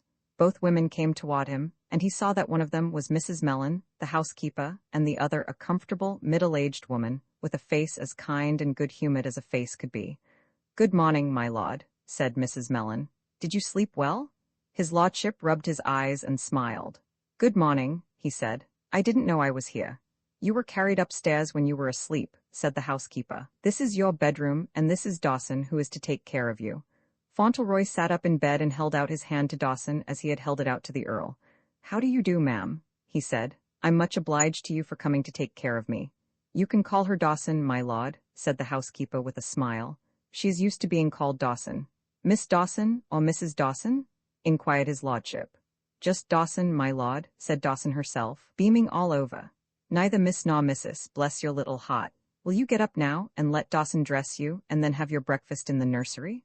"I learned to dress myself many years ago, thank you," answered Fauntleroy. "Dearest taught me, dearest is my mamma. We had only Mary to do all the work, washing and all, and so of course it wouldn't do to give her so much trouble. I can take my bath too, pretty well if you'll just be kind enough to examine the corners after I'm done." Dawson and the housekeeper exchanged glances. "Dawson will do anything you ask her to," said Mrs. Mellon. "That I will, bless him," said Dawson, in her comforting, good-humored voice. "He shall dress himself if he likes, and I'll stand by, ready to help him if he wants me." "Thank you," responded Lord Fauntleroy. "It's a little hard sometimes about the buttons, you know, and then I have to ask somebody." He thought Dawson a very kind woman, and before the bath and the dressing were finished, they were excellent friends, and he had found out a great deal about her. He had discovered that her husband had been a soldier and had been killed in a real battle, and that her son was a sailor and was away on a long cruise, and that he had seen pirates and cannibals and Chinese people and Turks, and that he brought home strange shells and pieces of coral, which Dawson was ready to show at any moment, some of them being in her trunk. All this was very interesting. He also found out that she had taken care of little children all her life, and that she had just come from a great house in another part of England, where she had been taking care of a beautiful little girl whose name was Lady Gwyneth Vaughn. "And she is a sort of relation of your lordship's," said Dawson, "and perhaps sometime you may see her." "Do you think I shall?" said Fauntleroy. "I should like that. I never knew any little girls, but I always liked to look at them." When he went into the adjoining room to take his breakfast, and saw what a great room it was, and found there was another adjoining it which Dawson told him was his also, the feeling that he was very small indeed came over him again so strongly that he confided it to Dawson, as he sat down to the table on which the pretty breakfast service was arranged. "I am a very little boy," he said rather wistfully, "to live in such a large castle and have so many big rooms, don't you think so?" "Oh, come," said Dawson, "you feel just a little strange at first, that's all, but you'll get over that very soon and then you'll like it here. It's such a beautiful place, you know." "It's a very beautiful place, of course," said Fauntleroy, with a little sigh, "but I should like it better if I didn't miss Dearest so. I always had my breakfast with her in the morning, and put the sugar and cream in her tea for her, and handed her the toast. That made it very sociable, of course." "Oh, well," answered Dawson, comfortingly, "you know you can see her every day, and there's no knowing how much you'll have to tell her. Bless you, wait till you've walked about a bit and seen things, the dogs and the stables with all the hosses in them. There's one of them I know you'll like to see." "Is there?" exclaimed Fauntleroy. "I'm very fond of hosses. I was very fond of Jim. He was the hoss that belonged to Mr. Hubb's grocery wagon. He was a beautiful hoss when he wasn't balky." "Well," said Dawson, "you just wait till you've seen what's in the stables, and dearie me, you haven't looked even into the very next room yet." "What is there?" asked Fauntleroy. "Wait until you've had your breakfast, and then you shall see," said Dawson. At this he naturally began to grow curious, and he applied himself assiduously to his breakfast. It seemed to him that there must be something worth looking at in the next room. Dawson had such a consequential, mysterious air. "Now then," he said, slipping off his seat a few minutes later, "I've had enough. Can I go and look at it?" Dawson nodded and led the way, looking more mysterious and important than ever. He began to be very much interested indeed. When she opened the door of the room, he stood upon the threshold and looked about him in amazement. He did not speak. He only put his hands in his pockets and stood there flushing up to his forehead and looking in. He flushed up because he was so surprised and, for the moment, excited. To see such a place was enough to surprise any ordinary boy. The room was a large one, too, as all the rooms seemed to be, and it appeared to him more beautiful than the rest, only in a different way. The furniture was not so massive and antique as was that in the rooms he had seen downstairs. The draperies and rugs and walls were brighter. There were shelves full of books, and on the tables were numbers of toys, beautiful, ingenious things, such as he had looked at with wonder and delight through the shop windows in New York. "It looks like a boy's room," he said at last, catching his breath a little. "Whom do they belong to?" "Go and look at them," said Dawson. "They belong to you?" "To me," he cried. "To me? Why do they belong to me? Who gave them to me?" And he sprang forward with a gay little shout. It seemed almost too much to be believed. "It was Grandpapa," he said with his eyes as bright as stars. "I know it was Grandpapa." "Yes, it was his lordship," said Dawson, "and if you will be a nice little gentleman and not fret about things and will enjoy yourself and be happy all the day, he will give you anything you ask for." It was a tremendously exciting morning. There were so many things to be examined, so many experiments to be tried. Each novelty was so absorbing that he could scarcely turn from it to look at the next. And it was so curious to know that all this had been prepared for himself alone, that, even before he had left New York, people had come down from London to arrange the rooms he was to occupy, and had provided the books and playthings most likely to interest him. "Did you ever know anyone," he said to Dawson, "who had such a kind grandfather?" Dawson's face wore an uncertain expression for a moment. She had not a very high opinion of his lordship the Earl. She had not been in the house many days, but she had been there long enough to hear the old nobleman's peculiarities discussed very freely in the servants' hall. And of all the vicious, savage, hill-tempered hold fellows, it was ever my hill luck to wear livery Hunda. The tallest footman had said, "He's the violentest and wust by a long shot." And this particular footman, whose name was Thomas, had also repeated to his companions below stairs some of the Earl's remarks to Mr. Havisham when they had been discussing these very preparations. "Give him his own way, and fill his rooms with toys," my lord had said. "Give him what will amuse him, and he'll forget about his mother quickly enough. Amuse him, and fill his mind with other things, and we shall have no trouble. That's boy nature." So, perhaps having had this truly amiable object in view, it did not please him so very much to find it did not seem to be exactly this particular boy's nature. The Earl had passed a bad night and had spent the morning in his room, but at noon, after he had lunched, he sent for his grandson. Fauntleroy answered the summons at once. He came down the broad staircase with a bounding step. The Earl heard him run across the hall, and then the door opened and he came in with red cheeks and sparkling eyes. "I was waiting for you to send for me," he said. "I was ready a long time ago. I'm ever so much obliged to you for all those things. I'm ever so much obliged to you. I have been playing with them all the morning." "Oh," said the Earl, "you like them, do you?" "I like them so much, well, I couldn't tell you how much," said Fauntleroy, his face glowing with delight. "There's one that's like baseball, only you play it on a board with black and white pegs, and you keep your score with some counters on a wire. I tried to teach Dawson, but she couldn't quite understand it just at first. You see, she never played baseball, being a lady, and I'm afraid I wasn't very good at explaining it to her. But you know all about it, don't you?" "I'm afraid I don't," replied the Earl. "It's an American game, isn't it? Is it something like cricket?" "I never saw cricket," said Fauntleroy, "but Mr. Hobbs took me several times to see baseball. It's a splendid game. You get so excited. Would you like me to go and get my game and show it to you? Perhaps it would amuse you and make you forget about your foot. Does your foot hurt you very much this morning?" "More than I enjoy," was the answer. "Then perhaps you couldn't forget it," said the little fellow anxiously. "Perhaps it would bother you to be told about the game. Do you think it would amuse you, or do you think it would bother you?" "Go and get it," said the Earl. It certainly was a novel entertainment, this, making a companion of a child who offered to teach him to play games, but the very novelty of it amused him. There was a smile lurking about the Earl's mouth when Cedric came back with the box containing the game, in his arms, and an expression of the most eager interest on his face. "May I pull that little table over here to your chair?" he asked. "Ring for Thomas," said the Earl. "He will place it for you." "Oh, I can do it myself," answered Fauntleroy. "It's not very heavy." "Very well," replied his grandfather. The lurking smile deepened on the old man's face as he watched the little fellow's preparations. There was such an absorbed interest in them. The small table was dragged forward and placed by his chair, and the game taken from its box and arranged upon it. "It's very interesting when you once begin," said Fauntleroy. "You see, the black pegs can be your side and the white ones mine. They're men, you know, and once round the field is a home run and counts one, and these are the outs. And here is the first base, and that's the second, and that's the third, and that's the home base." He entered into the details of explanation with the greatest animation. He showed all the attitudes of pitcher and catcher and batter in the real game, and gave a dramatic description of a wonderful, hot ball he had seen caught on the glorious occasion on which he had witnessed a match in company with Mr. Hobbs. His vigorous, graceful little body, his eager gestures, his simple enjoyment of it all, were pleasant to behold. When at last the explanations and illustrations were at an end, and the game began in good earnest, the Earl still found himself entertained. His young companion was wholly absorbed. He played with all his childish heart, his gay little laughs when he made a good throw, his enthusiasm over a home run. His impartial delight over his own good luck and his opponent's would have given a flavor to any game.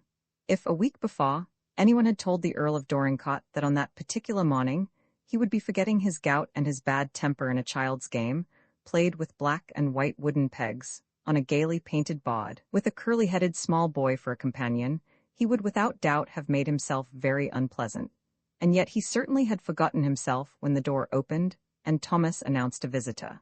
The visitor in question, who was an elderly gentleman in black, and no less a person than the clergyman of the parish, was so startled by the amazing scene which met his eye that he almost fell back a pace, and ran some risk of colliding with Thomas. There was, in fact, no part of his duty that the Reverend Mr. Mordaunt found so decidedly unpleasant as that part which compelled him to call upon his noble patron at the castle. His noble patron, indeed, usually made these visits as disagreeable as it lay in his lordly power to make them. He abhorred churches and charities, and flew into violent rages when any of his tenantry took the liberty of being poor and ill and needing assistance. When his gout was at its worst, he did not hesitate to announce that he would not be bored and irritated by being told stories of their miserable misfortunes. When his gout troubled him less, and he was in a somewhat more humane frame of mind, he would perhaps give the rector some money, after having bullied him in the most painful manner, and berated the whole parish for its shiftlessness and imbecility. But whatsoever his mood, he never failed to make as many sarcastic and embarrassing speeches as possible, and to cause the Reverend Mr. Mordaunt to wish it were proper and Christian-like to throw something heavy at him. During all the years in which Mr. Mordaunt had been in charge of Dorincourt parish, the rector certainly did not remember having seen his lordship, of his own free will, do anyone a kindness, or, under any circumstances whatever, show that he thought of anyone but himself. He had called today to speak to him of a specially pressing case, and as he had walked up the avenue, he had, for two reasons, dreaded his visit more than usual. In the first place, he knew that his lordship had for several days been suffering with the gout, and had been in so villainous a humor that rumors of it had even reached the village, carried there by one of the young women's servants, to her sister, who kept a little shop and retailed darning needles and cotton and peppermints and gossip, as a means of earning an honest living. What Mrs. Dibble did not know about the castle and its inmates, and the farmhouses and their inmates, and the village and its population, was really not worth being talked about. And of course she knew everything about the castle, because her sister, Jane Schatz, was one of the upper housemaids, and was very friendly and intimate with Thomas. "And the way his lordship do go on," said Mrs. Dibble, over the counter, "and the way he do use language," Mr. Thomas told Jane herself. No flesh and blood as is in livery could stand, for throw a plate of toast at Mr. Thomas. Hisself, he did, not more than 2 days since, and if it weren't for other things being agreeable, and the society below stairs most genteel, warning would have been gave within an hour. And the rector had heard all this, for somehow the Earl was a favourite black sheep in the cottages and farmhouses, and his bad behaviour gave many a good woman something to talk about when she had company to tea. And the second reason was even worse, because it was a new one, and had been talked about with the most excited interest. Who did not know of the old nobleman's fury when his handsome son, the captain, had married the American lady? Who did not know how cruelly he had treated the captain, and how the big, gay, sweet-smiling young man, who was the only member of the grand family anyone liked, had died in a foreign land, poor and unforgiven? Who did not know how fiercely his lordship had hated the poor young creature who had been this son's wife, and how he had hated the thought of her child and never meant to see the boy, until his 2 sons died and left him without an heir? And then, who did not know that he had looked forward without any affection or pleasure to his grandson's coming, and that he had made up his mind that he should find the boy a vulgar, awkward, pert American lad, more likely to disgrace his noble name than to honor it? The proud, angry old man thought he had kept all his thoughts secret. He did not suppose anyone had dared to guess at, much less talk over what he felt and dreaded, but his servants watched him, and read his face and his ill humours and fits of gloom, and discussed them in the servants' hall. And while he thought himself quite secure from the common herd, Thomas was telling Jane and the cook, and the butler, and the housemaids and the other footmen, that it was his opinion that the hold man was wuss than usual thinkin' hover the capting's boy, and anticipatin' as he won't be no credit to the family. And serve him right, added Thomas. Hits is hound fault. What can he expect from a child brought up in paw circumstances in that there low America? And as the Reverend Mr. Mordaunt walked under the great trees, he remembered that this questionable little boy had arrived at the castle only the evening before, and that there were 9 chances to 1 that his lordship's worst fears were realized, and 22 chances to 1 that if the poor little fellow had disappointed him, the Earl was even now in a tearing rage, and ready to vent all his rancour on the first person who called, which it appeared probable would be his reverend self. Judge then of his amazement when, as Thomas opened the library door, his ears were greeted by a delighted ring of childish laughter. "That's 2 out," shouted an excited, clear little voice. "You see it's 2 out." And there was the Earl's chair and the gout stool and his foot on it, and by him a small table and a game on it, and quite close to him, actually leaning against his arm and his ungouty knee, was a little boy with face glowing and eyes dancing with excitement. "It's 2 out," the little stranger cried. "You hadn't any luck that time, had you?" And then they both recognized at once that someone had come in. The Earl glanced around, knitting his shaggy eyebrows as he had a trick of doing, and when he saw who it was, Mr. Mordaunt was still more surprised to see that he looked even less disagreeable than usual instead of more so. In fact, he looked almost as if he had forgotten for the moment how disagreeable he was, and how unpleasant he really could make himself when he tried. "Ah," he said, in his harsh voice, but giving his hand rather graciously. "Good morning, Mordaunt. I've found a new employment, you see." He put his other hand on Cedric's shoulder. Perhaps deep down in his heart there was a stir of gratified pride that it was such an heir he had to present. There was a spark of something like pleasure in his eyes as he moved the boy slightly forward. "This is the new Lord Fauntleroy," he said. "Fauntleroy, This is Mr. Mordaunt, the rector of the parish. Fauntleroy looked up at the gentleman in the clerical garments and gave him his hand. I am very glad to make your acquaintance, sir, he said, remembering the words he had heard Mr. Hobbs use on 1 or 2 occasions when he had been greeting a new customer with ceremony. Cedric felt quite sure that one ought to be more than usually polite to a minister. Mr. Mordaunt held the small hand in his a moment as he looked down at the child's face, smiling involuntarily. He liked the little fellow from that instant, as in fact people always did like him. And it was not the boy's beauty and grace which most appealed to him. It was the simple, natural kindliness in the little lad which made any words he uttered, however quaint and unexpected, sound pleasant and sincere. As the rector looked at Cedric, he forgot to think of the Earl at all. Nothing in the world is so strong as a kind heart, and somehow this kind little heart, though it was only the heart of a child, seemed to clear all the atmosphere of the big gloomy room and make it brighter. I am delighted to make your acquaintance, Lord Fauntleroy, said the rector. You made a long journey to come to us. A great many people will be glad to know you made it safely. It was a long way, answered Fauntleroy, but dearest, my mother was with me and I wasn't lonely. Of course you are never lonely if your mother is with you, and the ship was beautiful. Take a chair, Mordaunt, said the Earl. Mr. Mordaunt sat down. He glanced from Fauntleroy to the Earl. Your lordship is greatly to be congratulated, he said warmly, but the Earl plainly had no intention of showing his feelings on the subject. He is like his father, he said rather gruffly. Let us hope he'll conduct himself more creditably. And then he added, Well, what is it this morning, Mordaunt? Who is in trouble now? This was not as bad as Mr. Mordaunt had expected, but he hesitated a second before he began. It is Higgins, he said. Higgins of Edge Farm. He has been very unfortunate. He was ill himself last autumn, and his children had scarlet fever. I can't say that he is a very good manager, but he has had ill luck, and of course he is behindhand in many ways. He is in trouble about his rent now. Newick tells him if he doesn't pay it, he must leave the place, and of course that would be a very serious matter. His wife is ill, and he came to me yesterday to beg me to see about it and ask you for time. He thinks if you would give him time he could catch up again. They all think that, said the Earl, looking rather black. Fauntleroy made a movement forward.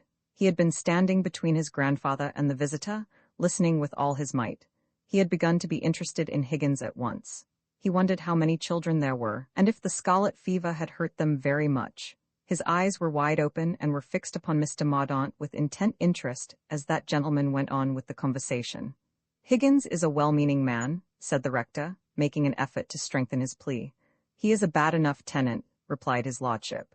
And he is always behindhand, Newick tells me. He is in great trouble now, said the rector.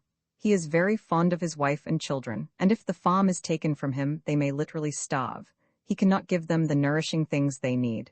2 of the children were left very low after the fever, and the doctor orders for them wine and luxuries that Higgins cannot afford. At this Fauntleroy moved a step nearer. That was the way with Michael, he said. The Earl slightly started. I forgot you, he said. I forgot we had a philanthropist in the room. Who was Michael? And the gleam of queer amusement came back into the old man's deep-set eyes. He was Bridget's husband who had the fever, answered Fauntleroy, and he couldn't pay the rent or buy wine and things, and you gave me that money to help him. The Earl drew his brows together into a curious frown, which somehow was scarcely grim at all. He glanced across at Mr. Mordaunt. I don't know what sort of landed proprietor he will make, he said. I told Havisham the boy was to have what he wanted, anything he wanted, and what he wanted, it seems, was money to give to beggars. Oh, but they weren't beggars, said Fauntleroy eagerly. Michael was a splendid bricklayer, they all worked.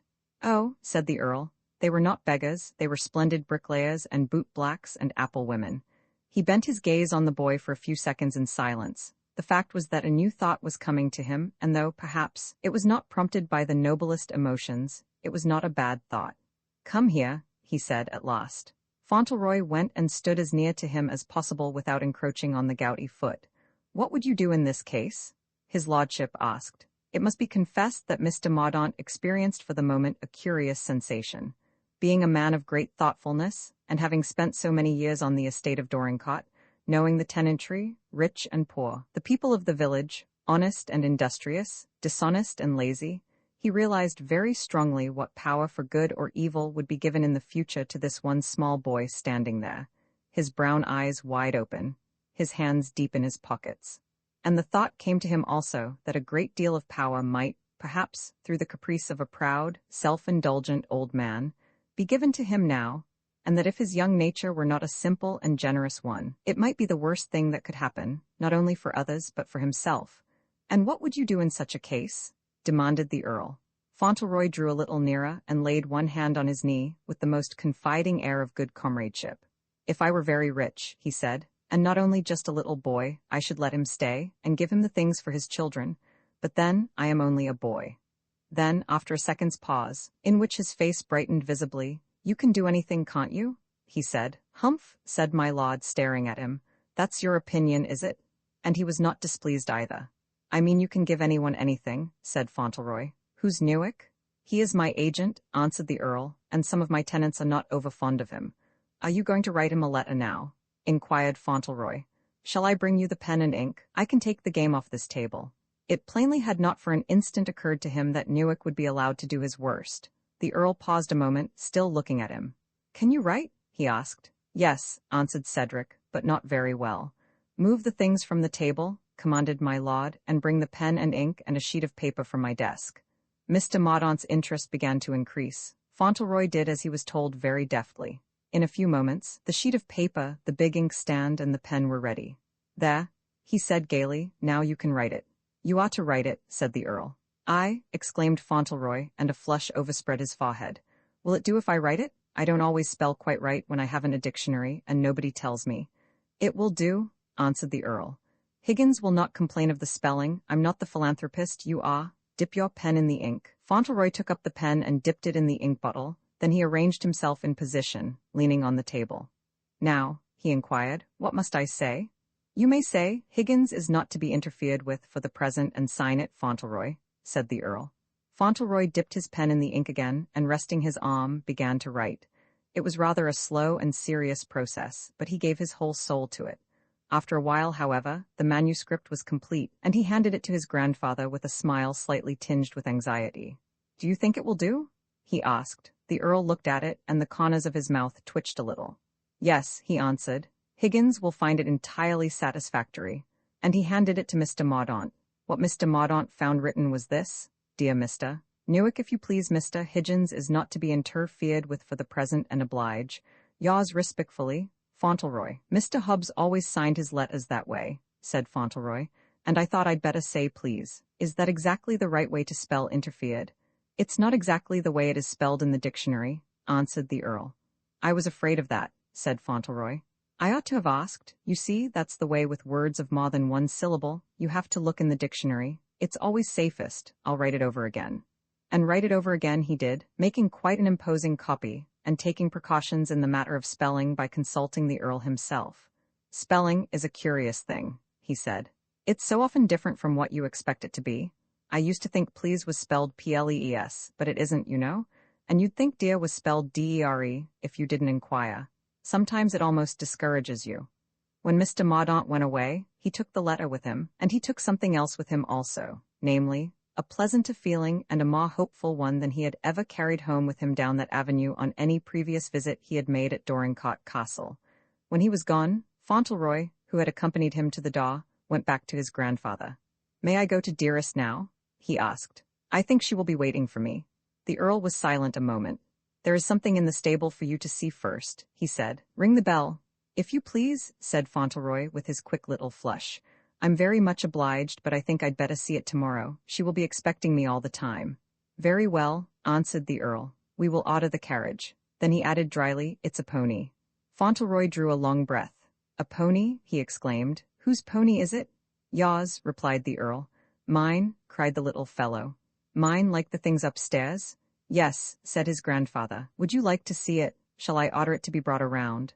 Fauntleroy's cheeks grew redder and redder. "I never thought I should have a pony," he said. "I never thought that. How glad Dearest will be. You give me everything, don't you?" "Do you wish to see it?" inquired the Earl. Fauntleroy drew a long breath. "I want to see it," he said. "I want to see it so much I can hardly wait, but I'm afraid there isn't time." "You must go and see your mother this afternoon?" asked the Earl. "You think you can't put it off?" "Why," said Fauntleroy, "she has been thinking about me all the morning, and I have been thinking about her." "Oh," said the Earl. "You have you? Ring the bell."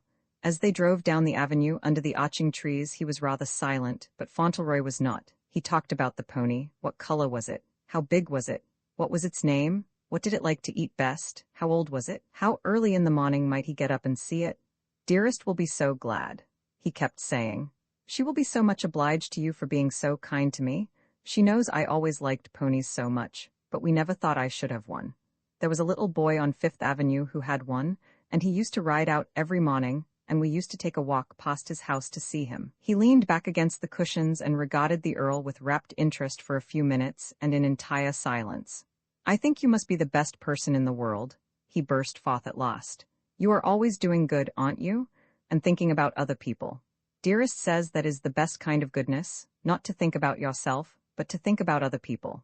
That is just the way you are, isn't it? His lordship was so dumbfounded to find himself presented in such agreeable colors that he did not know exactly what to say. He felt that he needed time for reflection. To see each of his ugly, selfish motives changed into a good and generous one by the simplicity of a child was a singular experience. Fauntleroy went on, still regarding him with admiring eyes, those great, clear, innocent eyes. You make so many people happy, he said. There's Michael and Bridget and their 10 children, and the apple woman, and Dick, and Mr. Hobbs, and Mr. Higgins and Mrs. Higgins and their children, and Mr. Mordaunt. Because of course he was glad. And Dearest and me, about the pony and all the other things. Do you know, I've counted it up on my fingers and in my mind, and it's 27 people you've been kind to. That's a good many, 27? And I was the person who was kind to them, was I? Said the Earl. Why, yes. You know, answered Fauntleroy. You made them all happy. Do you know, with some delicate hesitation, that people are sometimes mistaken about earls when they don't know them. Mr. Hobbs was, I am going to write him and tell him about it. What was Mr. Hobbs's opinion of earls? Asked his lordship.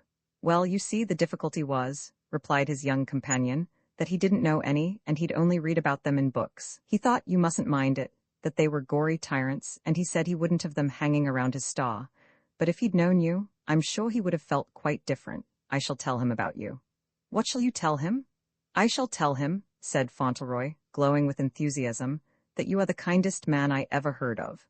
And you are always thinking of other people and making them happy and I hope when I grow up I shall be just like you. Just like me, repeated his lordship, looking at the little kindling face. And a dull red crept up under his withered skin, and he suddenly turned his eyes away and looked out of the carriage window at the great beech trees, with the sun shining on their glossy, red-brown leaves. Just like you, said Fauntleroy, adding modestly, if I can. Perhaps I'm not good enough, but I'm going to try. The carriage rolled on down the stately avenue under the beautiful, broad-branched trees, through the spaces of green shade and lanes of golden sunlight. Fauntleroy saw again the lovely places where the ferns grew high and the bluebells swayed in the breeze. He saw the deer, standing or lying in the deep grass, turn their large, startled eyes as the carriage passed, and caught glimpses of the brown rabbits as they scurried away. He heard the whir of the partridges and the calls and songs of the birds, and it all seemed even more beautiful to him than before. All his heart was filled with pleasure and happiness in the beauty that was on every side. But the old Earl saw and heard very different things, though he was apparently looking out too. He saw a long life, in which there had been neither generous deeds nor kind thoughts. He saw years in which a man who had been young and strong and rich and powerful had used his youth and strength and wealth and power only to please himself and kill time as the days and years succeeded each other.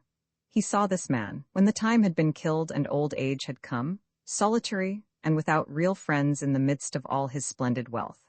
He saw people who disliked or feared him, and people who would flatter and cringe to him, but no one who really cared whether he lived or died, unless they had something to gain or lose by it. He looked out on the broad acres which belonged to him, and he knew what Fauntleroy did not, how far they extended, what wealth they represented, and how many people had homes on their soil. And he knew, too, another thing Fauntleroy did not, that in all those homes, humble or well-to-do, there was probably not one person, however much he envied the wealth and stately name and power, and however willing he would have been to possess them, who would for an instant have thought of calling the noble owner good, all wishing, as this simple-souled little boy had, to be like him. And it was not exactly pleasant to reflect upon, even for a cynical, worldly old man, who had been sufficient unto himself for 70 years, and who had never deigned to care what opinion the world held of him so long as it did not interfere with his comfort or entertainment. And the fact was indeed that he had never before condescended to reflect upon it at all.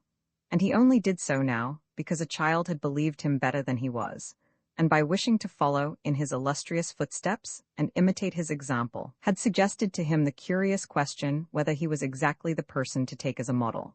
Fauntleroy thought the Earl's foot must be hurting him, his brows knitted themselves together so, as he looked out at the park. And thinking this, the considerate little fellow tried not to disturb him, and enjoyed the trees and the ferns and the deer in silence. But at last the carriage, having passed the gates and bowled through the green lanes for a short distance, stopped. They had reached Cot Lodge, and Fauntleroy was out upon the ground almost before the big footman had time to open the carriage door. The Earl wakened from his reverie with a start. "What?" he said. "Are we here?" "Yes," said Fauntleroy. "Let me give you your stick, just lean on me when you get out." "I am not going to get out," replied his lordship brusquely. Not to see Dearest?" exclaimed Fauntleroy with astonished face. "Dearest will excuse me," said the Earl dryly. "Go to her and tell her that not even a new pony would keep you away." "She will be disappointed," said Fauntleroy. "She will want to see you very much." "I am afraid not," was the answer. "The carriage will call for you as we come back. Tell Jeffries to drive on, Thomas." Thomas closed the carriage door, and after a puzzled look Fauntleroy ran up the drive. The Earl had the opportunity, as Mr. Havisham once had, of seeing a pair of handsome, strong little legs flash over the ground with astonishing rapidity. Evidently their owner had no intention of losing any time. The carriage rolled slowly away, but his lordship did not at once lean back. He still looked out. Through a space in the trees he could see the house door. It was wide open. The little figure dashed up the steps, another figure, a little figure, too, slender and young, in its black gown, ran to meet it. It seemed as if they flew together, as Fauntleroy leaped into his mother's arms, hanging about her neck, and covering her sweet young face with kisses. Romans 7. On the following Sunday morning, Mr. Mordaunt had a large congregation. Indeed, he could scarcely remember any Sunday on which the church had been so crowded. People appeared upon the scene who seldom did him the honor of coming to hear his sermons. There were even people from Hazelton, which was the next parish. There were haughty, sunburned farmers, stout, comfortable, apple-cheeked wives in their best bonnets and most gorgeous shawls, and half a dozen children or so to each family. The doctor's wife was there, with her 4 daughters. Mrs. Kimsey and Mr. Kimsey, who kept the druggist's shop and made pills and did up powders for everybody within 10 miles, sat in their pew. Mrs. Dibble in hers. Miss Smith, the village dressmaker, and her friend Miss Perkins, the milliner, sat in theirs. The doctor's young man was present, and the druggist's apprentice. In fact, almost every family on the county side was represented, in one way or another. In the course of the preceding week, many wonderful stories had been told of little Lord Fauntleroy. Mrs. Dibble had been kept so busy attending to customers who came in to buy a pennyworth of needles or a ha'porth of tape, and to hear what she had to relate, that the little shop bell over the door had nearly tinkled itself to death over the coming and going. Mrs. Dibble knew exactly how his small lordship's rooms had been furnished for him, what expensive toys had been bought, how there was a beautiful brown pony awaiting him, and a small groom to attend it, and a little dog-cart with silver-mounted harness. And she could tell, too, what all the servants had said when they had caught glimpses of the child on the night of his arrival, and how every female below stairs had said it was a shame, so it was, to part the poor pretty dear from his mother, and had all declared their hearts came into their mouths when he went alone into the library to see his grandfather, for there was no knowing how he'd be treated, and his lordship's temper was enough to fluster them with old heads on their shoulders, let alone a child. "But if you'll believe me, Mrs. Jennifer, mum," Mrs. Dibble had said, "fear that child does not know, so Mr. Thomas himself says," and set and smile he did, and talked to his lordship as if they'd been friends ever since his first hour. And the Earl so took aback, Mr. Thomas says, that he couldn't do nothing but listen and stare from under his eyebrows.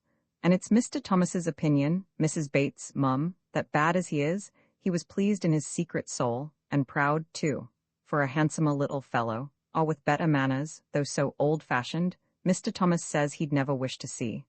And then there had come the story of Higgins. The Reverend Mr. Mordaunt had told it at his own dinner table, and the servants who had heard it had told it in the kitchen, and from there it had spread like wildfire.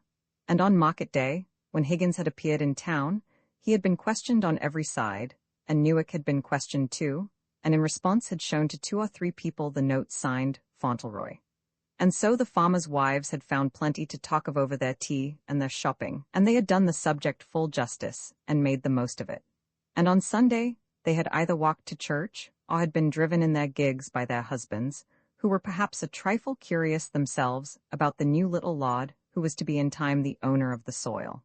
It was by no means the Earl's habit to attend church, but he chose to appear on this first Sunday. It was his whim to present himself in the huge family pew, with Fauntleroy at his side. There were many loiterers in the churchyard, and many lingerers in the lane that morning. There were groups at the gates and in the porch, and there had been much discussion as to whether my lord would really appear or not. When this discussion was at its height, one good woman suddenly uttered an exclamation. She said, "that must be the mother, pretty young thing."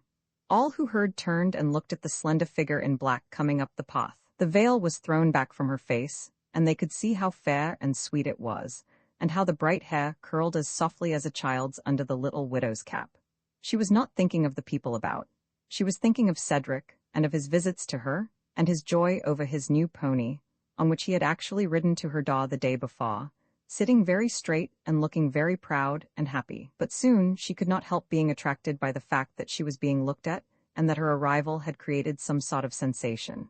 She first noticed it because an old woman in a red cloak made a bobbing courtesy to her, and then another did the same thing and said, "God bless you, my lady," and one man after another took off his hat as she passed. For a moment she did not understand, and then she realized that it was because she was little Lord Fauntleroy's mother that they did so, and she flushed rather shyly and smiled and bowed too, and said, "Thank you," in a gentle voice to the old woman who had blessed her. To a person who had always lived in a bustling, crowded American city, this simple deference was very novel, and at first just a little embarrassing. But after all, she could not help liking and being touched by the friendly warm-heartedness of which it seemed to speak. She had scarcely passed through the stone porch into the church before the great event of the day happened. The carriage from the castle, with its handsome horses and tall liveried servants, bowled around the corner and down the green lane. "Here they come," went from one looker-on to another. And then the carriage drew up, and Thomas stepped down and opened the door, and a little boy, dressed in black velvet, and with a splendid mop of bright waving hair, jumped out. Every man, woman, and child looked curiously upon him. "He's the captain over again," said those of the onlookers who remembered his father. "He's the captain's self to the life." He stood there in the sunlight looking up at the Earl, as Thomas helped that nobleman out, with the most affectionate interest that could be imagined. The instant he could help, he put out his hand and offered his shoulder as if he had been 7 feet high. It was plain enough to everyone that however it might be with other people, the Earl of Dorincourt struck no terror into the breast of his grandson. "Just lean on me," they heard him say. "How glad the people are to see you, and how well they all seem to know you." "Take off your cap, Fauntleroy," said the Earl. "They are bowing to you." "To me?" cried Fauntleroy, whipping off his cap in a moment, baring his bright head to the crowd and turning shining, puzzled eyes on them as he tried to bow to everyone at once. "God bless your lordship," said the courtesying, red-cloaked old woman who had spoken to his mother. "Long life to you?" "Thank you, ma'am," said Fauntleroy. And then they went into the church and were looked at there, on their way up the aisle to the square, red-cushioned and curtained pew. When Fauntleroy was fairly seated, he made 2 discoveries which pleased him. The first, that, across the church where he could look at her, his mother sat and smiled at him. The second, that at one end of the pew, against the wall, knelt 2 quaint figures carven in stone, facing each other as they kneeled on either side of a pillar supporting 2 stone missals, their pointed hands folded as if in prayer, their dress very antique and strange. On the tablet by them was written something of which he could only read the curious words. "Here lieth ye body of Gregory Arthur Feast Earl of Dorincourt, also of Alisone Hildegard High's wife." "May I whisper?" inquired his lordship, devoured by curiosity. "What is it?" said his grandfather. "Who are they?" "Some of your ancestors," answered the Earl, "who lived a few 100 years ago." "Perhaps," said Lord Fauntleroy, regarding them with respect, "perhaps I got my spelling from them." And then he proceeded to find his place in the church service. When the music began, he stood up and looked across at his mother, smiling. He was very fond of music, and his mother and he often sang together, so he joined in with the rest, his pure, sweet, high voice rising as clear as the song of a bird. He quite forgot himself in his pleasure in it. The Earl forgot himself a little too, as he sat in his curtain-shielded corner of the pew and watched the boy. Cedric stood with the big psalter open in his hands, singing with all his childish might. his face a little uplifted, happily. And as he sang, a long ray of sunshine crept in and, slanting through a golden pane of a stained glass window, brightened the falling hair about his young head. His mother, as she looked at him across the church, felt a thrill pass through her heart, and a prayer rose in it too, a prayer that the pure, simple happiness of his childish soul might last, and that the strange, great fortune which had fallen to him might bring no wrong or evil with it. There were many soft, anxious thoughts in her tender heart in those new days. "Oh, Seti," she had said to him the evening before, as she hung over him in saying good night before he went away. "Oh, Seti, dear, I wish for your sake I was very clever and could say a great many wise things. But only be good, dear, only be brave, only be kind and true always, and then you will never hurt anyone, so long as you live, and you may help many, and the big world may be better because my little child was born. And that is best of all, Seti, it is better than everything else, that the world should be a little better because a man has lived, even ever so little better, dearest." And on his return to the castle, Fauntleroy had repeated her words to his grandfather.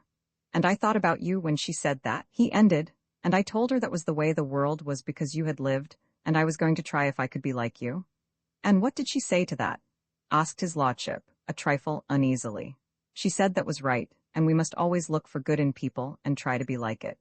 Perhaps it was this the old man remembered as he glanced through the divided folds of the red curtain of his pew.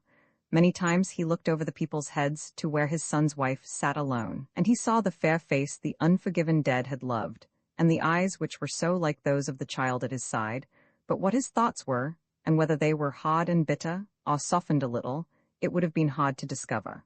As they came out of church, many of those who had attended the service stood waiting to see them pass. As they neared the gate, a man who stood with his hat in his hand made a step forward and then hesitated. He was a middle-aged farmer, with a careworn face. "Well, Higgins," said the Earl. Fauntleroy turned quickly to look at him. "Oh," he exclaimed, "is it Mr. Higgins?" "Yes," answered the Earl dryly, "and I suppose he came to take a look at his new landlord." "Yes, my lord," said the man, his sunburned face reddening.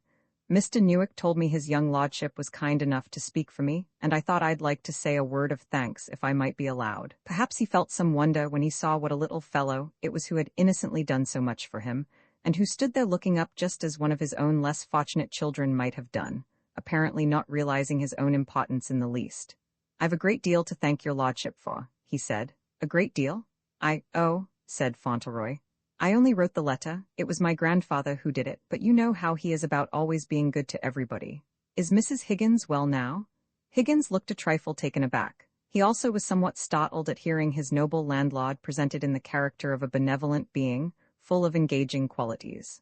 Well, yes, your lordship," he stammered. "The missus is better since the trouble was took off her mind.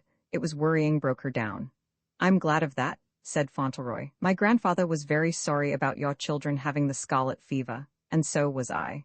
He has had children himself. I'm his son's little boy, you know." Higgins was on the verge of being panic-stricken. He felt it would be the safer and more discreet plan not to look at the Earl, as it had been well known that his fatherly affection for his sons had been such that he had seen them about twice a year, and that when they had been ill, he had promptly departed for London, because he would not be bored with doctors and nurses. It was a little trying, therefore, to his lordship's nerves to be told, while he looked on, his eyes gleaming from under his shaggy eyebrows, that he felt an interest in scarlet fever. "You see, Higgins," broke in the Earl with a fine, grim smile, "you people have been mistaken in me. Lord Fauntleroy understands me. When you want reliable information on the subject of my character, apply to him. Get into the carriage, Fauntleroy." And Fauntleroy jumped in, and the carriage rolled away down the green lane, and even when it turned the corner into the high road, the Earl was still grimly smiling. Roman VIII Lord Dorincourt had occasion to wear his grim smile many a time as the days passed by. Indeed, as his acquaintance with his grandson progressed, he wore the smile so often that there were moments when it almost lost its grimness. There is no denying that before Lord Fauntleroy had appeared on the scene, the old man had been growing very tired of his loneliness and his gout and his 70 years. After so long a life of excitement and amusement, it was not agreeable to sit alone, even in the most splendid room, with one foot on a gout stool, and with no other diversion than flying into a rage, and shouting at a frightened footman who hated the sight of him. The old Earl was too clever a man not to know perfectly well that his servants detested him, and that even if he had visitors, They did not come for love of him, though some found a sort of amusement in his sharp, sarcastic talk, which spared no one. So long as he had been strong and well, he had gone from one place to another, pretending to amuse himself, though he had not really enjoyed it. And when his health began to fail, he felt tired of everything and shut himself up at Dorincourt, with his gout and his newspapers and his books. But he could not read all the time, and he became more and more bored, as he called it. He hated the long nights and days, and he grew more and more savage and irritable. And then Fauntleroy came, and when the Earl saw him, fortunately for the little fellow, the secret pride of the grandfather was gratified at the outset.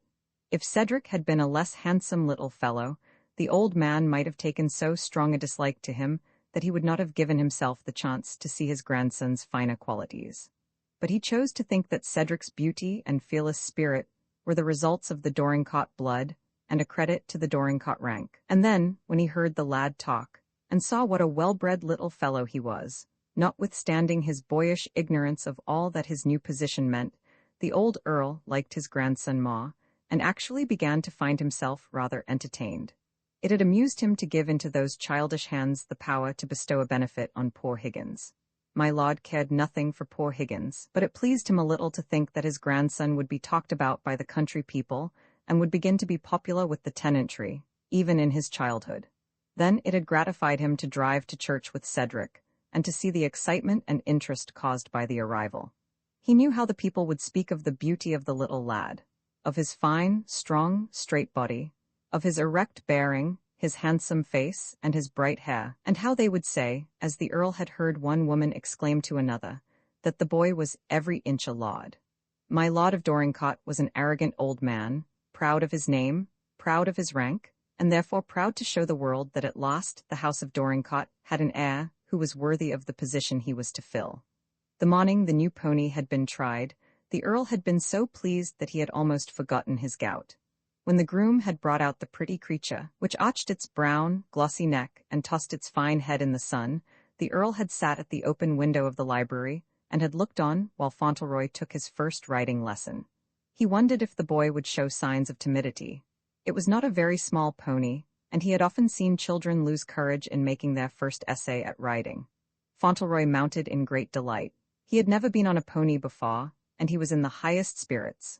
Wilkins, the groom, led the animal by the bridle up and down before the library window. "He's a well-plucked un, he is," Wilkins remarked in the stable afterward with many grins. "It weren't no trouble to put him up. An old un wouldn't ha' sat any straighter when he were up. He says he to me, Wilkins, he says, am I sitting up straight? They sit up straight at the circus, says he. And I says, as straight as a ara, your lordship? And he laughs, as pleased as could be, and he says, that's right, he says, you tell me if I don't sit up straight, Wilkins. But sitting up straight and being led at a walk were not altogether and completely satisfactory. After a few minutes, Fauntleroy spoke to his grandfather.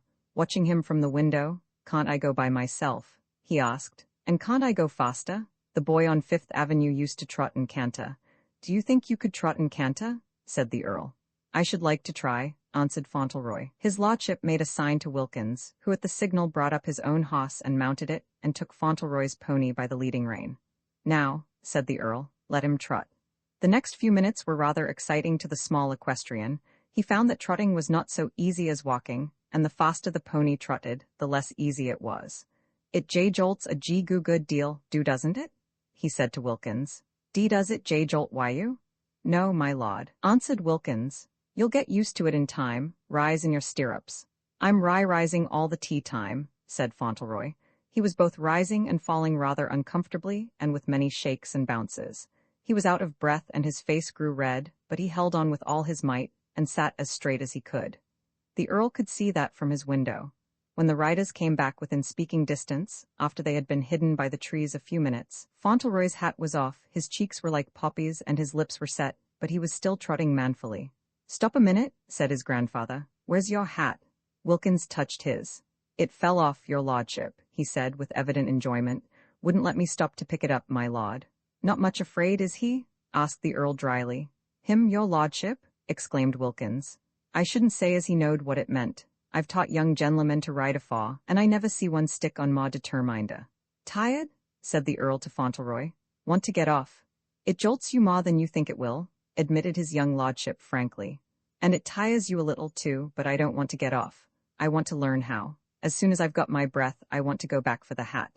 The cleverest person in the world, if he had undertaken to teach Fauntleroy how to please the old man who watched him, could not have taught him anything which would have succeeded better.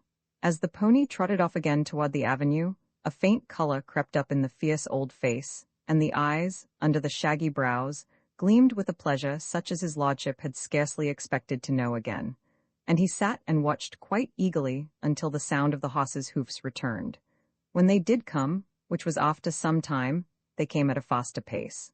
Fauntleroy's hat was still off. Wilkins was carrying it for him. His cheeks were redder than before, and his hair was flying about his ears, but he came at quite a brisk canter. "There," he panted as they drew up. "I sea cantered. I didn't do it as well as the boy on Fifth Avenue, but I did it, and I stayed on." He and Wilkins and the pony were close friends after that. Scarcely a day passed in which the country people did not see them out together, cantering gaily on the high road or through the green lanes. The children in the cottages would run to the door to look at the proud little brown pony with the gallant little figure sitting so straight in the saddle, and the young lord would snatch off his cap and swing it at them, and shout, "Hullo, good morning," in a very unlordly manner, though with great heartiness. Sometimes he would stop and talk with the children, and once Wilkins came back to the castle with a story of how Fauntleroy had insisted on dismounting near the village school, so that a boy who was lame and tired might ride home on his pony. "And I'm blessed," said Wilkins, in telling the story at the stables. "I'm blessed if he'd hear of anything else. He wouldn't let me get down because he said the boy mightn't feel comfortable on a big horse. And says he, Wilkins, says he, that boy's lame and I'm not, and I want to talk to him too. And up the lad has to get, and my lord trudges alongside of him with his hands in his pockets, and his cap on the back of his head, whistling and talking as easy as you please. And when we come to the cottage, and the boy's mother come out all in a taking to see what's up, he whips off his cap and says he, 'I've brought your son home, ma'am,' says he, because his leg hurt him, and I don't think that stick is enough for him to lean on. And I'm going to ask my grandfather to have a pair of crutches made for him. And I'm blessed if the woman wasn't struck all of a heap, as well she might be. I thought I should 'a' hexploded myself." When the Earl heard the story he was not angry, as Wilkins had been half afraid that he would be. On the contrary, he laughed outright and called Fauntleroy up to him, and made him tell all about the matter from beginning to end, and then he laughed again. And actually, a few days later, the Doringcott carriage stopped in the green lane before the cottage where the lame boy lived, and Fauntleroy jumped out and walked up to the door, carrying a pair of strong, light, new crutches shouldered like a gun, and presented them to Mrs. Hottle. The lame boy's name was Hottle, with these words, "My grandfather's compliments, and if you please, these are for your boy, and we hope he will get better." "I said your compliments," he explained to the Earl when he returned to the carriage. "You didn't tell me to, but I thought perhaps you forgot. That was right, wasn't it?" And the Earl laughed again, and did not say it was not. In fact, the two were becoming more intimate every day, and every day Fauntleroy's faith in his lordship's benevolence and virtue increased. He had no doubt whatever that his grandfather was the most amiable and generous of elderly gentlemen. Certainly, he himself found his wishes gratified almost before they were uttered, and such gifts and pleasures were lavished upon him that he was sometimes almost bewildered by his own possessions. Apparently, he was to have everything he wanted, and to do everything he wished to do. And though this would certainly not have been a very wise plan to pursue with all small boys, his young lordship bore it amazingly well. Perhaps, notwithstanding his sweet nature, he might have been somewhat spoiled by it, if it had not been for the hours he spent with his mother at Cot Lodge. That best friend of his watched over him ever closely and tenderly. The two had many long talks together, and he never went back to the castle with her kisses on his cheeks without carrying in his heart some simple, pure words worth remembering. There was one thing, it is true, which puzzled the little fellow very much. He thought over the mystery of it much oftener than anyone supposed. Even his mother did not know how often he pondered on it. The Earl for a long time never suspected that he did so at all. But being quick to observe, the little boy could not help wondering why it was that his mother and grandfather never seemed to meet. He had noticed that they never did meet. When the Doringcott carriage stopped at Cot Lodge, the Earl never alighted, and on the rare occasions of his lordship's going to church, Fauntleroy was always left to speak to his mother in the potch alone, or perhaps to go home with her. And yet, every day, fruit and flowers were sent to Cot Lodge from the hothouses at the castle.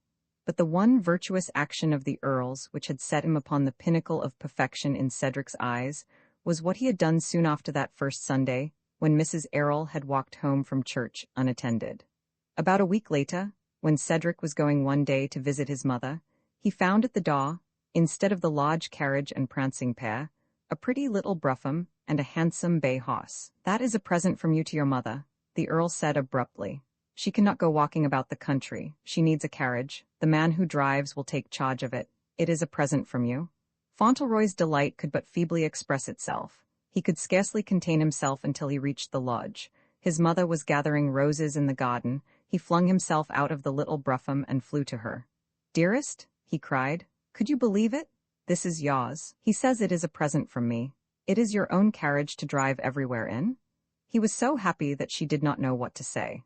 She could not have borne to spoil his pleasure by refusing to accept the gift, even though it came from the man who chose to consider himself her enemy. She was obliged to step into the carriage, roses and all, and let herself be taken to drive, while Fauntleroy told her stories of his grandfather's goodness and amiability. They were such innocent stories that sometimes she could not help laughing a little, and then she would draw her little boy closer to her side and kiss him, feeling glad that he could see only good in the old man, who had so few friends. The very next day after that, Fauntleroy wrote to Mr. Hobbs. He wrote quite a long letter, and after the first copy was written, he brought it to his grandfather to be inspected. "Because," he said, "it's so uncertain about the spelling, and if you'll tell me the mistakes, I'll write it out again." This was what he had written. "My dear Mr. Hobbs, I want to tell you about my grandfather. He is the best Earl you ever knew. It is a mistake about Earls being tyrants. He is not a tyrant at all. I wish you knew him. You would be good friends. I am sure you would. He has the gout in his foot, and is a great sufferer. But he is so passionate. I love him more every day because no one could help loving an Earl like that who is kind to everyone in this world. I wish you could talk to him. Do you miss your mother very much?" asked the Earl when he had finished reading this. "Yes," said Fauntleroy, "I miss her all the time." He went and stood before the Earl and put his hand on his knee, looking up at him. "You don't miss her, do you?" he said. "I don't know her," answered his lordship rather crustily. "I know that," said Fauntleroy, "and that's what makes me wonder. She told me not to ask you any questions, and I won't, but sometimes I can't help thinking, you know, and it makes me all puzzled. But I'm not going to ask any questions. And when I miss her very much, I go and look out of my window to where I see her light shine for me every night through an open place in the trees. It is a long way off, but she puts it in her window as soon as it is dark, and I can see it twinkle far away, and I know what it says." "What does it say?" asked my lord. "It says, 'Good night. God keep you all the night.' Just what she used to say when we were together. Every night she used to say that to me, and every morning she said, 'God bless you all the day.' So you see I am quite safe all the time." "Quite, I have no doubt," said his lordship dryly, and he drew down his beetling eyebrows and looked at the little boy so fixedly and so long that Fauntleroy wondered what he could be thinking of. Roman 9. The fact was, his lordship the Earl of Dorincourt thought in those days of many things of which he had never thought before, and all his thoughts were in one way or another connected with his grandson. His pride was the strongest part of his nature, and the boy gratified it at every point. Through this pride, he began to find a new interest in life. He began to take pleasure in showing his heir to the world. The world had known of his disappointment in his sons, so there was an agreeable touch of triumph in exhibiting this new Lord Fauntleroy, who could disappoint no one. He wished the child to appreciate his own power and to understand the splendor of his position. He wished that others should realize it too. He made plans for his future. Sometimes in secret, he actually found himself wishing that his own past life had been a better one, and that there had been less in it that this pure, childish heart would shrink from if it knew the truth. It was not agreeable to think how the beautiful, innocent face would look if its owner should be made by any chance to understand that his grandfather had been called for many a year the wicked Earl of Dorincourt. The thought even made him feel a trifle nervous. He did not wish the boy to find it out. Sometimes in this new interest he forgot his gout, and after a while his doctor was surprised to find his noble patient's health growing better than he had expected it ever would be again. Perhaps the Earl grew better because the time did not pass so slowly for him, and he had something to think of beside his pains and infirmities. One fine morning, people were amazed to see little Lord Fauntleroy riding his pony with another companion than Wilkins. This new companion rode a tall, powerful gray horse, and was no other than the Earl himself. It was, in fact, Fauntleroy who had suggested this plan. As he had been on the point of mounting his pony, he had said rather wistfully to his grandfather, "I wish you were going with me. When I go away, I feel lonely because you are left all by yourself in such a big castle. I wish you could ride too." And the greatest excitement had been aroused in the stables a few minutes later by the arrival of an order that Selim was to be saddled for the Earl. After that, Selim was saddled almost every day, and the people became accustomed to the sight of the tall grey horse carrying the tall grey old man, with his handsome, fierce, eagle face, by the side of the brown pony which bore little Lord Fauntleroy. And in their rides together through the green lanes and pretty country roads, the two riders became more intimate than ever. And gradually the old man heard a great deal about Dearest and her life. As Fauntleroy trotted by the big horse he chatted gaily.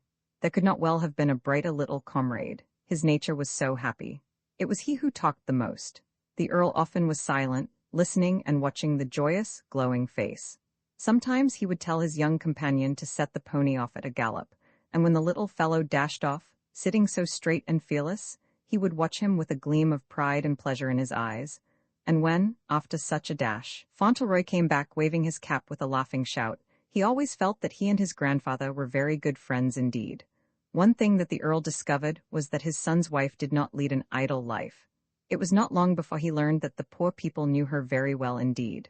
When there was sickness or sorrow or poverty in any house, the little Bruffum often stood before the door. "Do you know," said Fauntleroy once, "they all say, 'God bless you,' when they see her, and the children are glad. There are some who go to her house to be taught to sew.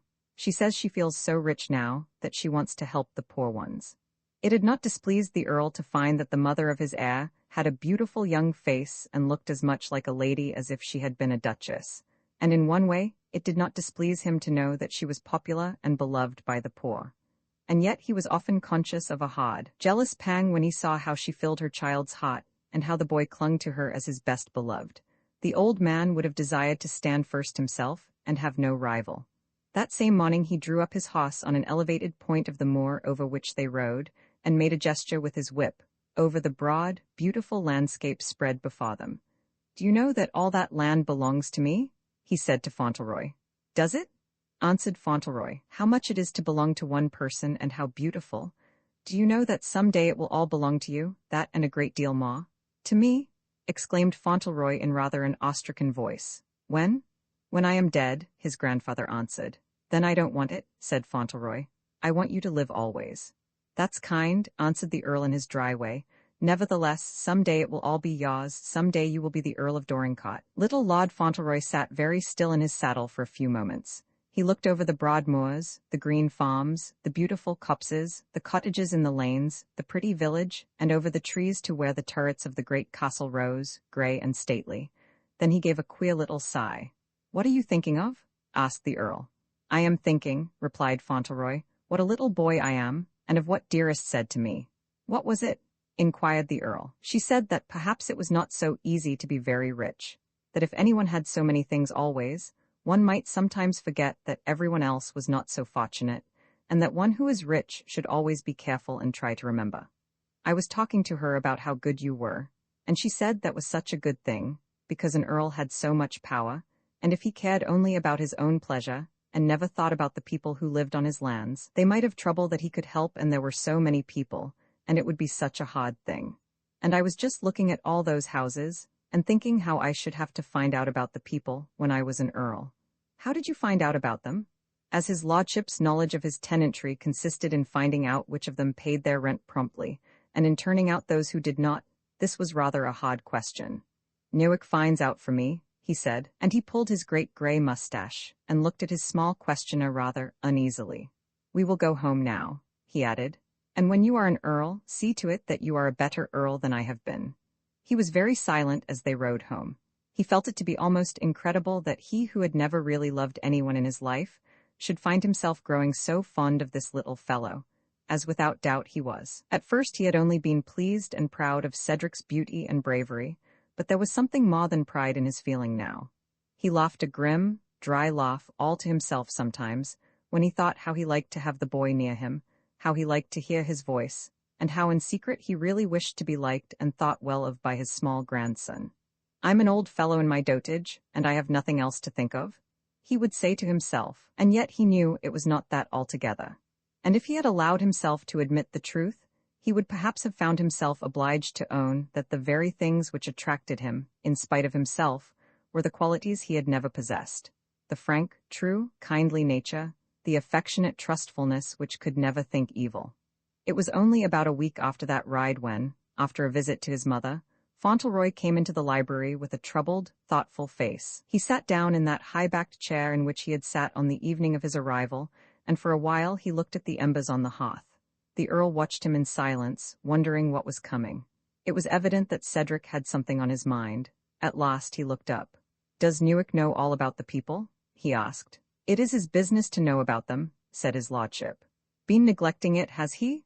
Contradictory as it may seem, there was nothing which entertained and edified him more than the little fellow's interest in his tenantry. He had never taken any interest in them himself, but it pleased him well enough that, with all his childish habits of thought, and in the midst of all his childish amusements and high spirits, there should be such a quaint seriousness working in the curly head. "There is a place," said Fauntleroy, looking up at him with wide-open, horror-stricken eye. "Dearest has seen it. It is at the other end of the village. The houses are close together, and almost falling down. You can scarcely breathe, and the people are so poor, and everything is dreadful. Often they have fever, and the children die, and it makes them wicked to live like that, and be so poor and miserable. It is worse than Michael and Bridget. The rain comes in at the roof. Dearest went to see a poor woman who lived there. She would not let me come near her until she had changed all her things. The tears ran down her cheeks when she told me about it. The tears had come into his own eyes, but he smiled through them. I told her you didn't know, and I would tell you," he said. He jumped down and came and leaned against the Earl's chair. "You can make it all right," he said. "Just as you made it all right for Higgins, you always make it all right for everybody. I told her you would, and that Newick must have forgotten to tell you." The Earl looked down at the hand on his knee. Newick had not forgotten to tell him.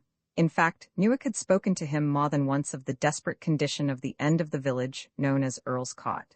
He knew all about the tumble-down, miserable cottages, and the bad drainage, and the damp walls and broken windows and leaking roofs, and all about the poverty, the fever, and the misery. Mr. Mordaunt had painted it all to him in the strongest words he could use, and his lordship had used violent language in response, and when his gout had been at the worst, he said that the sooner the people of Earl's Cot died and were buried by the parish the better it would be, and there was an end of the matter. And yet, as he looked at the small hand on his knee, and from the small hand to the honest, earnest, frank-eyed face, he was actually a little ashamed both of Earl's Cot and himself. "What?" he said. "You want to make a builder of model cottages of me, do you?" And he positively put his own hand upon the childish one and stroked it. "Those must be pulled down," said Fauntleroy, with great eagerness. "Dearest says so. Let us go and have them pulled down tomorrow. The people will be so glad when they see you. They'll know you have come to help them." And his eyes shone like stars in his glowing face. The Earl rose from his chair and put his hand on the child's shoulder. "Let us go out and take our walk on the terrace," he said, with a short laugh. "And we can talk it over." And though he laughed 2 or 3 times again, as they walked to and fro on the broad stone terrace, where they walked together almost every fine evening, he seemed to be thinking of something which did not displease him, and still he kept his hand on his small companion's shoulder.